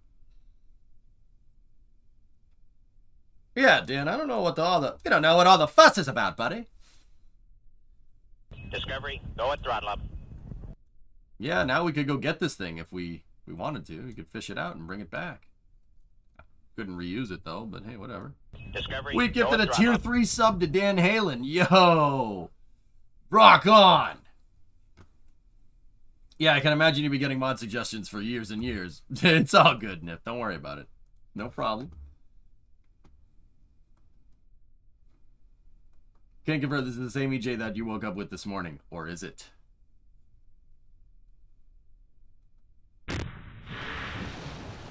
Squall, I don't see your last, buddy. Oh, geez, rough seas. Okay, calm down. I do not see your last. Speaking of Salt being on the call earlier. Oh, nice, Labby. That's cool. Last, please. No veo. Is there something you need to tell me? No. I'm ready to see a modded career playthrough. Automated recovery boat. Yeah. If you added every mod that was suggested to start to play this game, would be still waiting for the game to load. Yeah. I hope you have some amount of self-control. Modding is definitely a rabbit hole. Well, if you guys must know, I'm very much against crappy mods. You know exactly what I'm talking about. You ever go to play your favorite game and you see a mod that appears to be just what you need, and then you go and download it and it sucks? Yeah, that. I really there are mods that you should get that are really well done by professionals, that are really good, that add to the game, and then there's just mods that break it. You know what I mean? You know?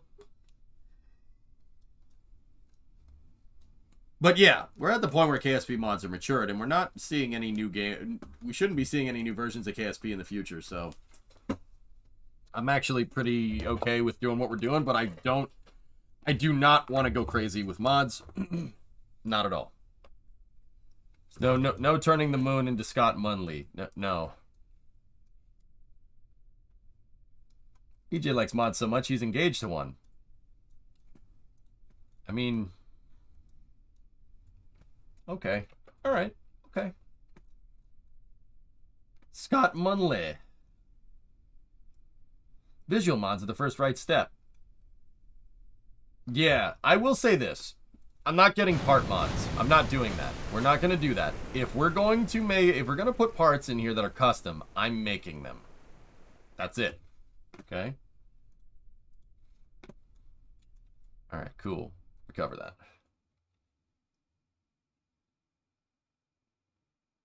I'm trying to contain my excitement right now. I just tuned in. I can stop anytime I want. Yeah.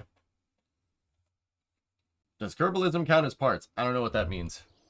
You guys are saying, "Oh, what about this mod?" Like I know what that means. That's cool. It's been 10 years.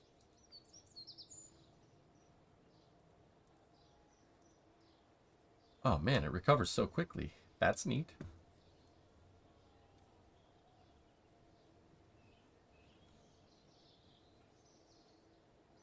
Would you get a life support mod? No, probably not. Time to try and program a launch. Yeah. How are we going to do that? I don't know if my brain is good enough to do that, Hibbit, because I'm kind of sick. What visual pack do you go with? Parallax. I have Parallax, Eve, and...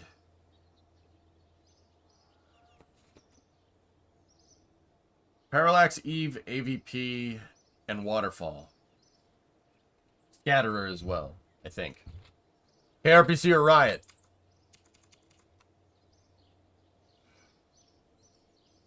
Does kRPC still work with the latest version? Everybody says it does, so Let's, yeah, should be good.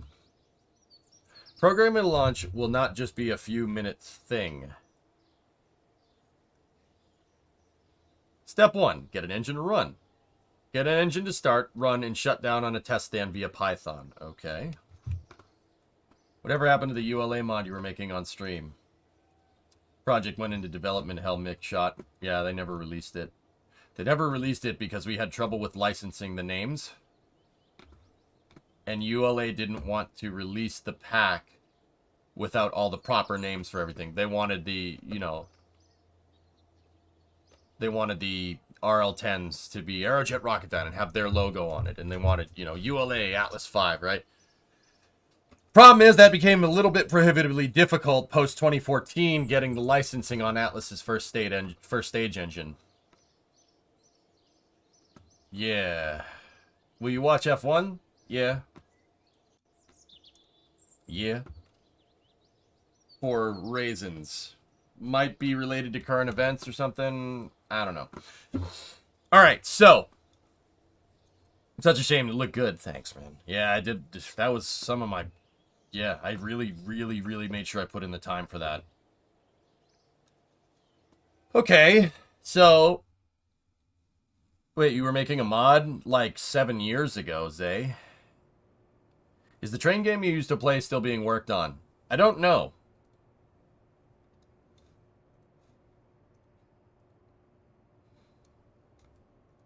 I think one of the other guys eventually uploaded the Delta part of that pack. I could be wrong, though. Yeah, that was not cool. Yeah, that really kind of, went against what ULA wanted to do.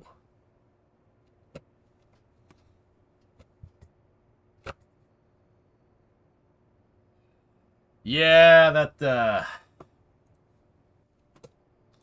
easy come, easy go, I guess. Ender, I don't want anything to do with Railroads Online. It's not that it's a bad game. The development team keeps all mysterious, just...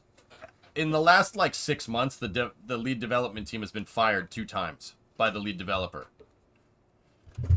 People leave because of drama, people leave because of this, people leave because of that, people leave because they, you know, they get their feelings hurt and stuff. It's, dude, I love trains, but, dude, that's, nah, not for me. Yeah, I'm done with that, dude. I don't wanna play the game anymore, and it's a shame because I really dig it, but too much drama. I'm out. I'll go back to playing this. You know, I don't want to put my name on that. It is what it is. Where's my goat music? I want my goat music back. There we go.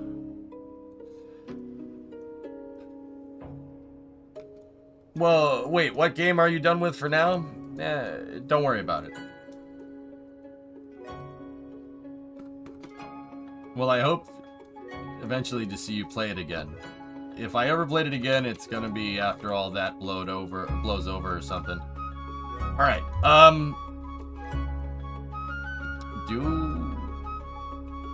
okay, test stand, huh? Have I ever made a test stand? I want to see if I have an off-the-shelf thing. Yeah, I'm gonna play Timberborn on Tuesday, Kiani. Kerbal Konstructs. Oh, yeah. Yeah, Kerbal Konstructs. Can we mess with that first, real quick? I want to see if I...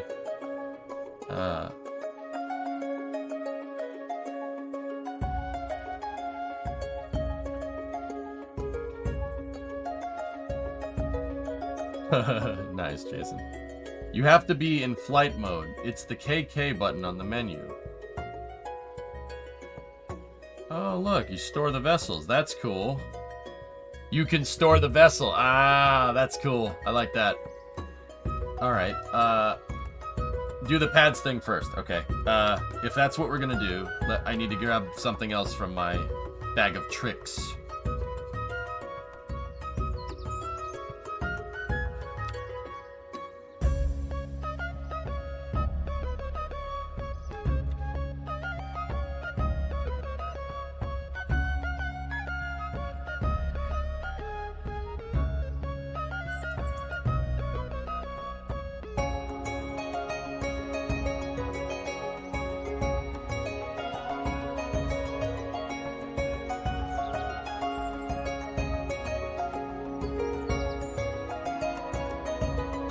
Do I look like a rabbit to you?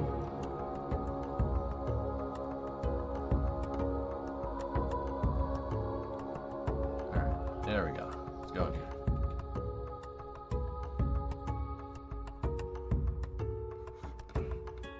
This is goat music. Thanks, I hate this music. It's good background music, dude. Just ignore it.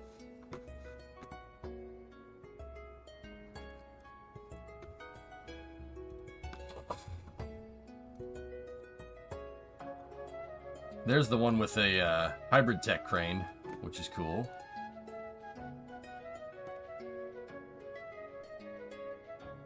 Yes?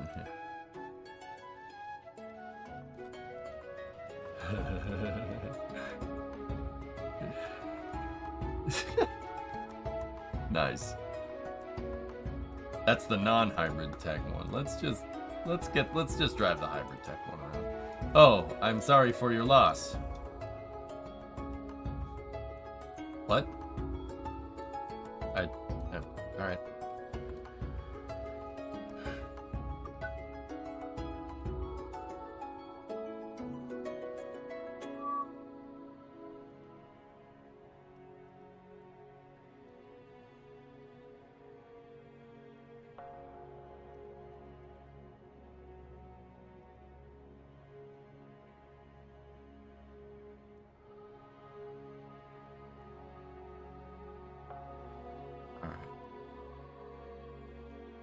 You have that link to the Top Gun MIDI from before?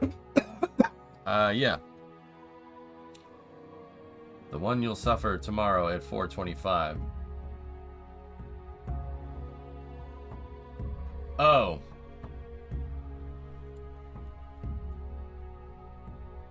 Yeah, okay. Football and stuff. You know, it's going to be really funny when you lose after saying that, John.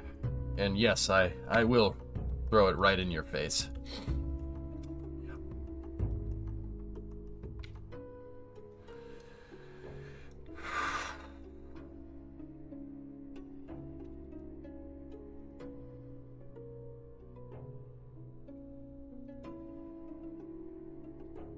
Discovery. Tackle. That was 5. Thanks, buddy. Is Mac playing tomorrow? I don't think he is. I think Hoyer's playing. Free. Having worked at Tesla, I could say with some confidence that the design engineers are hearing about this requirement for the first time. It'll be waterproof enough to serve briefly as a boat. Oh gosh. Okay. Discovery. Go at Alright, so Kerbal Konstructs, huh? Oh. Crane didn't like that. Discovery, go at throttle up.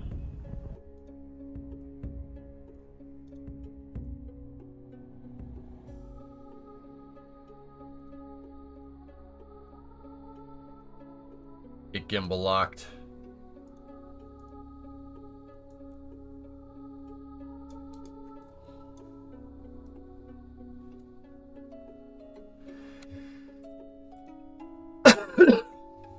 How you feeling? I'm still sick, Jim. Oh, dude, the lights. Even the lights have a diffuse. That's cool. There's a scatterer, Jim. We got the scatterer mod, dude. There's actually terrain and stuff in here. Look at the background. That doesn't suck.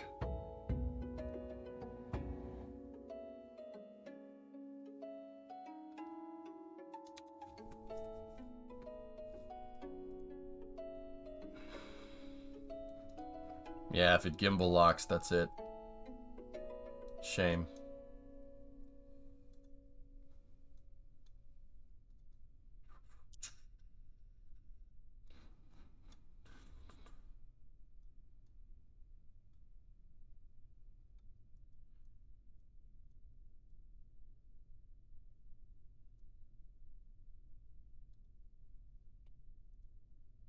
There we go. There it is.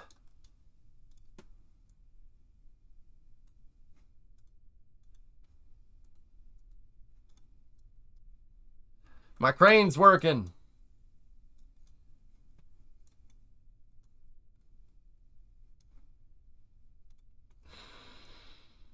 Okay, all right. Chill with the transverse rate. Jeez. Or traverse rate.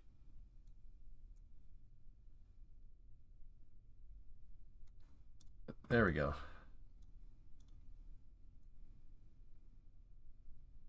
Now you stay at -90.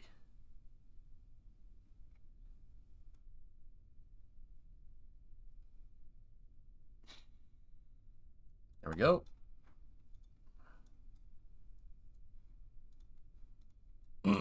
All right, so read last. Also, I don't know if you saw, but I had a race today. Long story short, I couldn't qualify because the side pod fell off before I even got to turn 1 after starting my first lap. I went from 19th to 9th, but it was multi-class, so I don't give myself any credit for it. Did you see the poles? You're a pole. Whoa, a boreal effect. That's pretty neat. Okay. So, in-flight tools.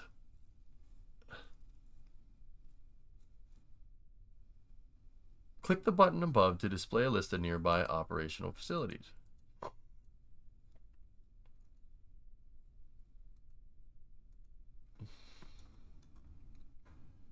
There's waterfall effects. There's kRPC. That's the maneuver tool.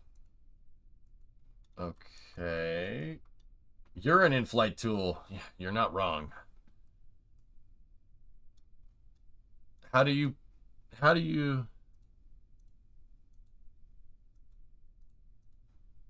I'm confused. You look like a wacka. I think you hit Control K. Oh, okay, so...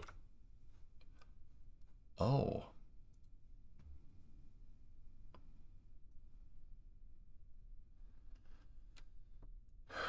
Fuel tank? What the hell is this?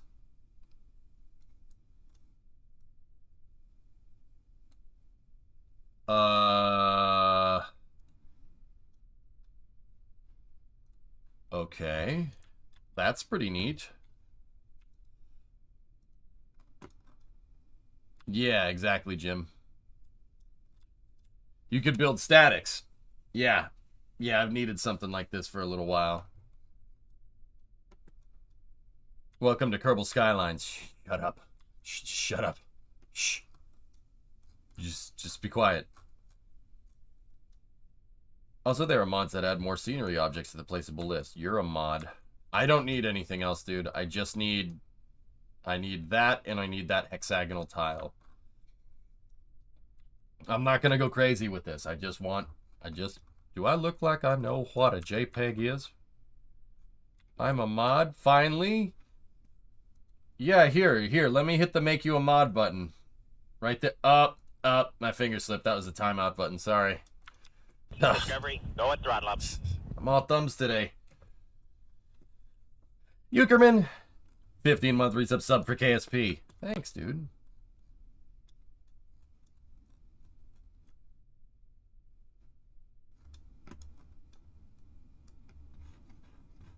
Isn't Kerbal Konstructs broken, or did they fix it? Yeah, they fixed it.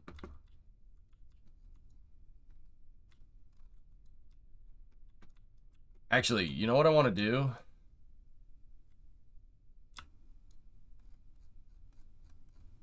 We have to make sure that we're out of render range, but I think where the render range for this pad is like over here somewhere. You know what? We can...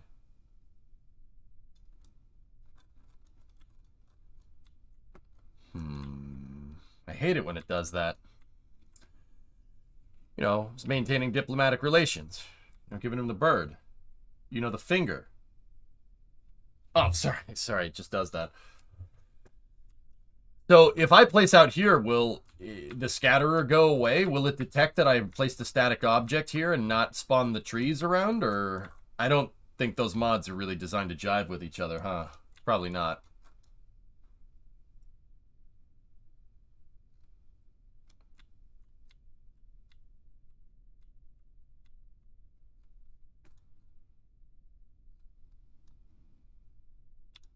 Dude, we're in the frickin' jungle. Run through the jungle. Banner. Run through the jungle.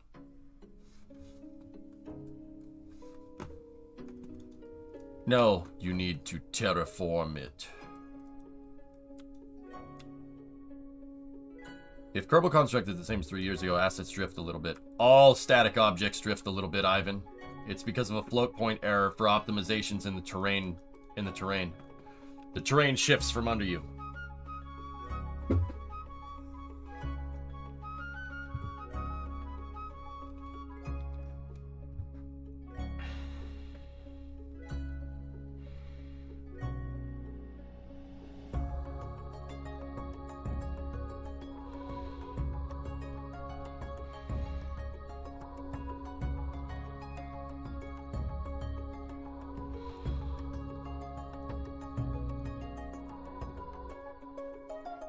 Oh, hell yes. Can we rotate?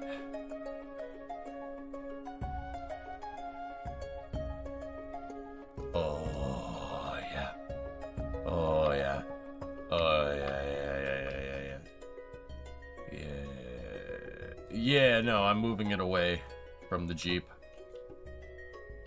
The truck's over there. There it is.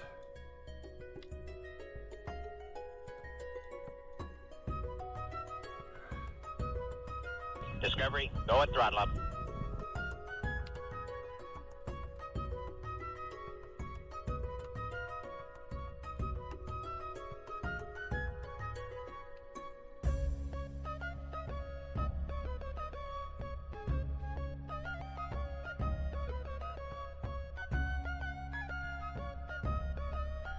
Yeah.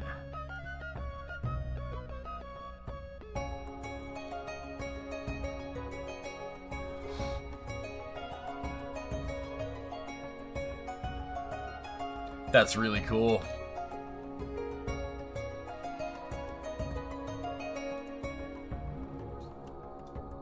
Imagine seeing a launch pad slide like that in real life. We saw one do this the other day, 2020, when they put it inside of the VAB. What are you talking about, man? I know what you mean. I know. It's a joke. Calm down.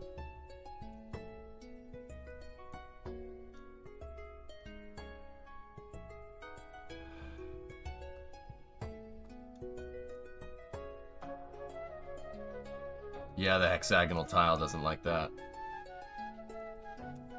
Since this mod set doesn't affect saves, you could just continue your mission mode, but prettier. Yeah, you noticed how I backed the saves up, S. There's a good reason for that.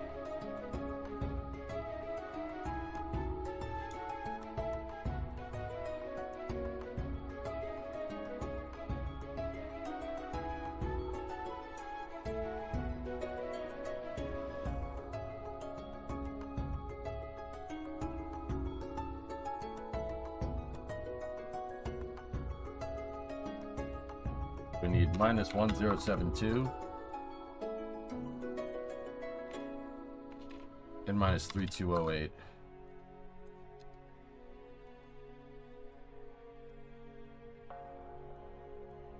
Nope.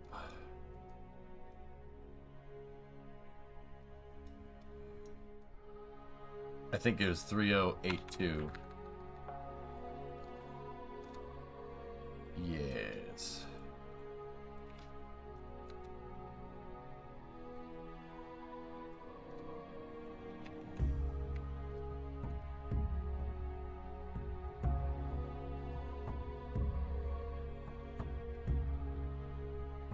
We have to make sure that...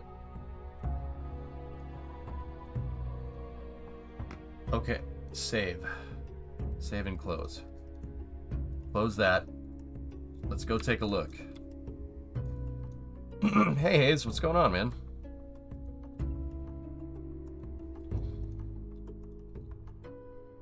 Whoa, my frame rate's taking a dump, dudes. Oh, it was the lights. Okay. If you brought this into mission mode... God could bring back that Kerbal exploration side of other saves and look for places to build new launch pads for Kerbux. Yeah.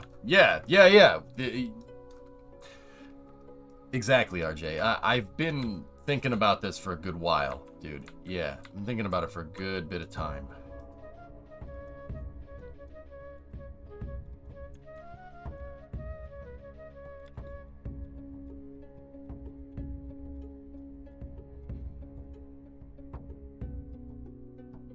Do you know the story of astronaut Nicole?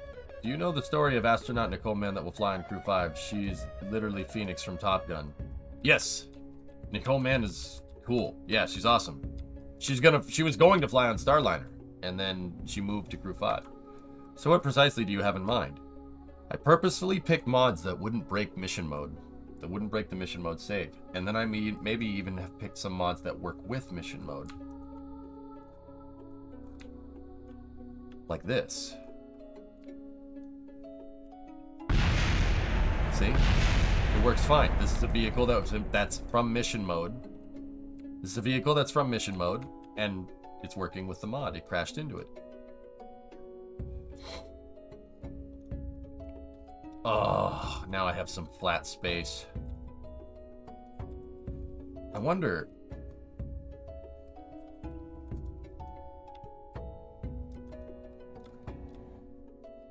I've always wanted to put another launch pad over here. Now, I have a question, chat. Is this just a static object? So, is that just static, or will it show up when I go to launch something?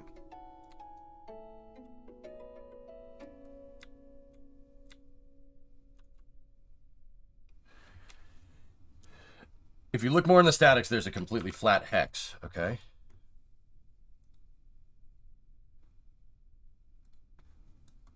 All right, delete that instance, and then spawn new. You can make it a launch site. There's an option to make it a launch pad. There was a button to make it, okay.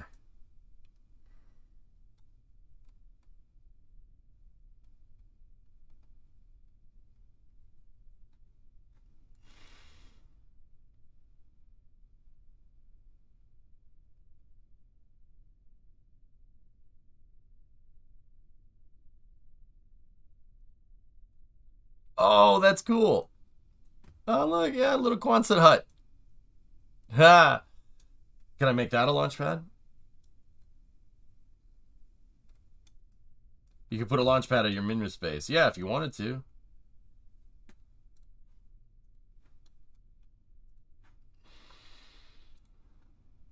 Word.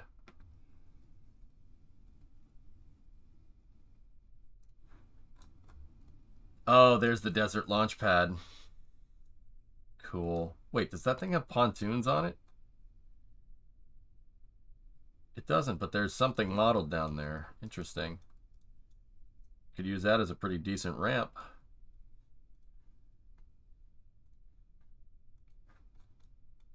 Oh, sweet. Oh, spawn point, huh? It should be with the KSC statics. What is this?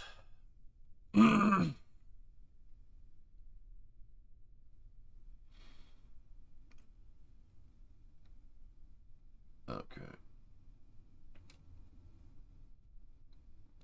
Guys, Brimo broke my kitchen. Brimo broke my kitchen. She broke the kitchen faucet. You broke the kitchen faucet, woman! How dare you? They have the island hangers. Yeah, okay. Technically, it's both. No, it's my faucet. I paid for it. Is this Kerbal Konstructs? It is, Hayes. Yeah. We need more goat. Where's the goat music?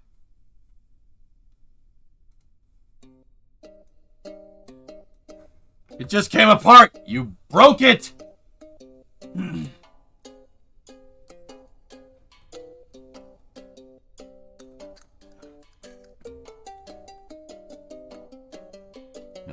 All the way level 2. Yes! Oh yeah. Oh, that's nice. Hell yeah.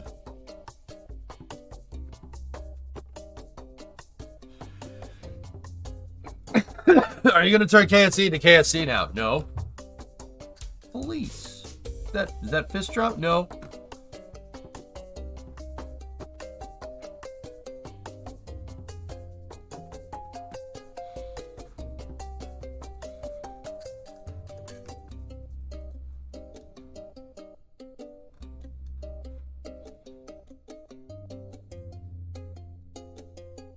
What is kRPC?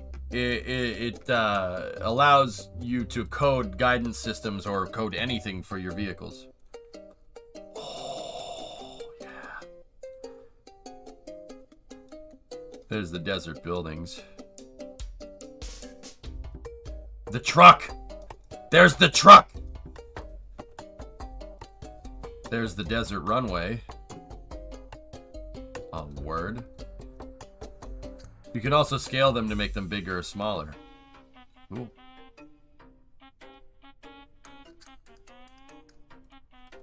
Oh, hi VAB, what's new with you?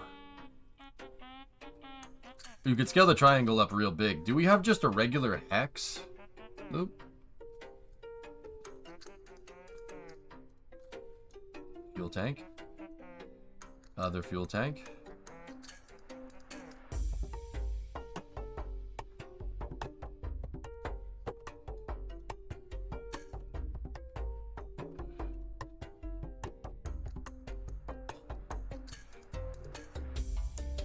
Cool.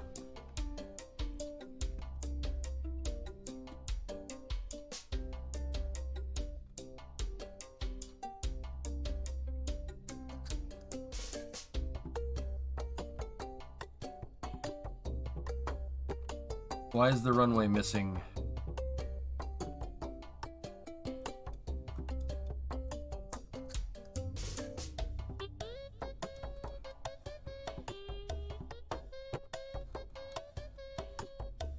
Cool. That's really neat.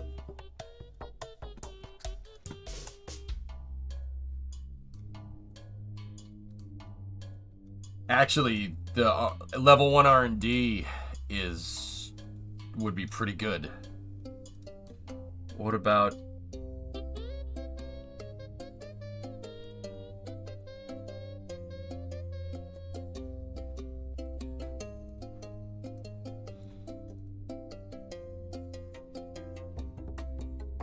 actually that one would be decent too, to build a launch pad. Full list of active, non-active vehicles.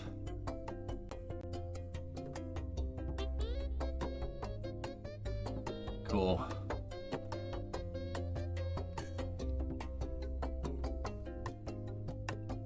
Word. Don't ask.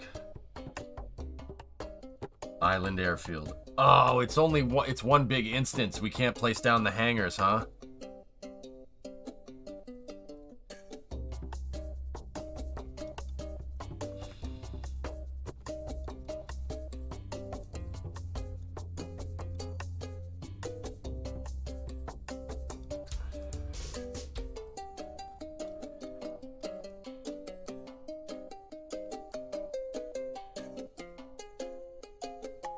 Yeah, you can just deploy something anywhere.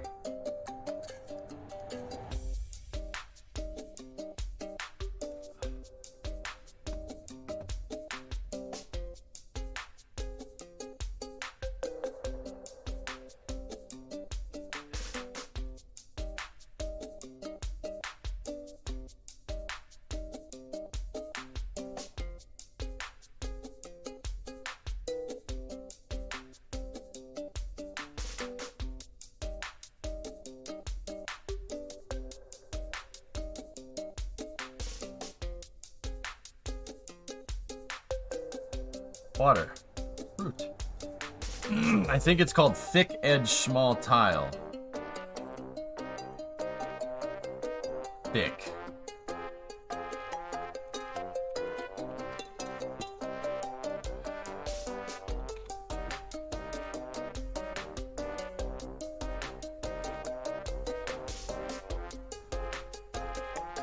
Thick.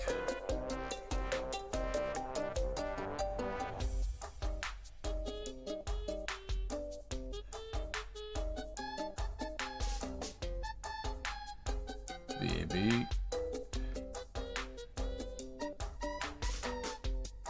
Score.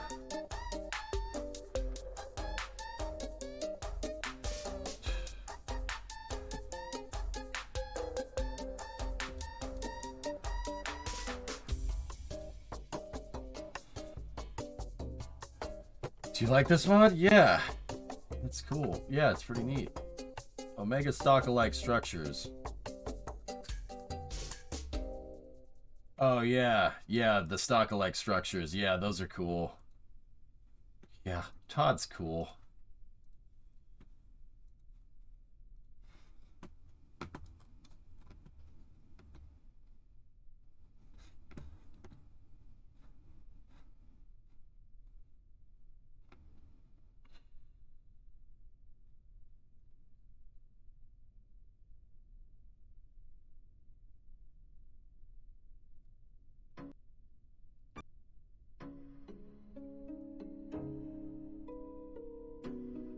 Yeah, I don't want to get too crazy with the mods, Loopy.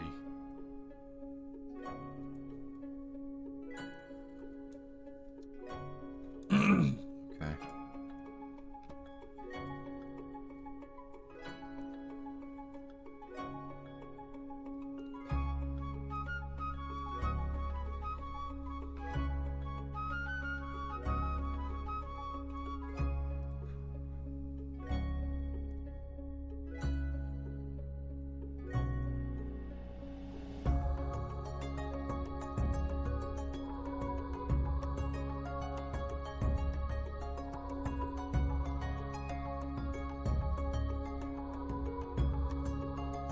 Hell yeah. Can't wait till you program this headphone warning. Nice.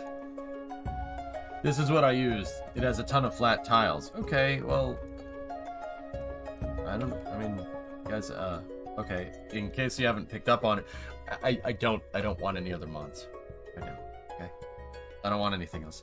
I can figure it out with what I have here. I don't want to get too crazy, dude.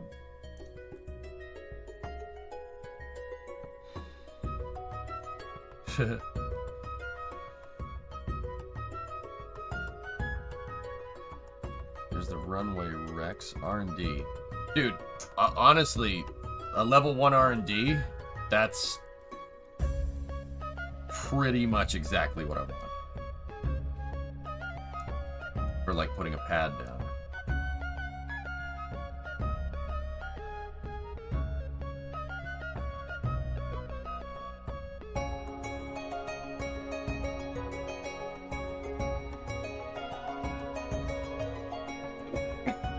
In that case, a triangle and scaling it up works just fine. I thought you guys said there was a hex plate here. Actually, that would be perfect. The pad, just the way it is. The level 1 pad. I just need a flat spot. This makes you feel like a court jester in 16th century England. Anyone getting a city's vibe?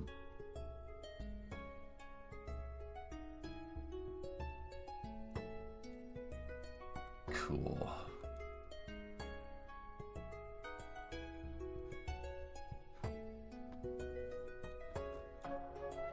Valg 3. You're getting a goat simulator vibe? That's weird.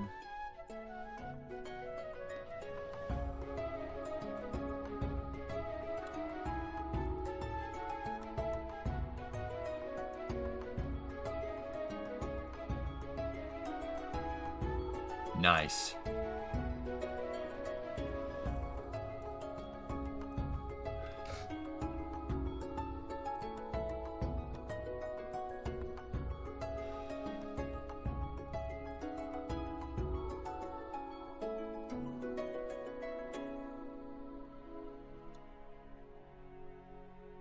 There's the desert launchpad stuff.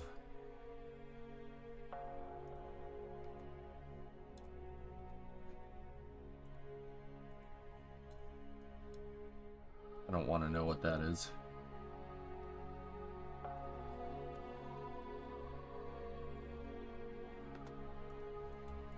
Whoa! KSC2 launchpad. Dude! You guys remember that? And then there should be the KSC2 tracking station, the old school tracking station from back in the day. And then the old school VAV. Oh my goodness. Oh, that's cool.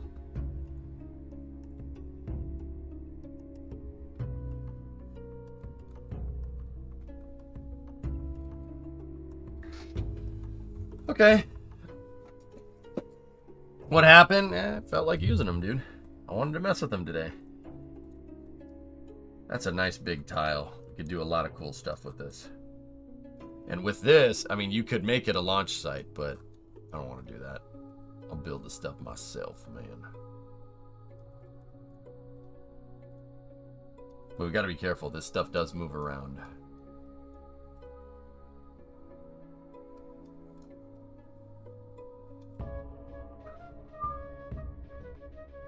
I saw it, Hellfish, yeah.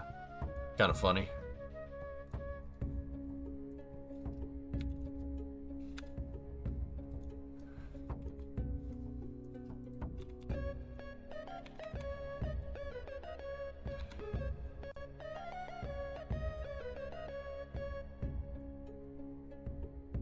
So, where's the truck? There they are. Okay.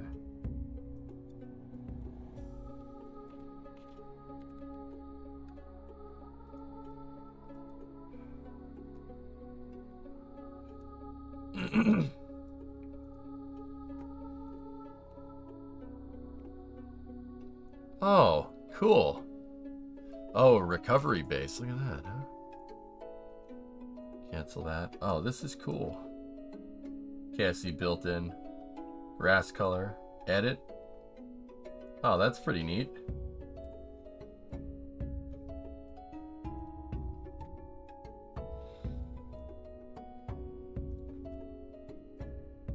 I really wish that it just went back to that instead of that. All right, let's get rid of that. 5, enter. Heading 180.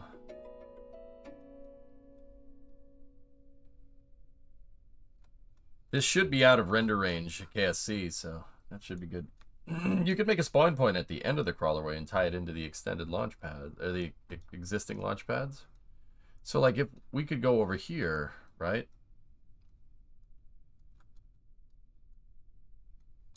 I'm pretty sure that out on the edge of the beach here is...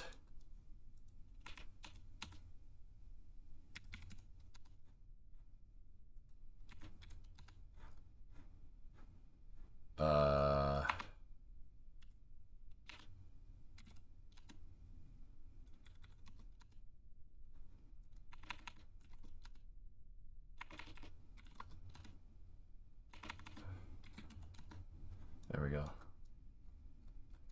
I'm pretty sure that over here is out of render range, and we could just make the crawlerway go.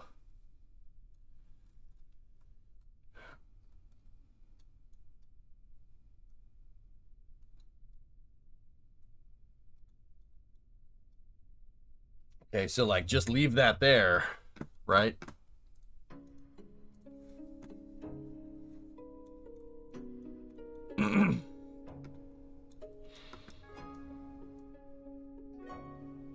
Oh, yeah.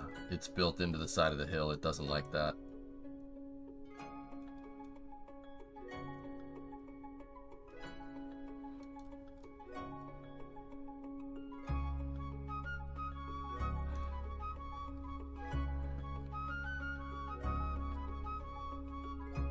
So where's the crawlerways now?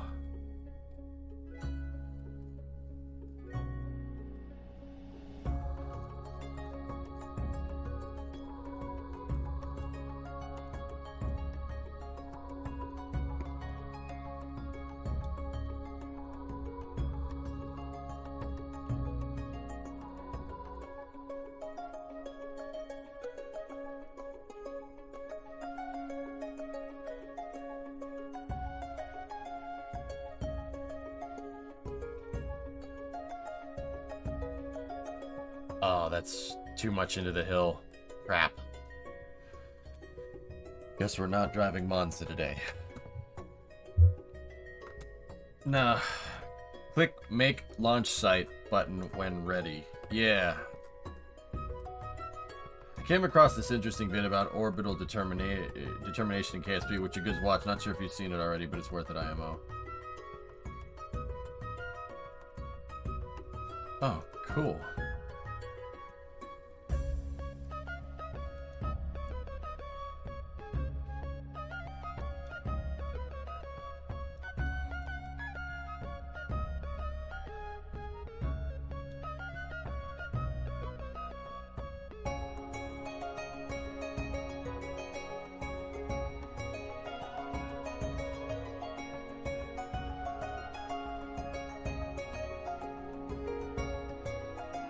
17.2.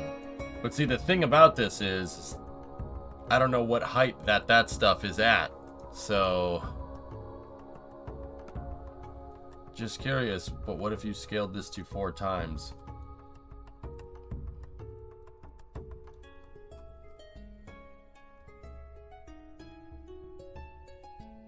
Yeah, what's Saturday Night Racing, GTA, or hunt the streamers tonight, man?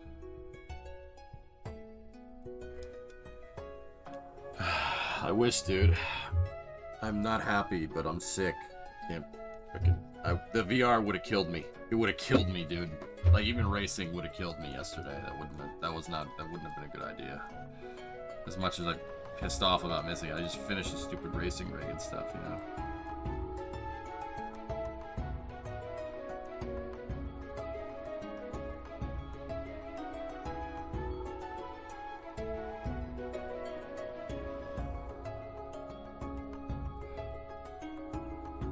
Hey, Violent, what's going on? Alright, so how do you move the scatter around? Yeah.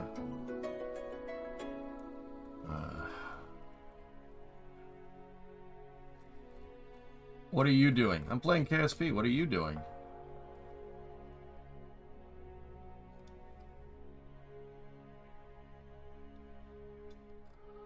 Oh, nice explosive. That's great. Watching you play KSP. Alright. If you knew what I was doing, why'd you ask? Dude, I'm sorry. I keep getting distracted. Look at all this. Dude, what a total... Dude, it seems like a completely different freaking game. How do you... Okay, so how do you move the scatterer? Fellas?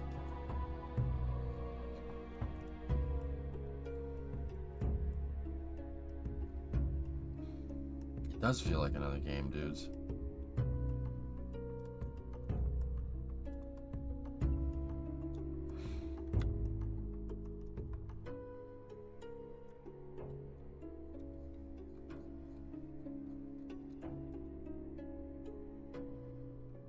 No, Violent, these are mods. These are some mods for KSP. I've been thinking a good bit about what mods I would want for KSP, and I was very careful. And I'm pretty happy with what we got. Might be a good limitation, have to find a good clear place. I can build launch pads, but I can't cut down a damn tree.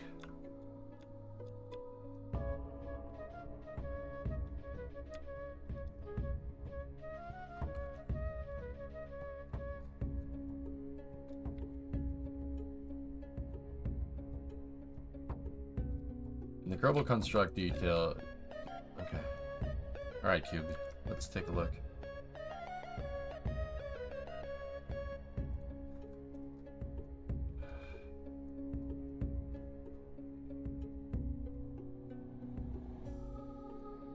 Oh.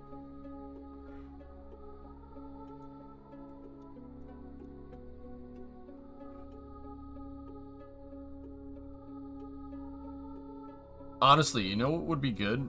I really wish the island runway wasn't all one big thing. It's kind of annoying that it is, but I always said that the island runway would make a great launch pad.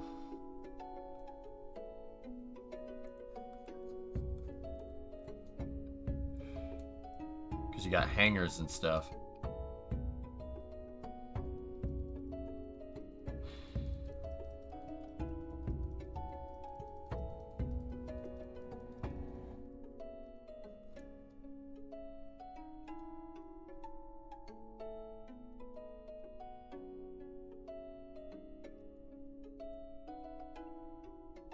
And it also has a gigantic footprint, so you can basically put it wherever the hell you want.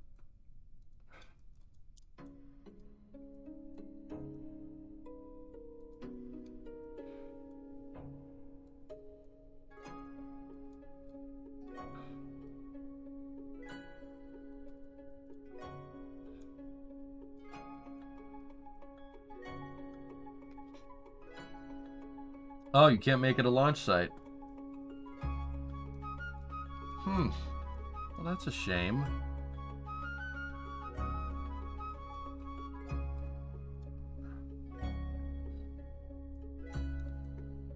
Get rid of that. Moon Arch. Nope. Okay.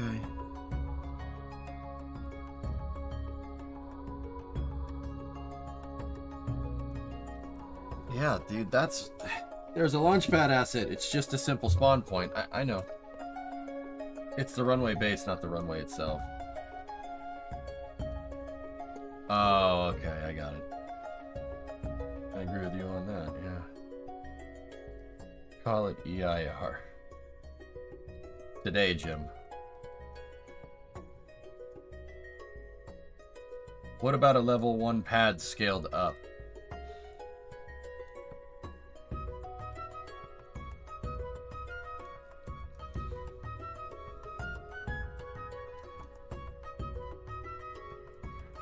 That looks so goofy compared to everything else. I just need a clear hex tile like this. That honestly is fine.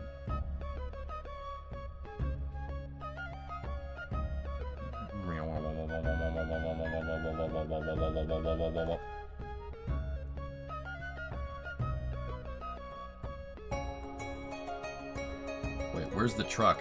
I don't know where the truck is. Where's the truck gone? Oh, it's over there. Okay. Okay, good. It's over there.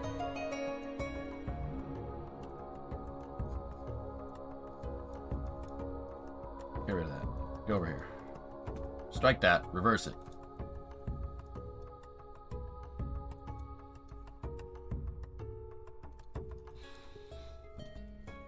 Yeah, I'm not believing what I'm seeing. It's mods. No, no, no.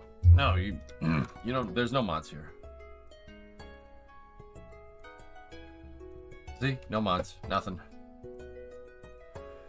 Ian, I've been thinking about it for a little while. And I've been very picky with what I want. I don't want anything that seems too crazy intrusive to Kerbal.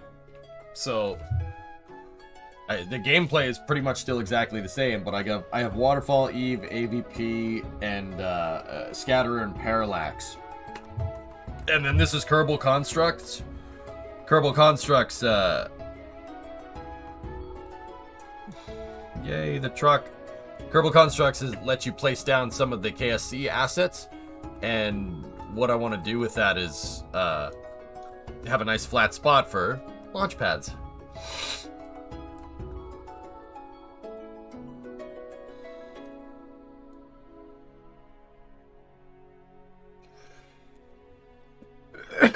Why not the Mark 1 launch pad? Flip it upside down, flat hex tile. There's no surface normal down there. It won't work that way. At the worst, you could always model your own hangar and import it into Kerbal Konstructs.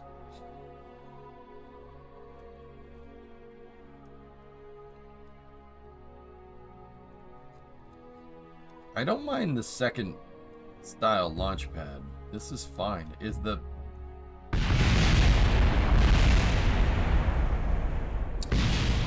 That was a mistake. You've involved yourself in matters that don't concern you.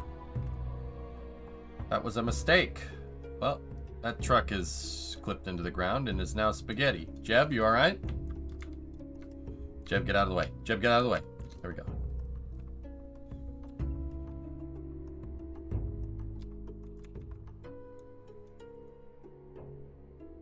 That's fine.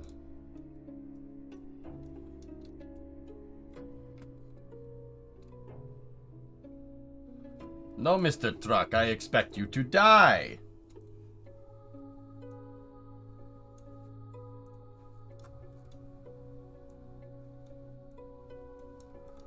Yeah, these tiles could be okay.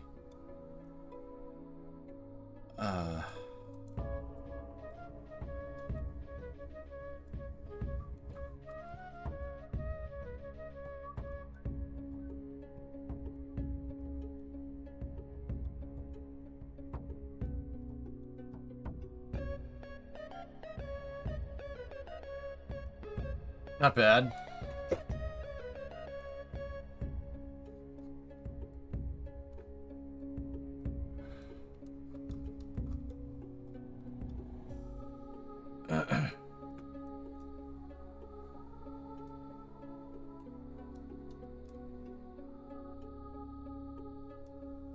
It got updated, yeah. That's the R&D stuff.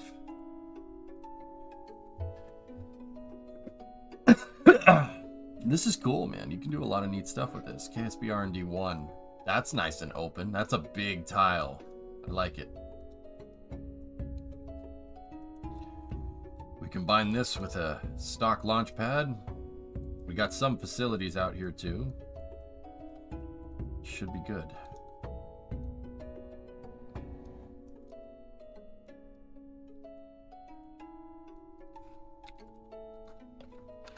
Yeah. Oh, that's cool.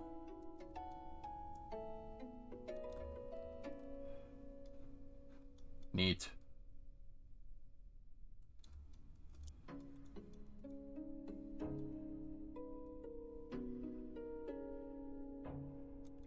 There we go.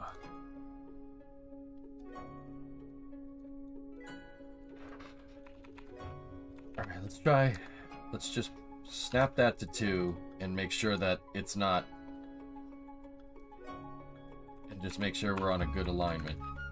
So that's -1096 and then -3230. Okay, save and close. The truck's kind of broken.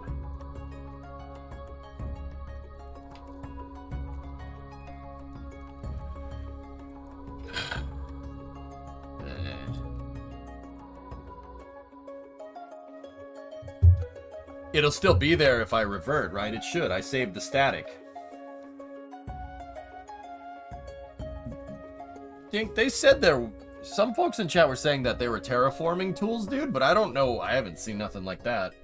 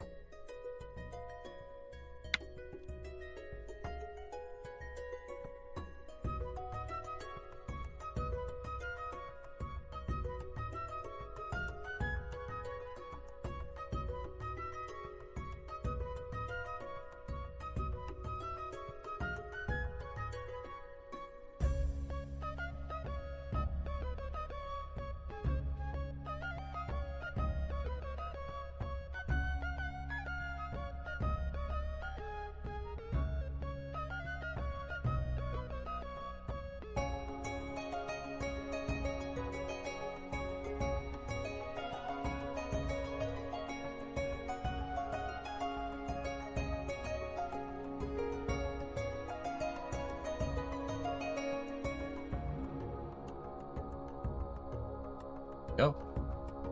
Let's see, is it still over there? Yep, she's still over there. All right, let's go inspect it. It's called map decals. Here's the wiki on it. Map decals? The map decal editor. Okay.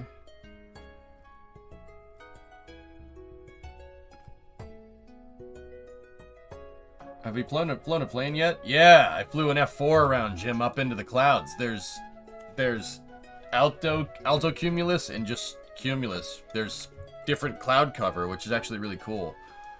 Now, Chad, I got a question. If I time warp, do the clouds move? Do they move around? Or is this kind of, that's where the clouds are?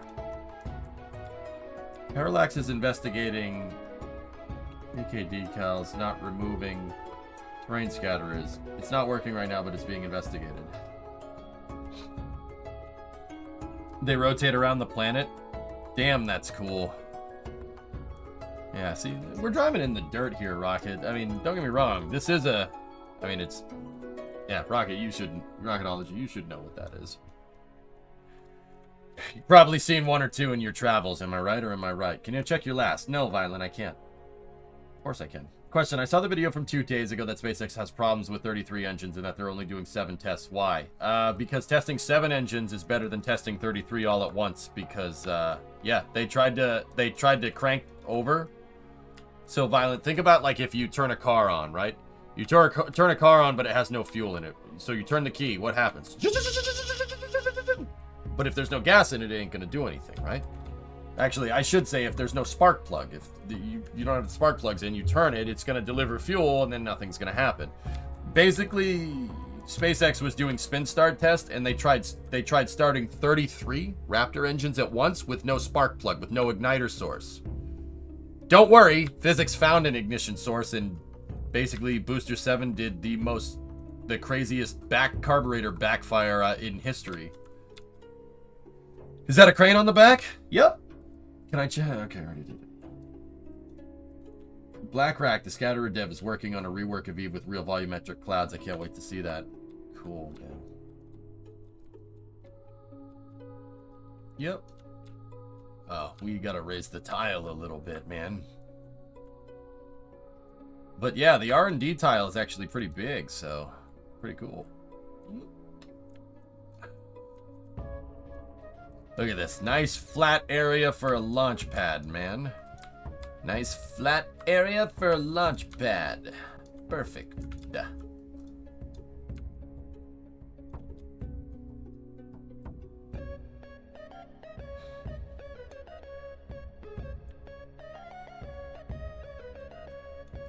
Plus, you could scale the tile if you wanted bigger. I'm worried about the tile floating off one edge, Mr. Bond, but yeah, here, let's go in here, stop the truck, and then we go into this, local instances, here.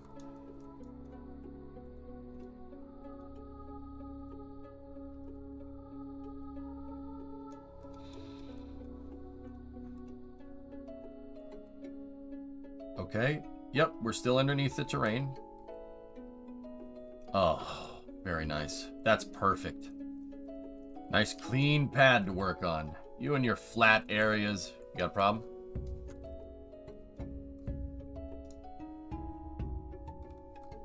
Oh, it's really close over here, but I think that the whole plate is in the ground. Yeah, it is. Scaling a tile would also scale the edge slope. You could do a terrace if needed. Aqualex, before I would scale this up, what I would do is I'd put a launch pad tile underneath this, or a crawlerway tile underneath this. You know what I'm saying? But I think we got this. Now, the real question is, how do we get the height of KSC and make a road over here? How do we do that? Hey, Kem. Kem, look at this. You see this, man? Unbelievable. Can I just...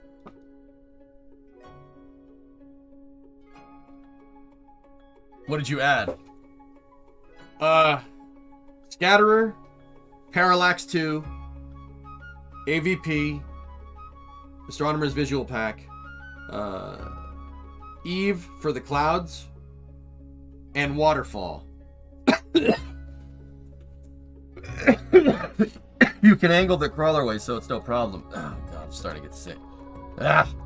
Meds are wearing off. How many gifted subs is it going to take you to have to do Daga tonight? We got Hunt the Streamer, dude. Like, I don't know, man. I wonder. Oh, dude, don't you put this evil on me, man.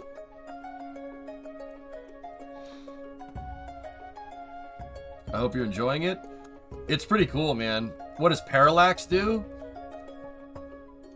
Oh, the grass and the trees, man. Grass and the trees and stuff. Look at that. It's beautiful. You have racing in the title. It's Hunt the Streamer from what Pie Guy was telling me. I don't know how it became Hunt the Streamer. We did Hunt the Streamer like a week ago. No, we did Hunt the Streamer and then we did racing and then I missed a week. But,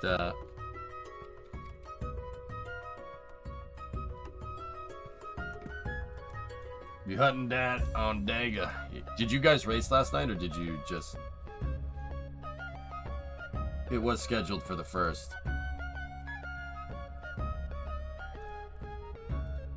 Yeah. Alright, just in case I mess something up, let's get off of this.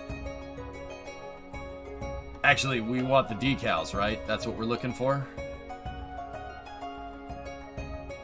I don't think they did. It was a long over race, so I was sitting out anyways. No, called it off. 5-4 vote. I'm sorry, dudes. I got the freaking... I got this gnarly freaking head cold, man. It's really, really annoying.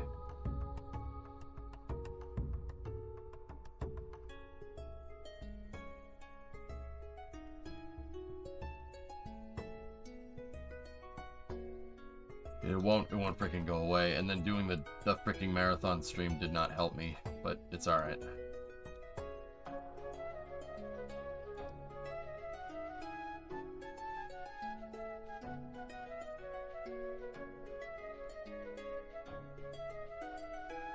Millstorm, you just learned about Constellation today.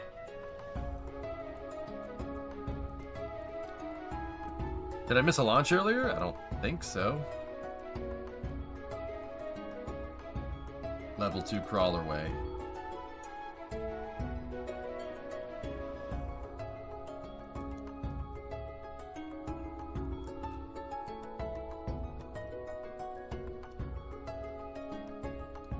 It's no 25 subs bet. Somebody wake up Max.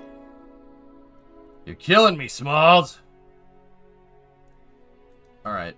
So edit map decals. No, that doesn't seem to be doing anything.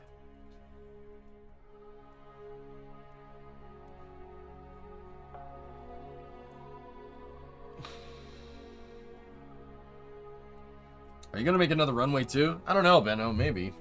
First, you need a group, okay?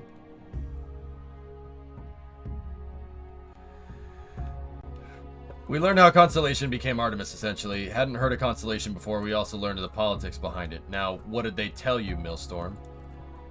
Did they pull the Bush League take of blaming Congress?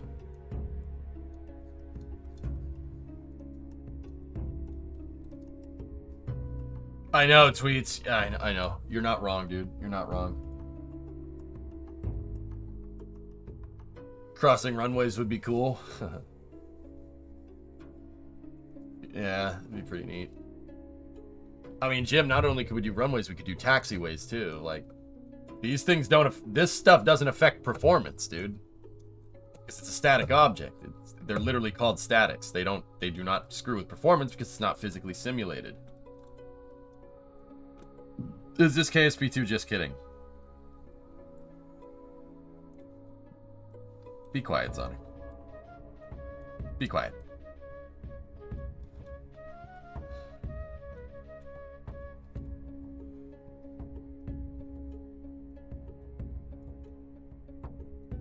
You're only a couple visual mods away from epic polar screenshots. Whatever I have has boreals, dude. Yeah, here.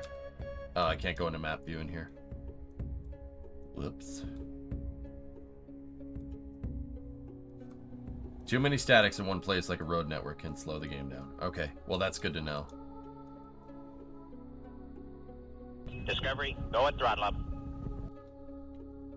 I think this is at 25.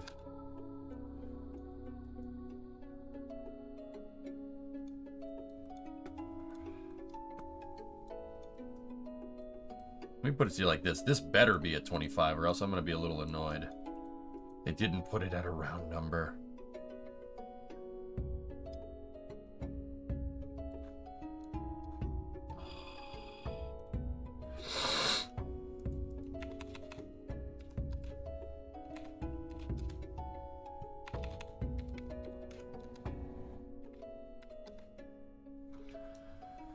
Oh.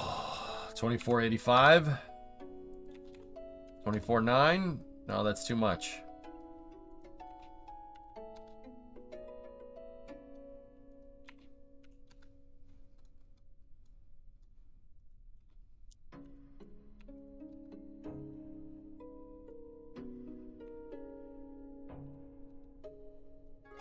Ugh. 2020 gifted a sub to Xanic.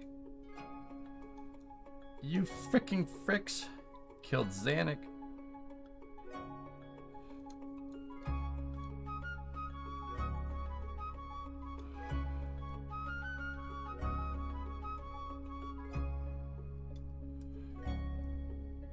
I think it's 24888. Pretty sure that's it. That's the height that we're looking for. Violent the... There's the song that I'm listening to. It's in the chat. So 24888. Alright.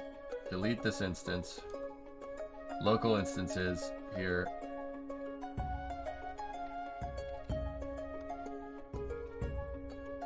Oh.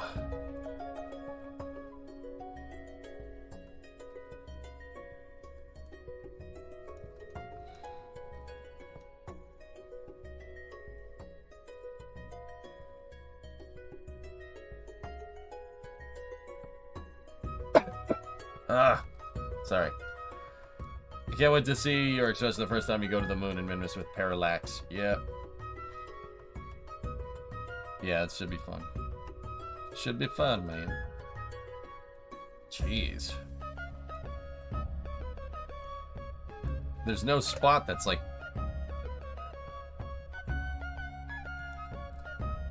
equal height that's out of render range, dang it.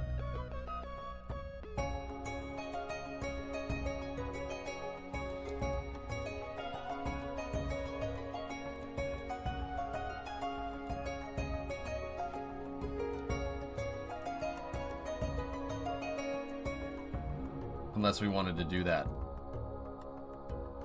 That literally makes it the size of KSP. No, I'm good. Bulk means they come here, they no buy. Nobody buys. Ugh. They come here, they mess up my store. Alright, fine. Delete instance. Spawn new. Damn, that's pretty.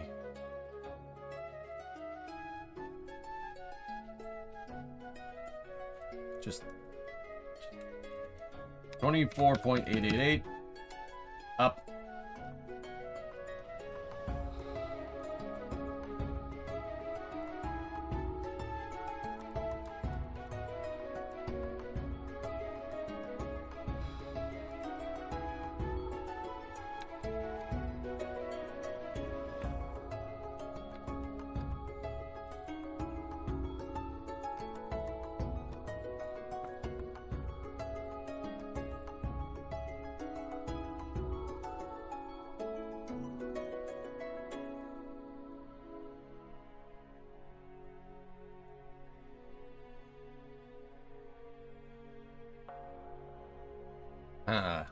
Why do you need it equal height again? So I can drive to it.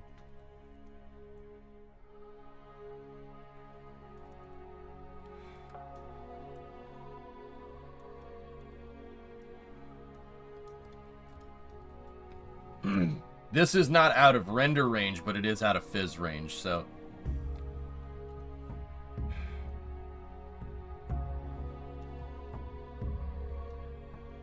Check your last. It's okay, you can still pitch the crawler way down. Yeah, but I don't want to haul. I don't want to haul on unlevel, like going down a hill like that. Like if I'm moving a rocket around or something passing. I don't think that's a good idea.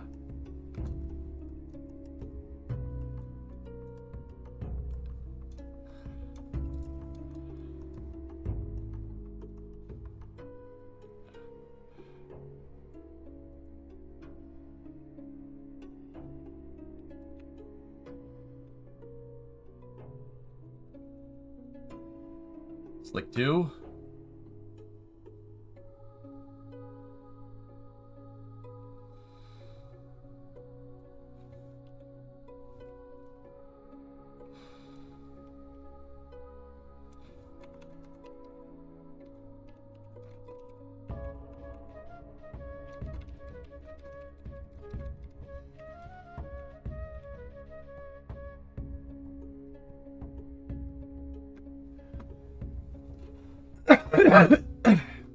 It'll be slight given the distances you're thinking of, yeah, but I genuinely think it's more for the game, not the, yeah, I mean, I don't know. Then again, it's kind of haven't tested it, you know?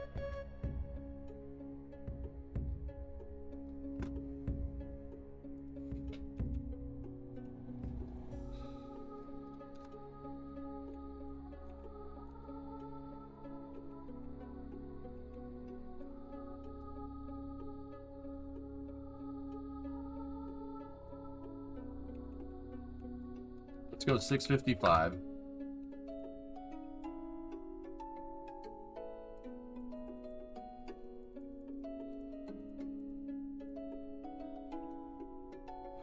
Just want to make sure that that edge is not in the ground.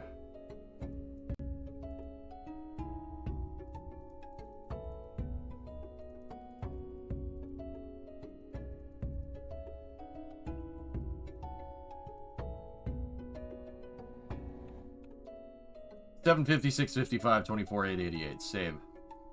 Alright, now give me the crawler way.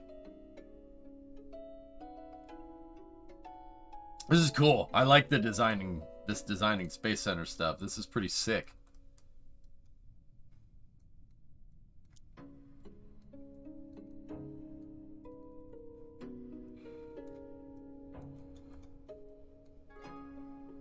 You'll learn the tool in time. This is actually not bad, Q. It's fine. It's okay. Yeah. Unify the heights. This is perfect.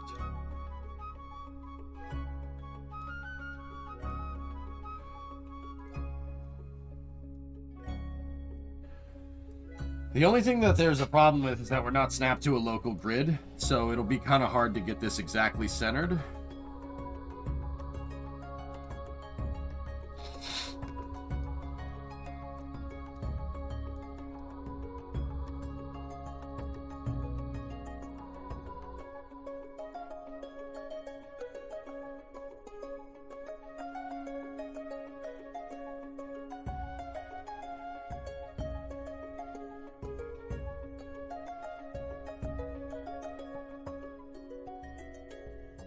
Yeah, save and close. Spawn new. Crawler way 2. Oh, this is neat. This is really cool.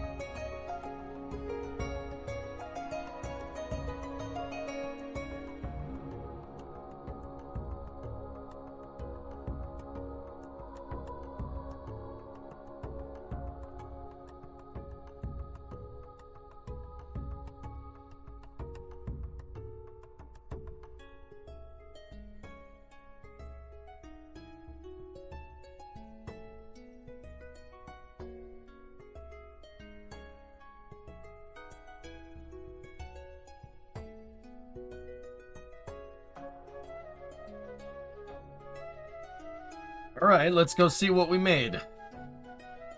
You could hit duplicate. Oh.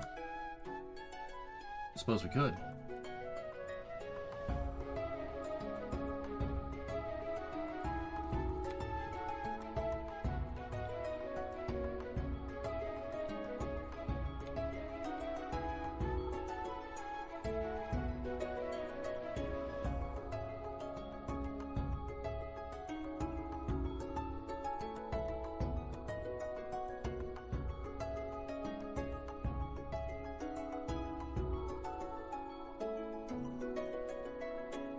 Let's go take a look and see what we made.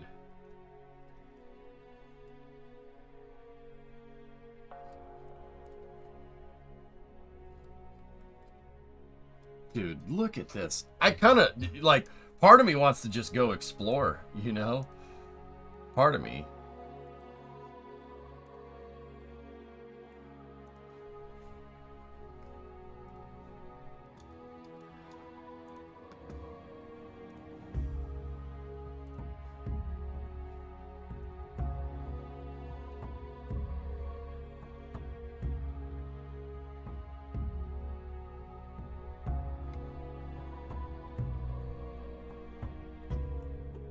Which part? I think my knee. Because, you know, if we can just go down, like, anywhere on the map, and I can put a flat piece of terrain down, it'd be easier to make bases, because we can make runways and stuff. And once again, I was very careful with asking about mods over time, guys. I've been very careful with that. You know, like, okay, if I want to use mods, what mods would I use? I've been thinking about this for years. So, and I kind of left myself a way out. With mission mode, remember how we can buy launch sites per the mission mode rules? You can buy stuff. You can buy launch sites if you really want to, right? That works very well with Kerbal Konstructs, because now if I drive something over there and I say, oh, let's put a base here, right? It doesn't even need to be a spawn point, right? We don't even have to have it to be a spawn point. I can put down a flat piece of terrain and I can leave stuff on it, and then, like a flat piece of terrain, we could land airplanes there.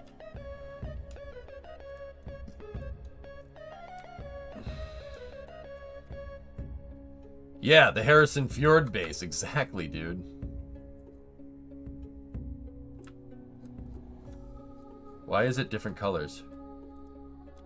Huh, okay.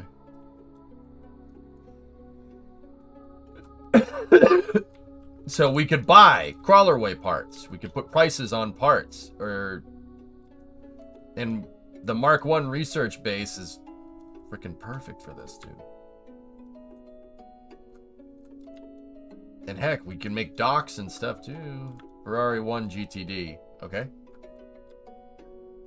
Kerbal Konstructs always let you set some buildings as storage where you could store resources like fluids and stuff.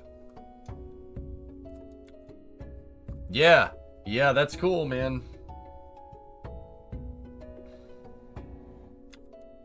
You can do it for optimization and stuff. That's kind of neat, but then again, I like having this stuff out. Nah, I don't want to do that, Mink, but also, yeah. This is, see, dude, that's mint. Look at that.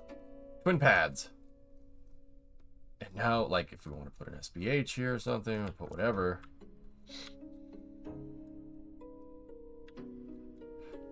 The actual fuel tanks might not be the worst idea.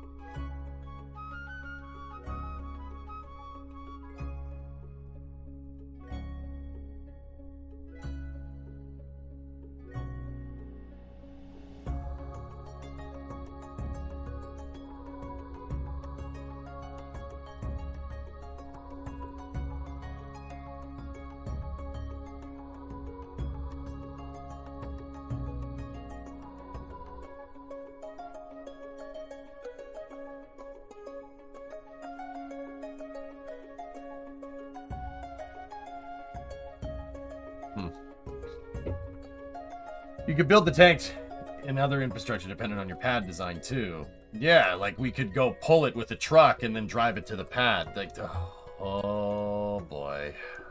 What the heck did I get myself into here? Okay.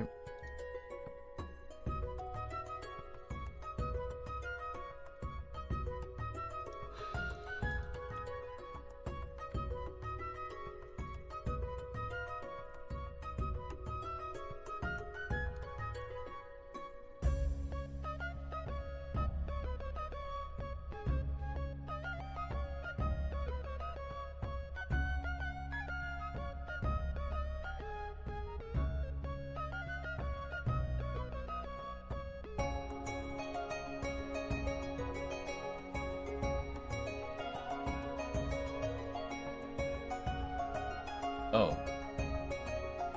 That's not part of this, huh?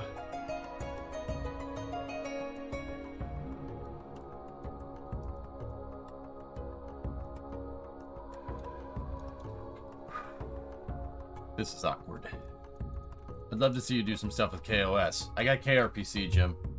Excuse me, but when's Hunt the Streamers? It's starting at 11? I don't know.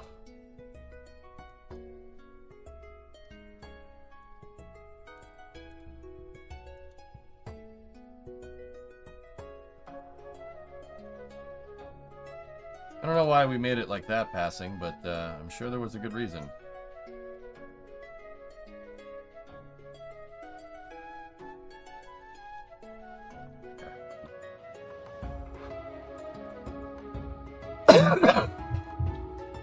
Jefferson's out there having fun. Oh, cool. I think I made it this way because I knew we weren't going to launch anything from this. Or we weren't going to separate the trailer, but also here we are. Also, we aren't going to launch anything from it. Are you using Kerbal attachment system? No, no, no.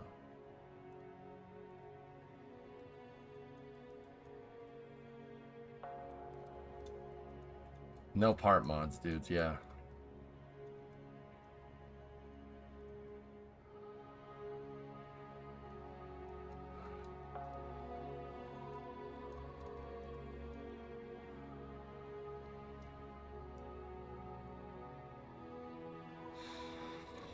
Crazy.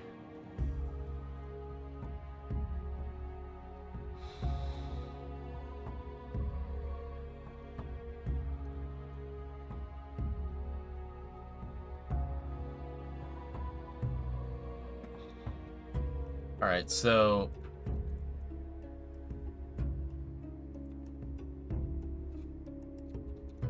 let's just do palette updated 10.1.22, save, and then get rid of all the stuff on this that makes rid of all the Kraken tech.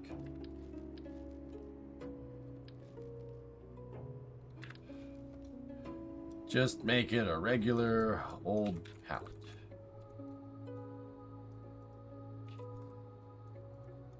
There we go.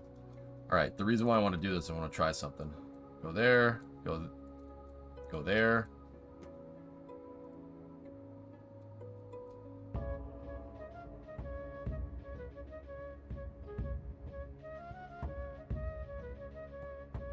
Huh.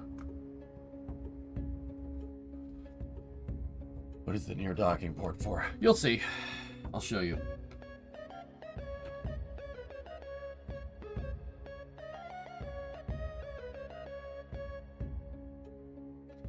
I wonder, yeah, guys, if you put down the tracking station, can you mark it to work as a tracking station? Because that would really help with KEI. I could just make more tracking stations.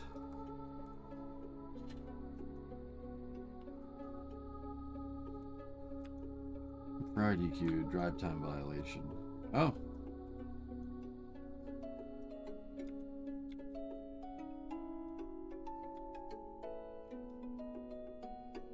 I'll be honest with you guys, just on a quick side note.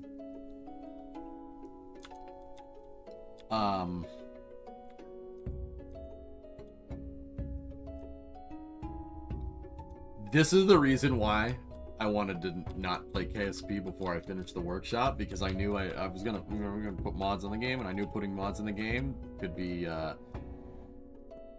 detrimental. Because now I'm like, I want to mess with this completely. Yes, I wouldn't.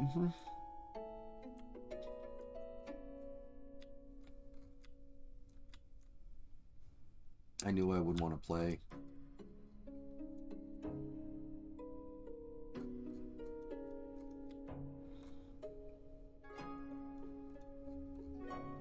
I'm gonna drop the palette here, and I just want to see how far.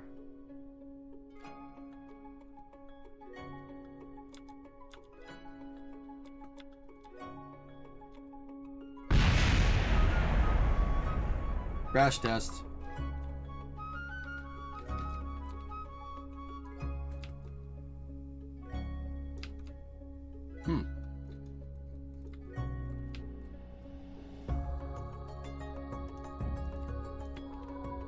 Yeah, Jared. Yep.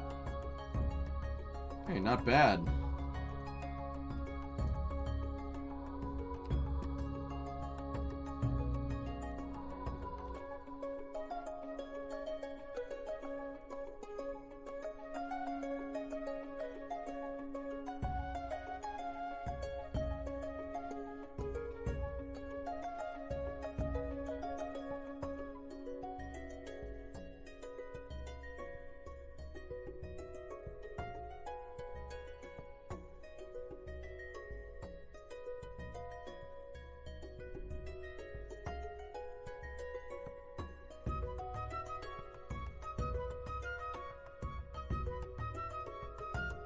Okay. All right, cool. Now, here, ready?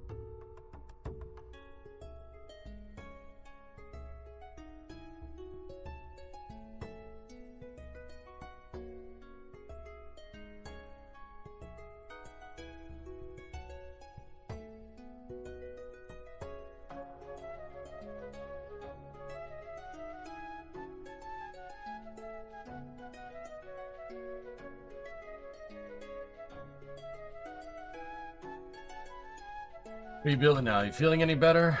I'm putting on my brave face Italian guy. I've been still pretty sick, dude. But a lot of cough syrup. Yeah, cough syrup.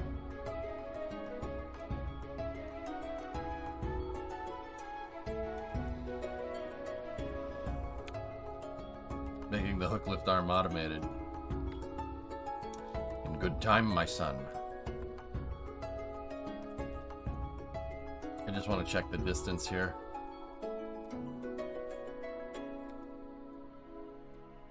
Okay. You're gonna try and land a rocket there, aren't you? What? No.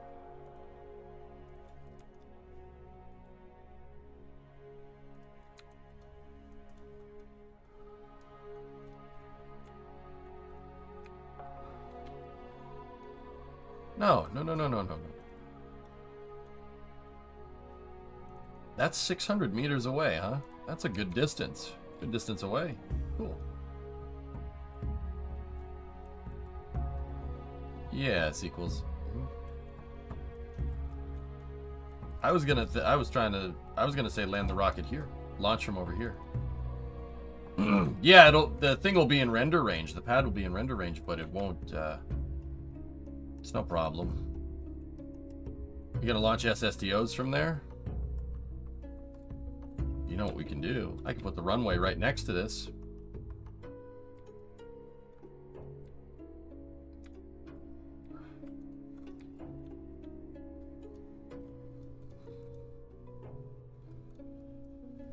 Oh, man. That's a pretty sweet jump. Yep. X-33. I don't know, man. I don't know. This is pretty cool, though. I'm really happy with this.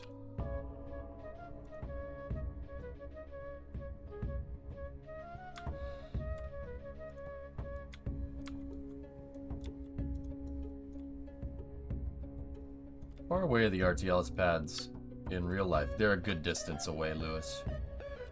It depends on where Falcon 9 launches from, to be honest.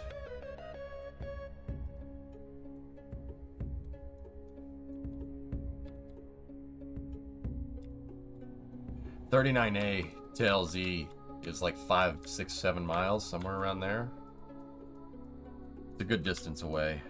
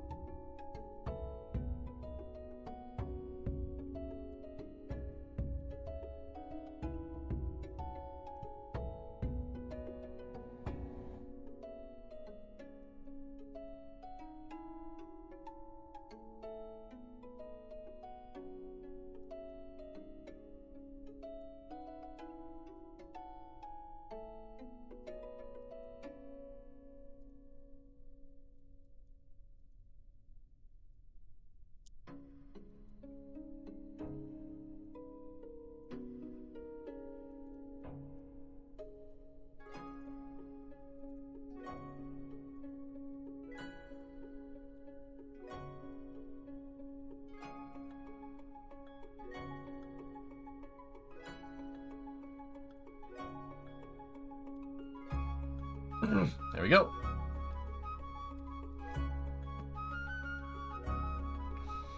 So now you could have 2 shuttles on the pads, twins. Yeah. They are, yeah, Loopy. But now we won't be in fizz range, but we'll only be in render range. But we just gotta be careful about switching back and forth, you know?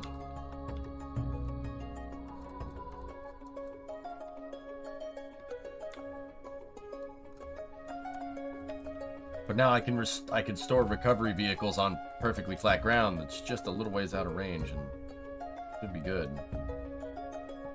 Kind of want to keep going with this. Maybe we can move it further away. I know, like, right there is about 2 kilometers away, and if it was out of the spawn area, it'd be pretty good. Do you still have old Collins files? Yeah. Yeah, of course I do. Dude, I don't know why the developers didn't do something like this. This is so... I'm not going to say this was easily implemented either, but, you know, like... I never understood why they didn't do stuff like this. This would have been a great game feature. Oh yeah, there's Vessel Switcher. Are we starting a new career mode? No?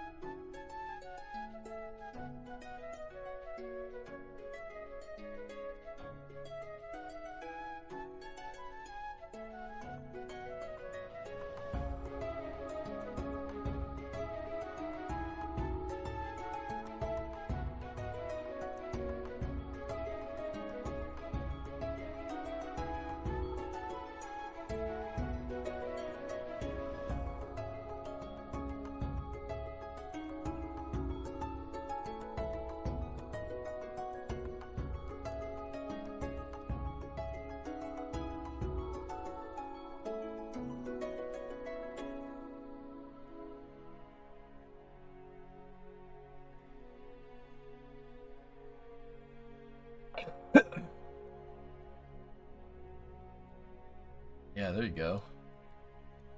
Still looks weird with that little grass strip there, but that's alright. Bro, I didn't know which mod... Yeah, Mank, you can just place stuff. I can place roads if I want to. It's pretty cool. I mean, they're basically the equivalent of an 8-lane highway, but whatever. Hold on.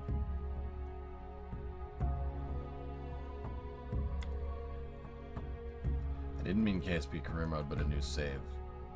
God, nude, so I made sure that the mods that I put in are mods that wouldn't screw up my mission modes, so no part mods or anything like that.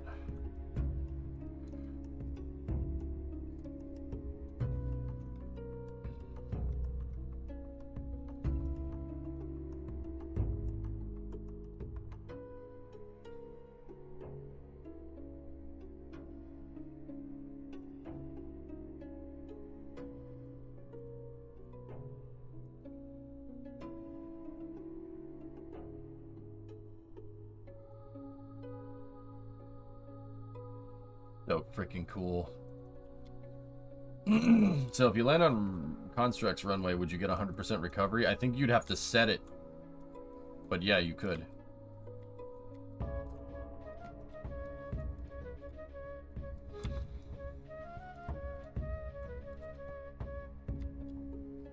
That's cool. UJ had modded KSP. I'm not sure I believe my eyes. Don't believe your eyes. Believe your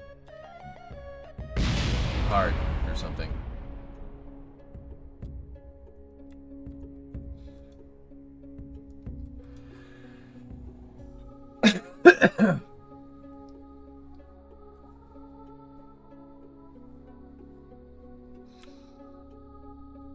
Pretty good, man. It's pretty cool. How can your eyes be real if you're believing so? There's a mod that allows you to click on the craft you want to change to. It's called Easy Vessel Switch. Thank Manx for suggesting it before in chat. Yeah. Oh, hold on. I see a seam right there. Can't have that.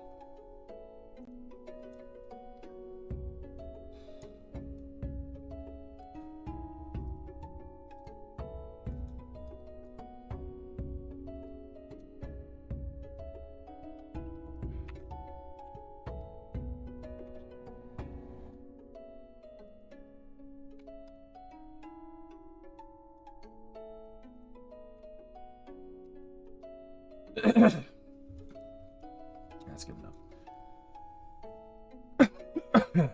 It's as simple as alt clicking. Alternative clicking. Yeah, that's fine. And how is it okay? Like, it won't break stuff, will it?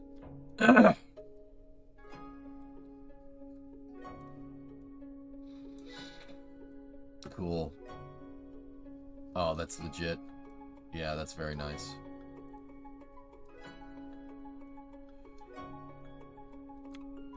Not the buildings, not those ones, Italian guy, but yeah, there's Kerbal Konstructs with an S at the end, Kerbal Konstructs, and you can place down these parts. And this will work with mission mode. It'll work with how we play mission mode, and it's not intrusive to the game. I can build bases wherever I want to. Last, if you can you place these on... Can you place these on other celestial bodies? I don't see why you couldn't. It's super cool.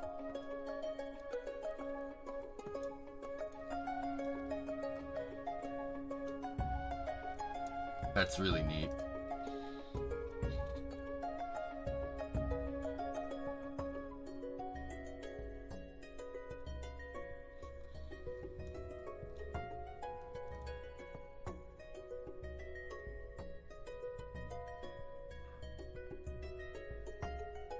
Pretty neat.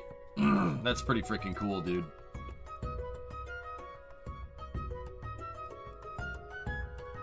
Oh yeah, we have clouds now, by the way.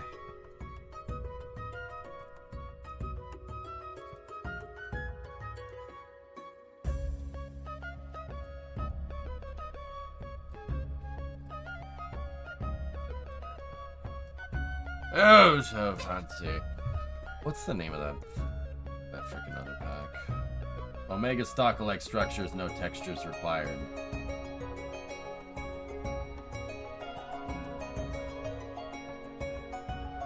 That's kind of cool, but I don't want to get too crazy. That's cool. Eve has a puffy cloud update that looks amazing. Sweet.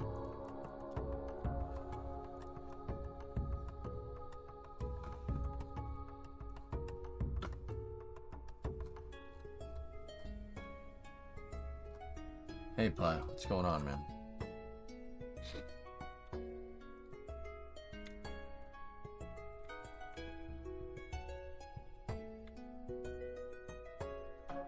Yeah. Yeah. It's just more assets for Kerbal Constructs. It's not an extra mod. Can you do the cheat menu and land somewhere and give it a shot? I don't think you can put yourself down on the surface of other planets, man. Just replace my hard drive, it kind of died. Not too crazy, but make a recovery pad tied in by the crawlerway. Making a pad tied in by the crawlerway would do just fine. Okay. Let's see why we can't.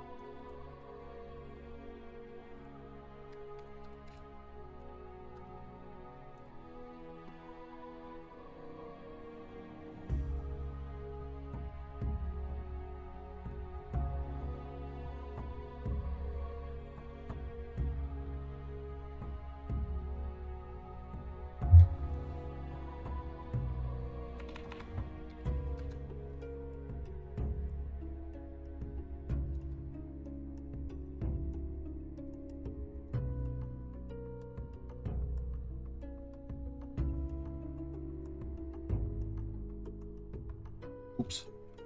Yeah, don't click out of that.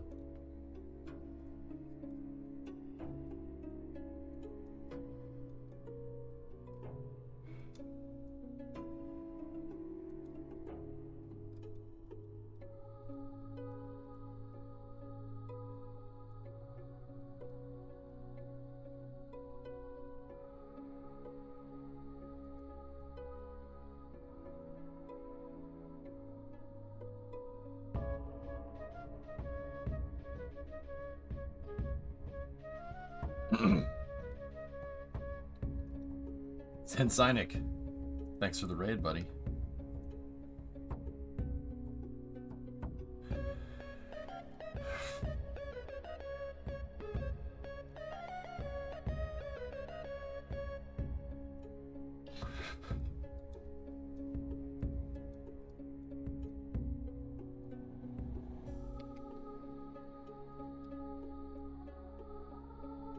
Thought I'd show my audience how the pros do things. Oh, come on. Don't.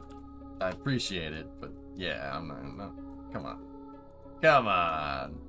Thanks, man. I appreciate it. Thank you for the raid. I'm messing around with some mods, believe it or not. It's pretty much the first time ever that I screwed around with this. And I'll admit, I'm having fun. Don't tell nobody, son.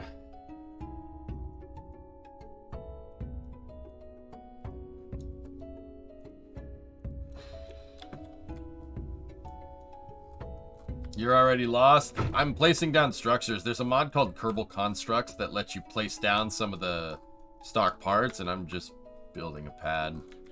I'm building flat tiles out here so I could like land rockets on them and stuff. I also got Parallax,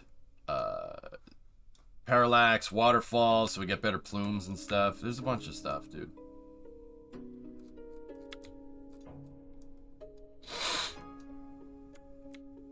But see, I think I see a problem here. The problem is... Watch the edge of the tile when we go down here.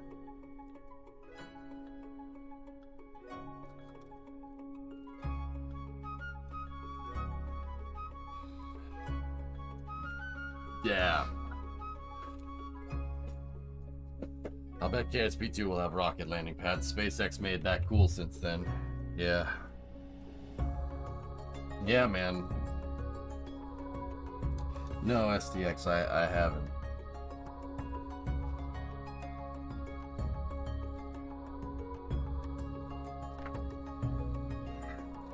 Oh, I'm losing energy fast, dudes. Damn. Where's KSP2 at these days? They're working on it. Tired and sick? Yeah. Yes, I am.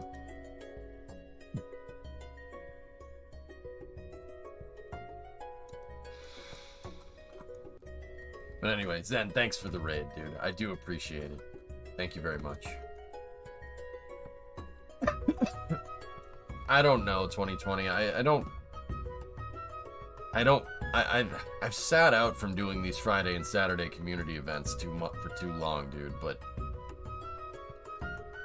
I mean, I don't think Pi can reschedule it till next week. I'm pretty sure he can't. I think we went over this when we scheduled it last time, but I don't know for sure.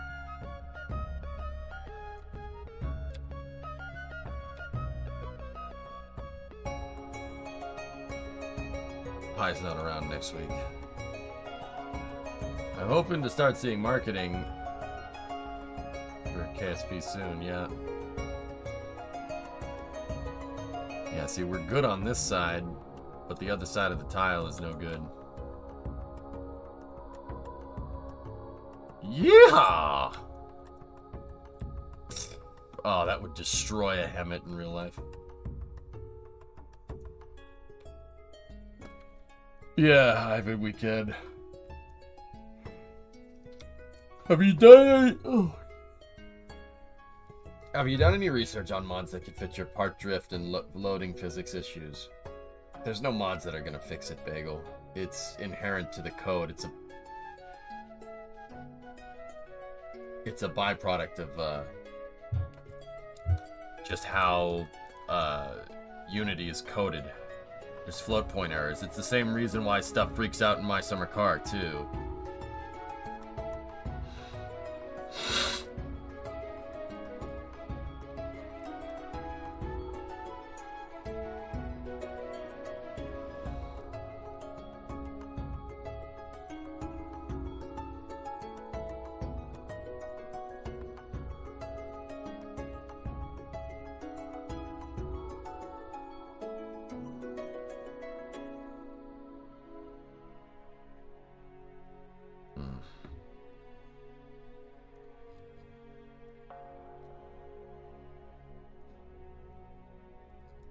Yeah, that's no good.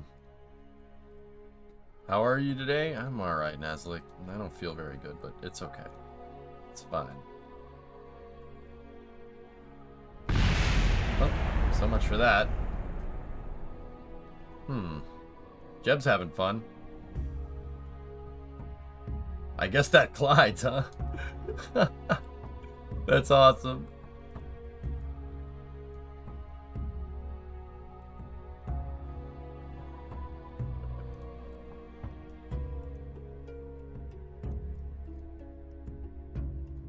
That's pretty funny.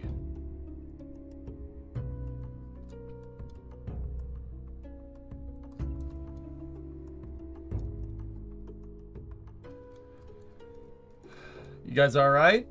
You sure? Because you just went through a wall. Man, that truck's tough. Hell yeah.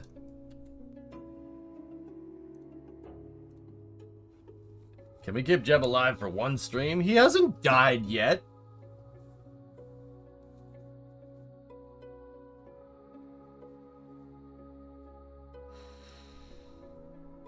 Yet?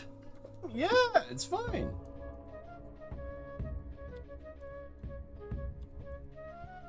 Man, look at this, dude. Never gonna get freaking... That's gonna take forever to get used to. No seatbelt.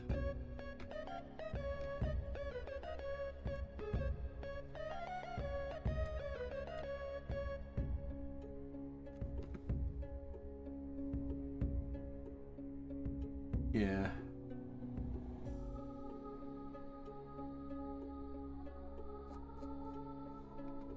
Reset the tile height, yeah.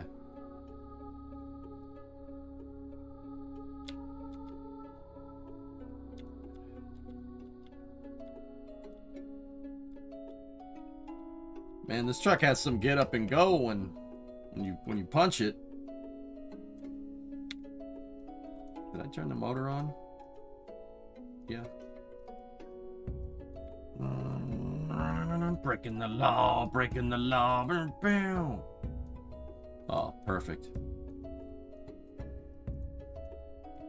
Hi, Sneaky.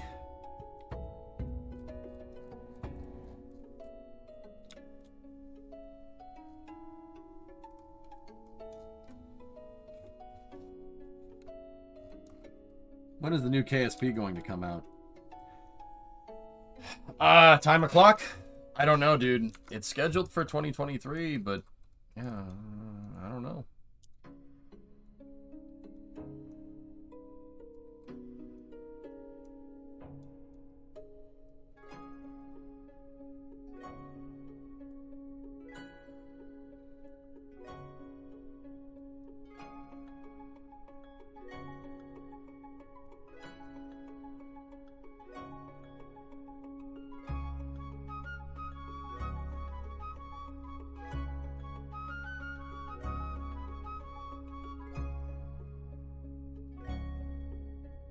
There we go.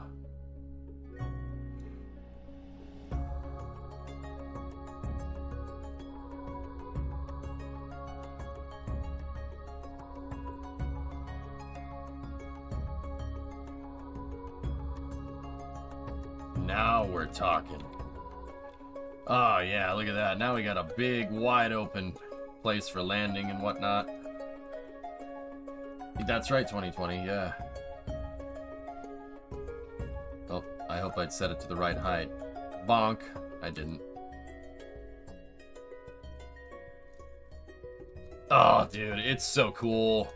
I have flat terrain where I can build stuff and it can stay out of render range and I don't need to worry about it freaking out near the terrain. That's actually really freaking cool. I'm really happy about this.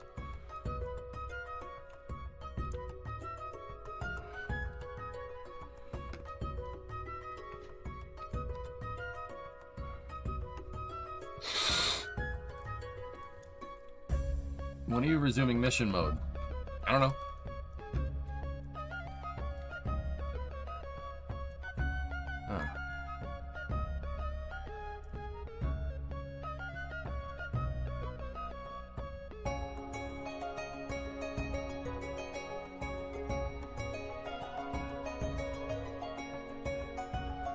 Huh.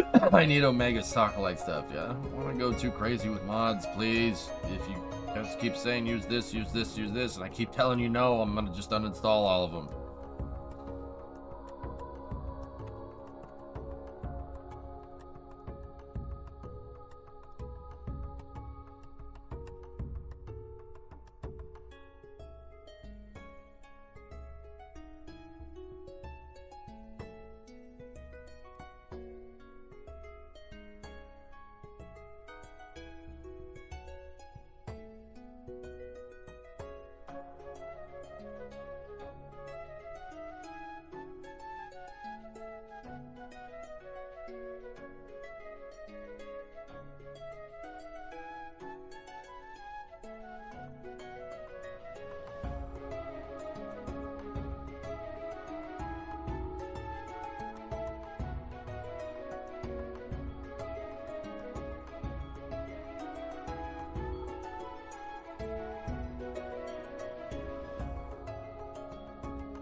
Yeah, okay.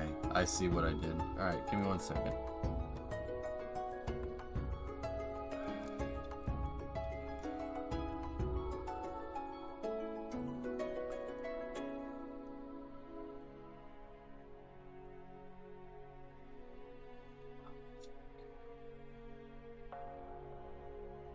With that being said, I do like this. This is really Discovery, go at throttle up.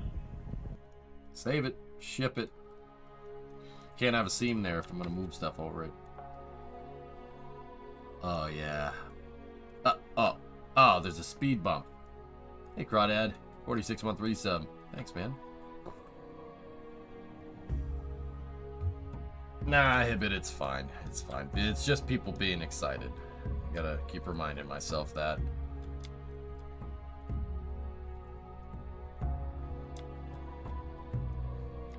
I know the tiles move around, dudes. Discovery, go at throttle up. In case anybody knows that I didn't know that. I know they move around. It's annoying.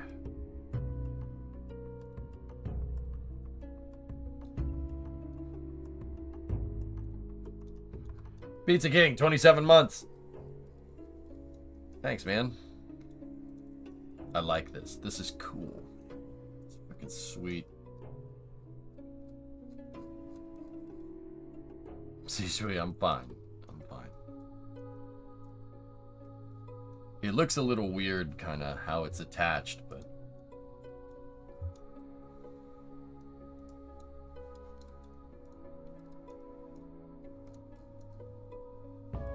But I got some nice flat area to build out here, which is really cool.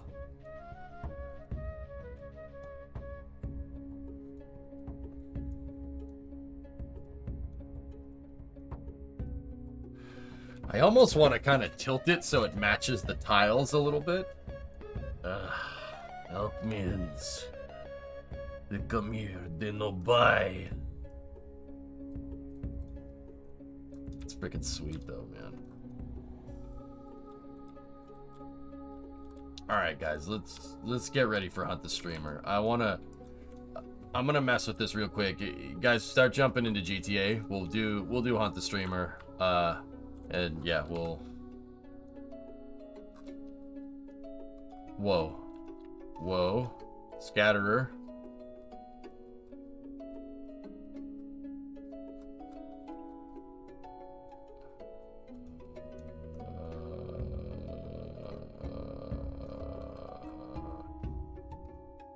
And on that bombshell, time to end.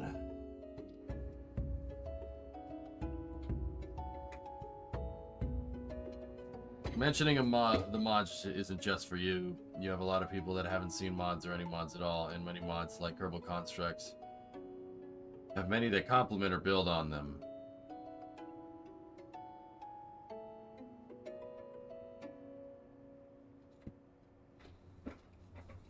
Yep.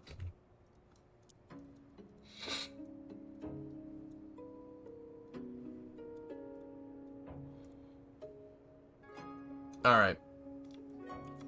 It's cool, man. It's pretty sweet. I wish I want to be more enthusiastic about this, but I'm trying to save energy here.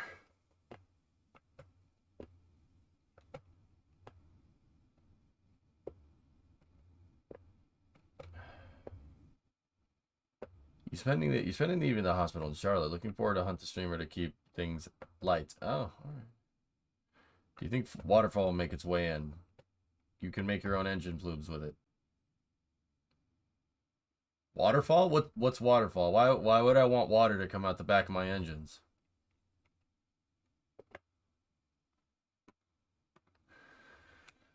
Yeah, I mean it's annoying.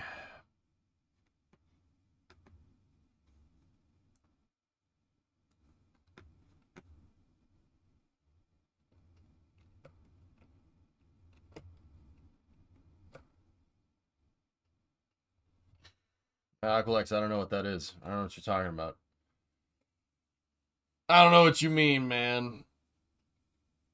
Is my shirt ripped? Oh, no. How did that happen? Well, that's annoying. Oh, well. What can you do?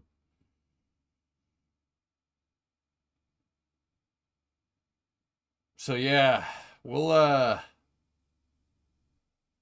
start figuring out this. We got this mod too. You just got some extra ventilation. Yeah. We got a pit vent. Yep. Have you been hulking my yacht? No.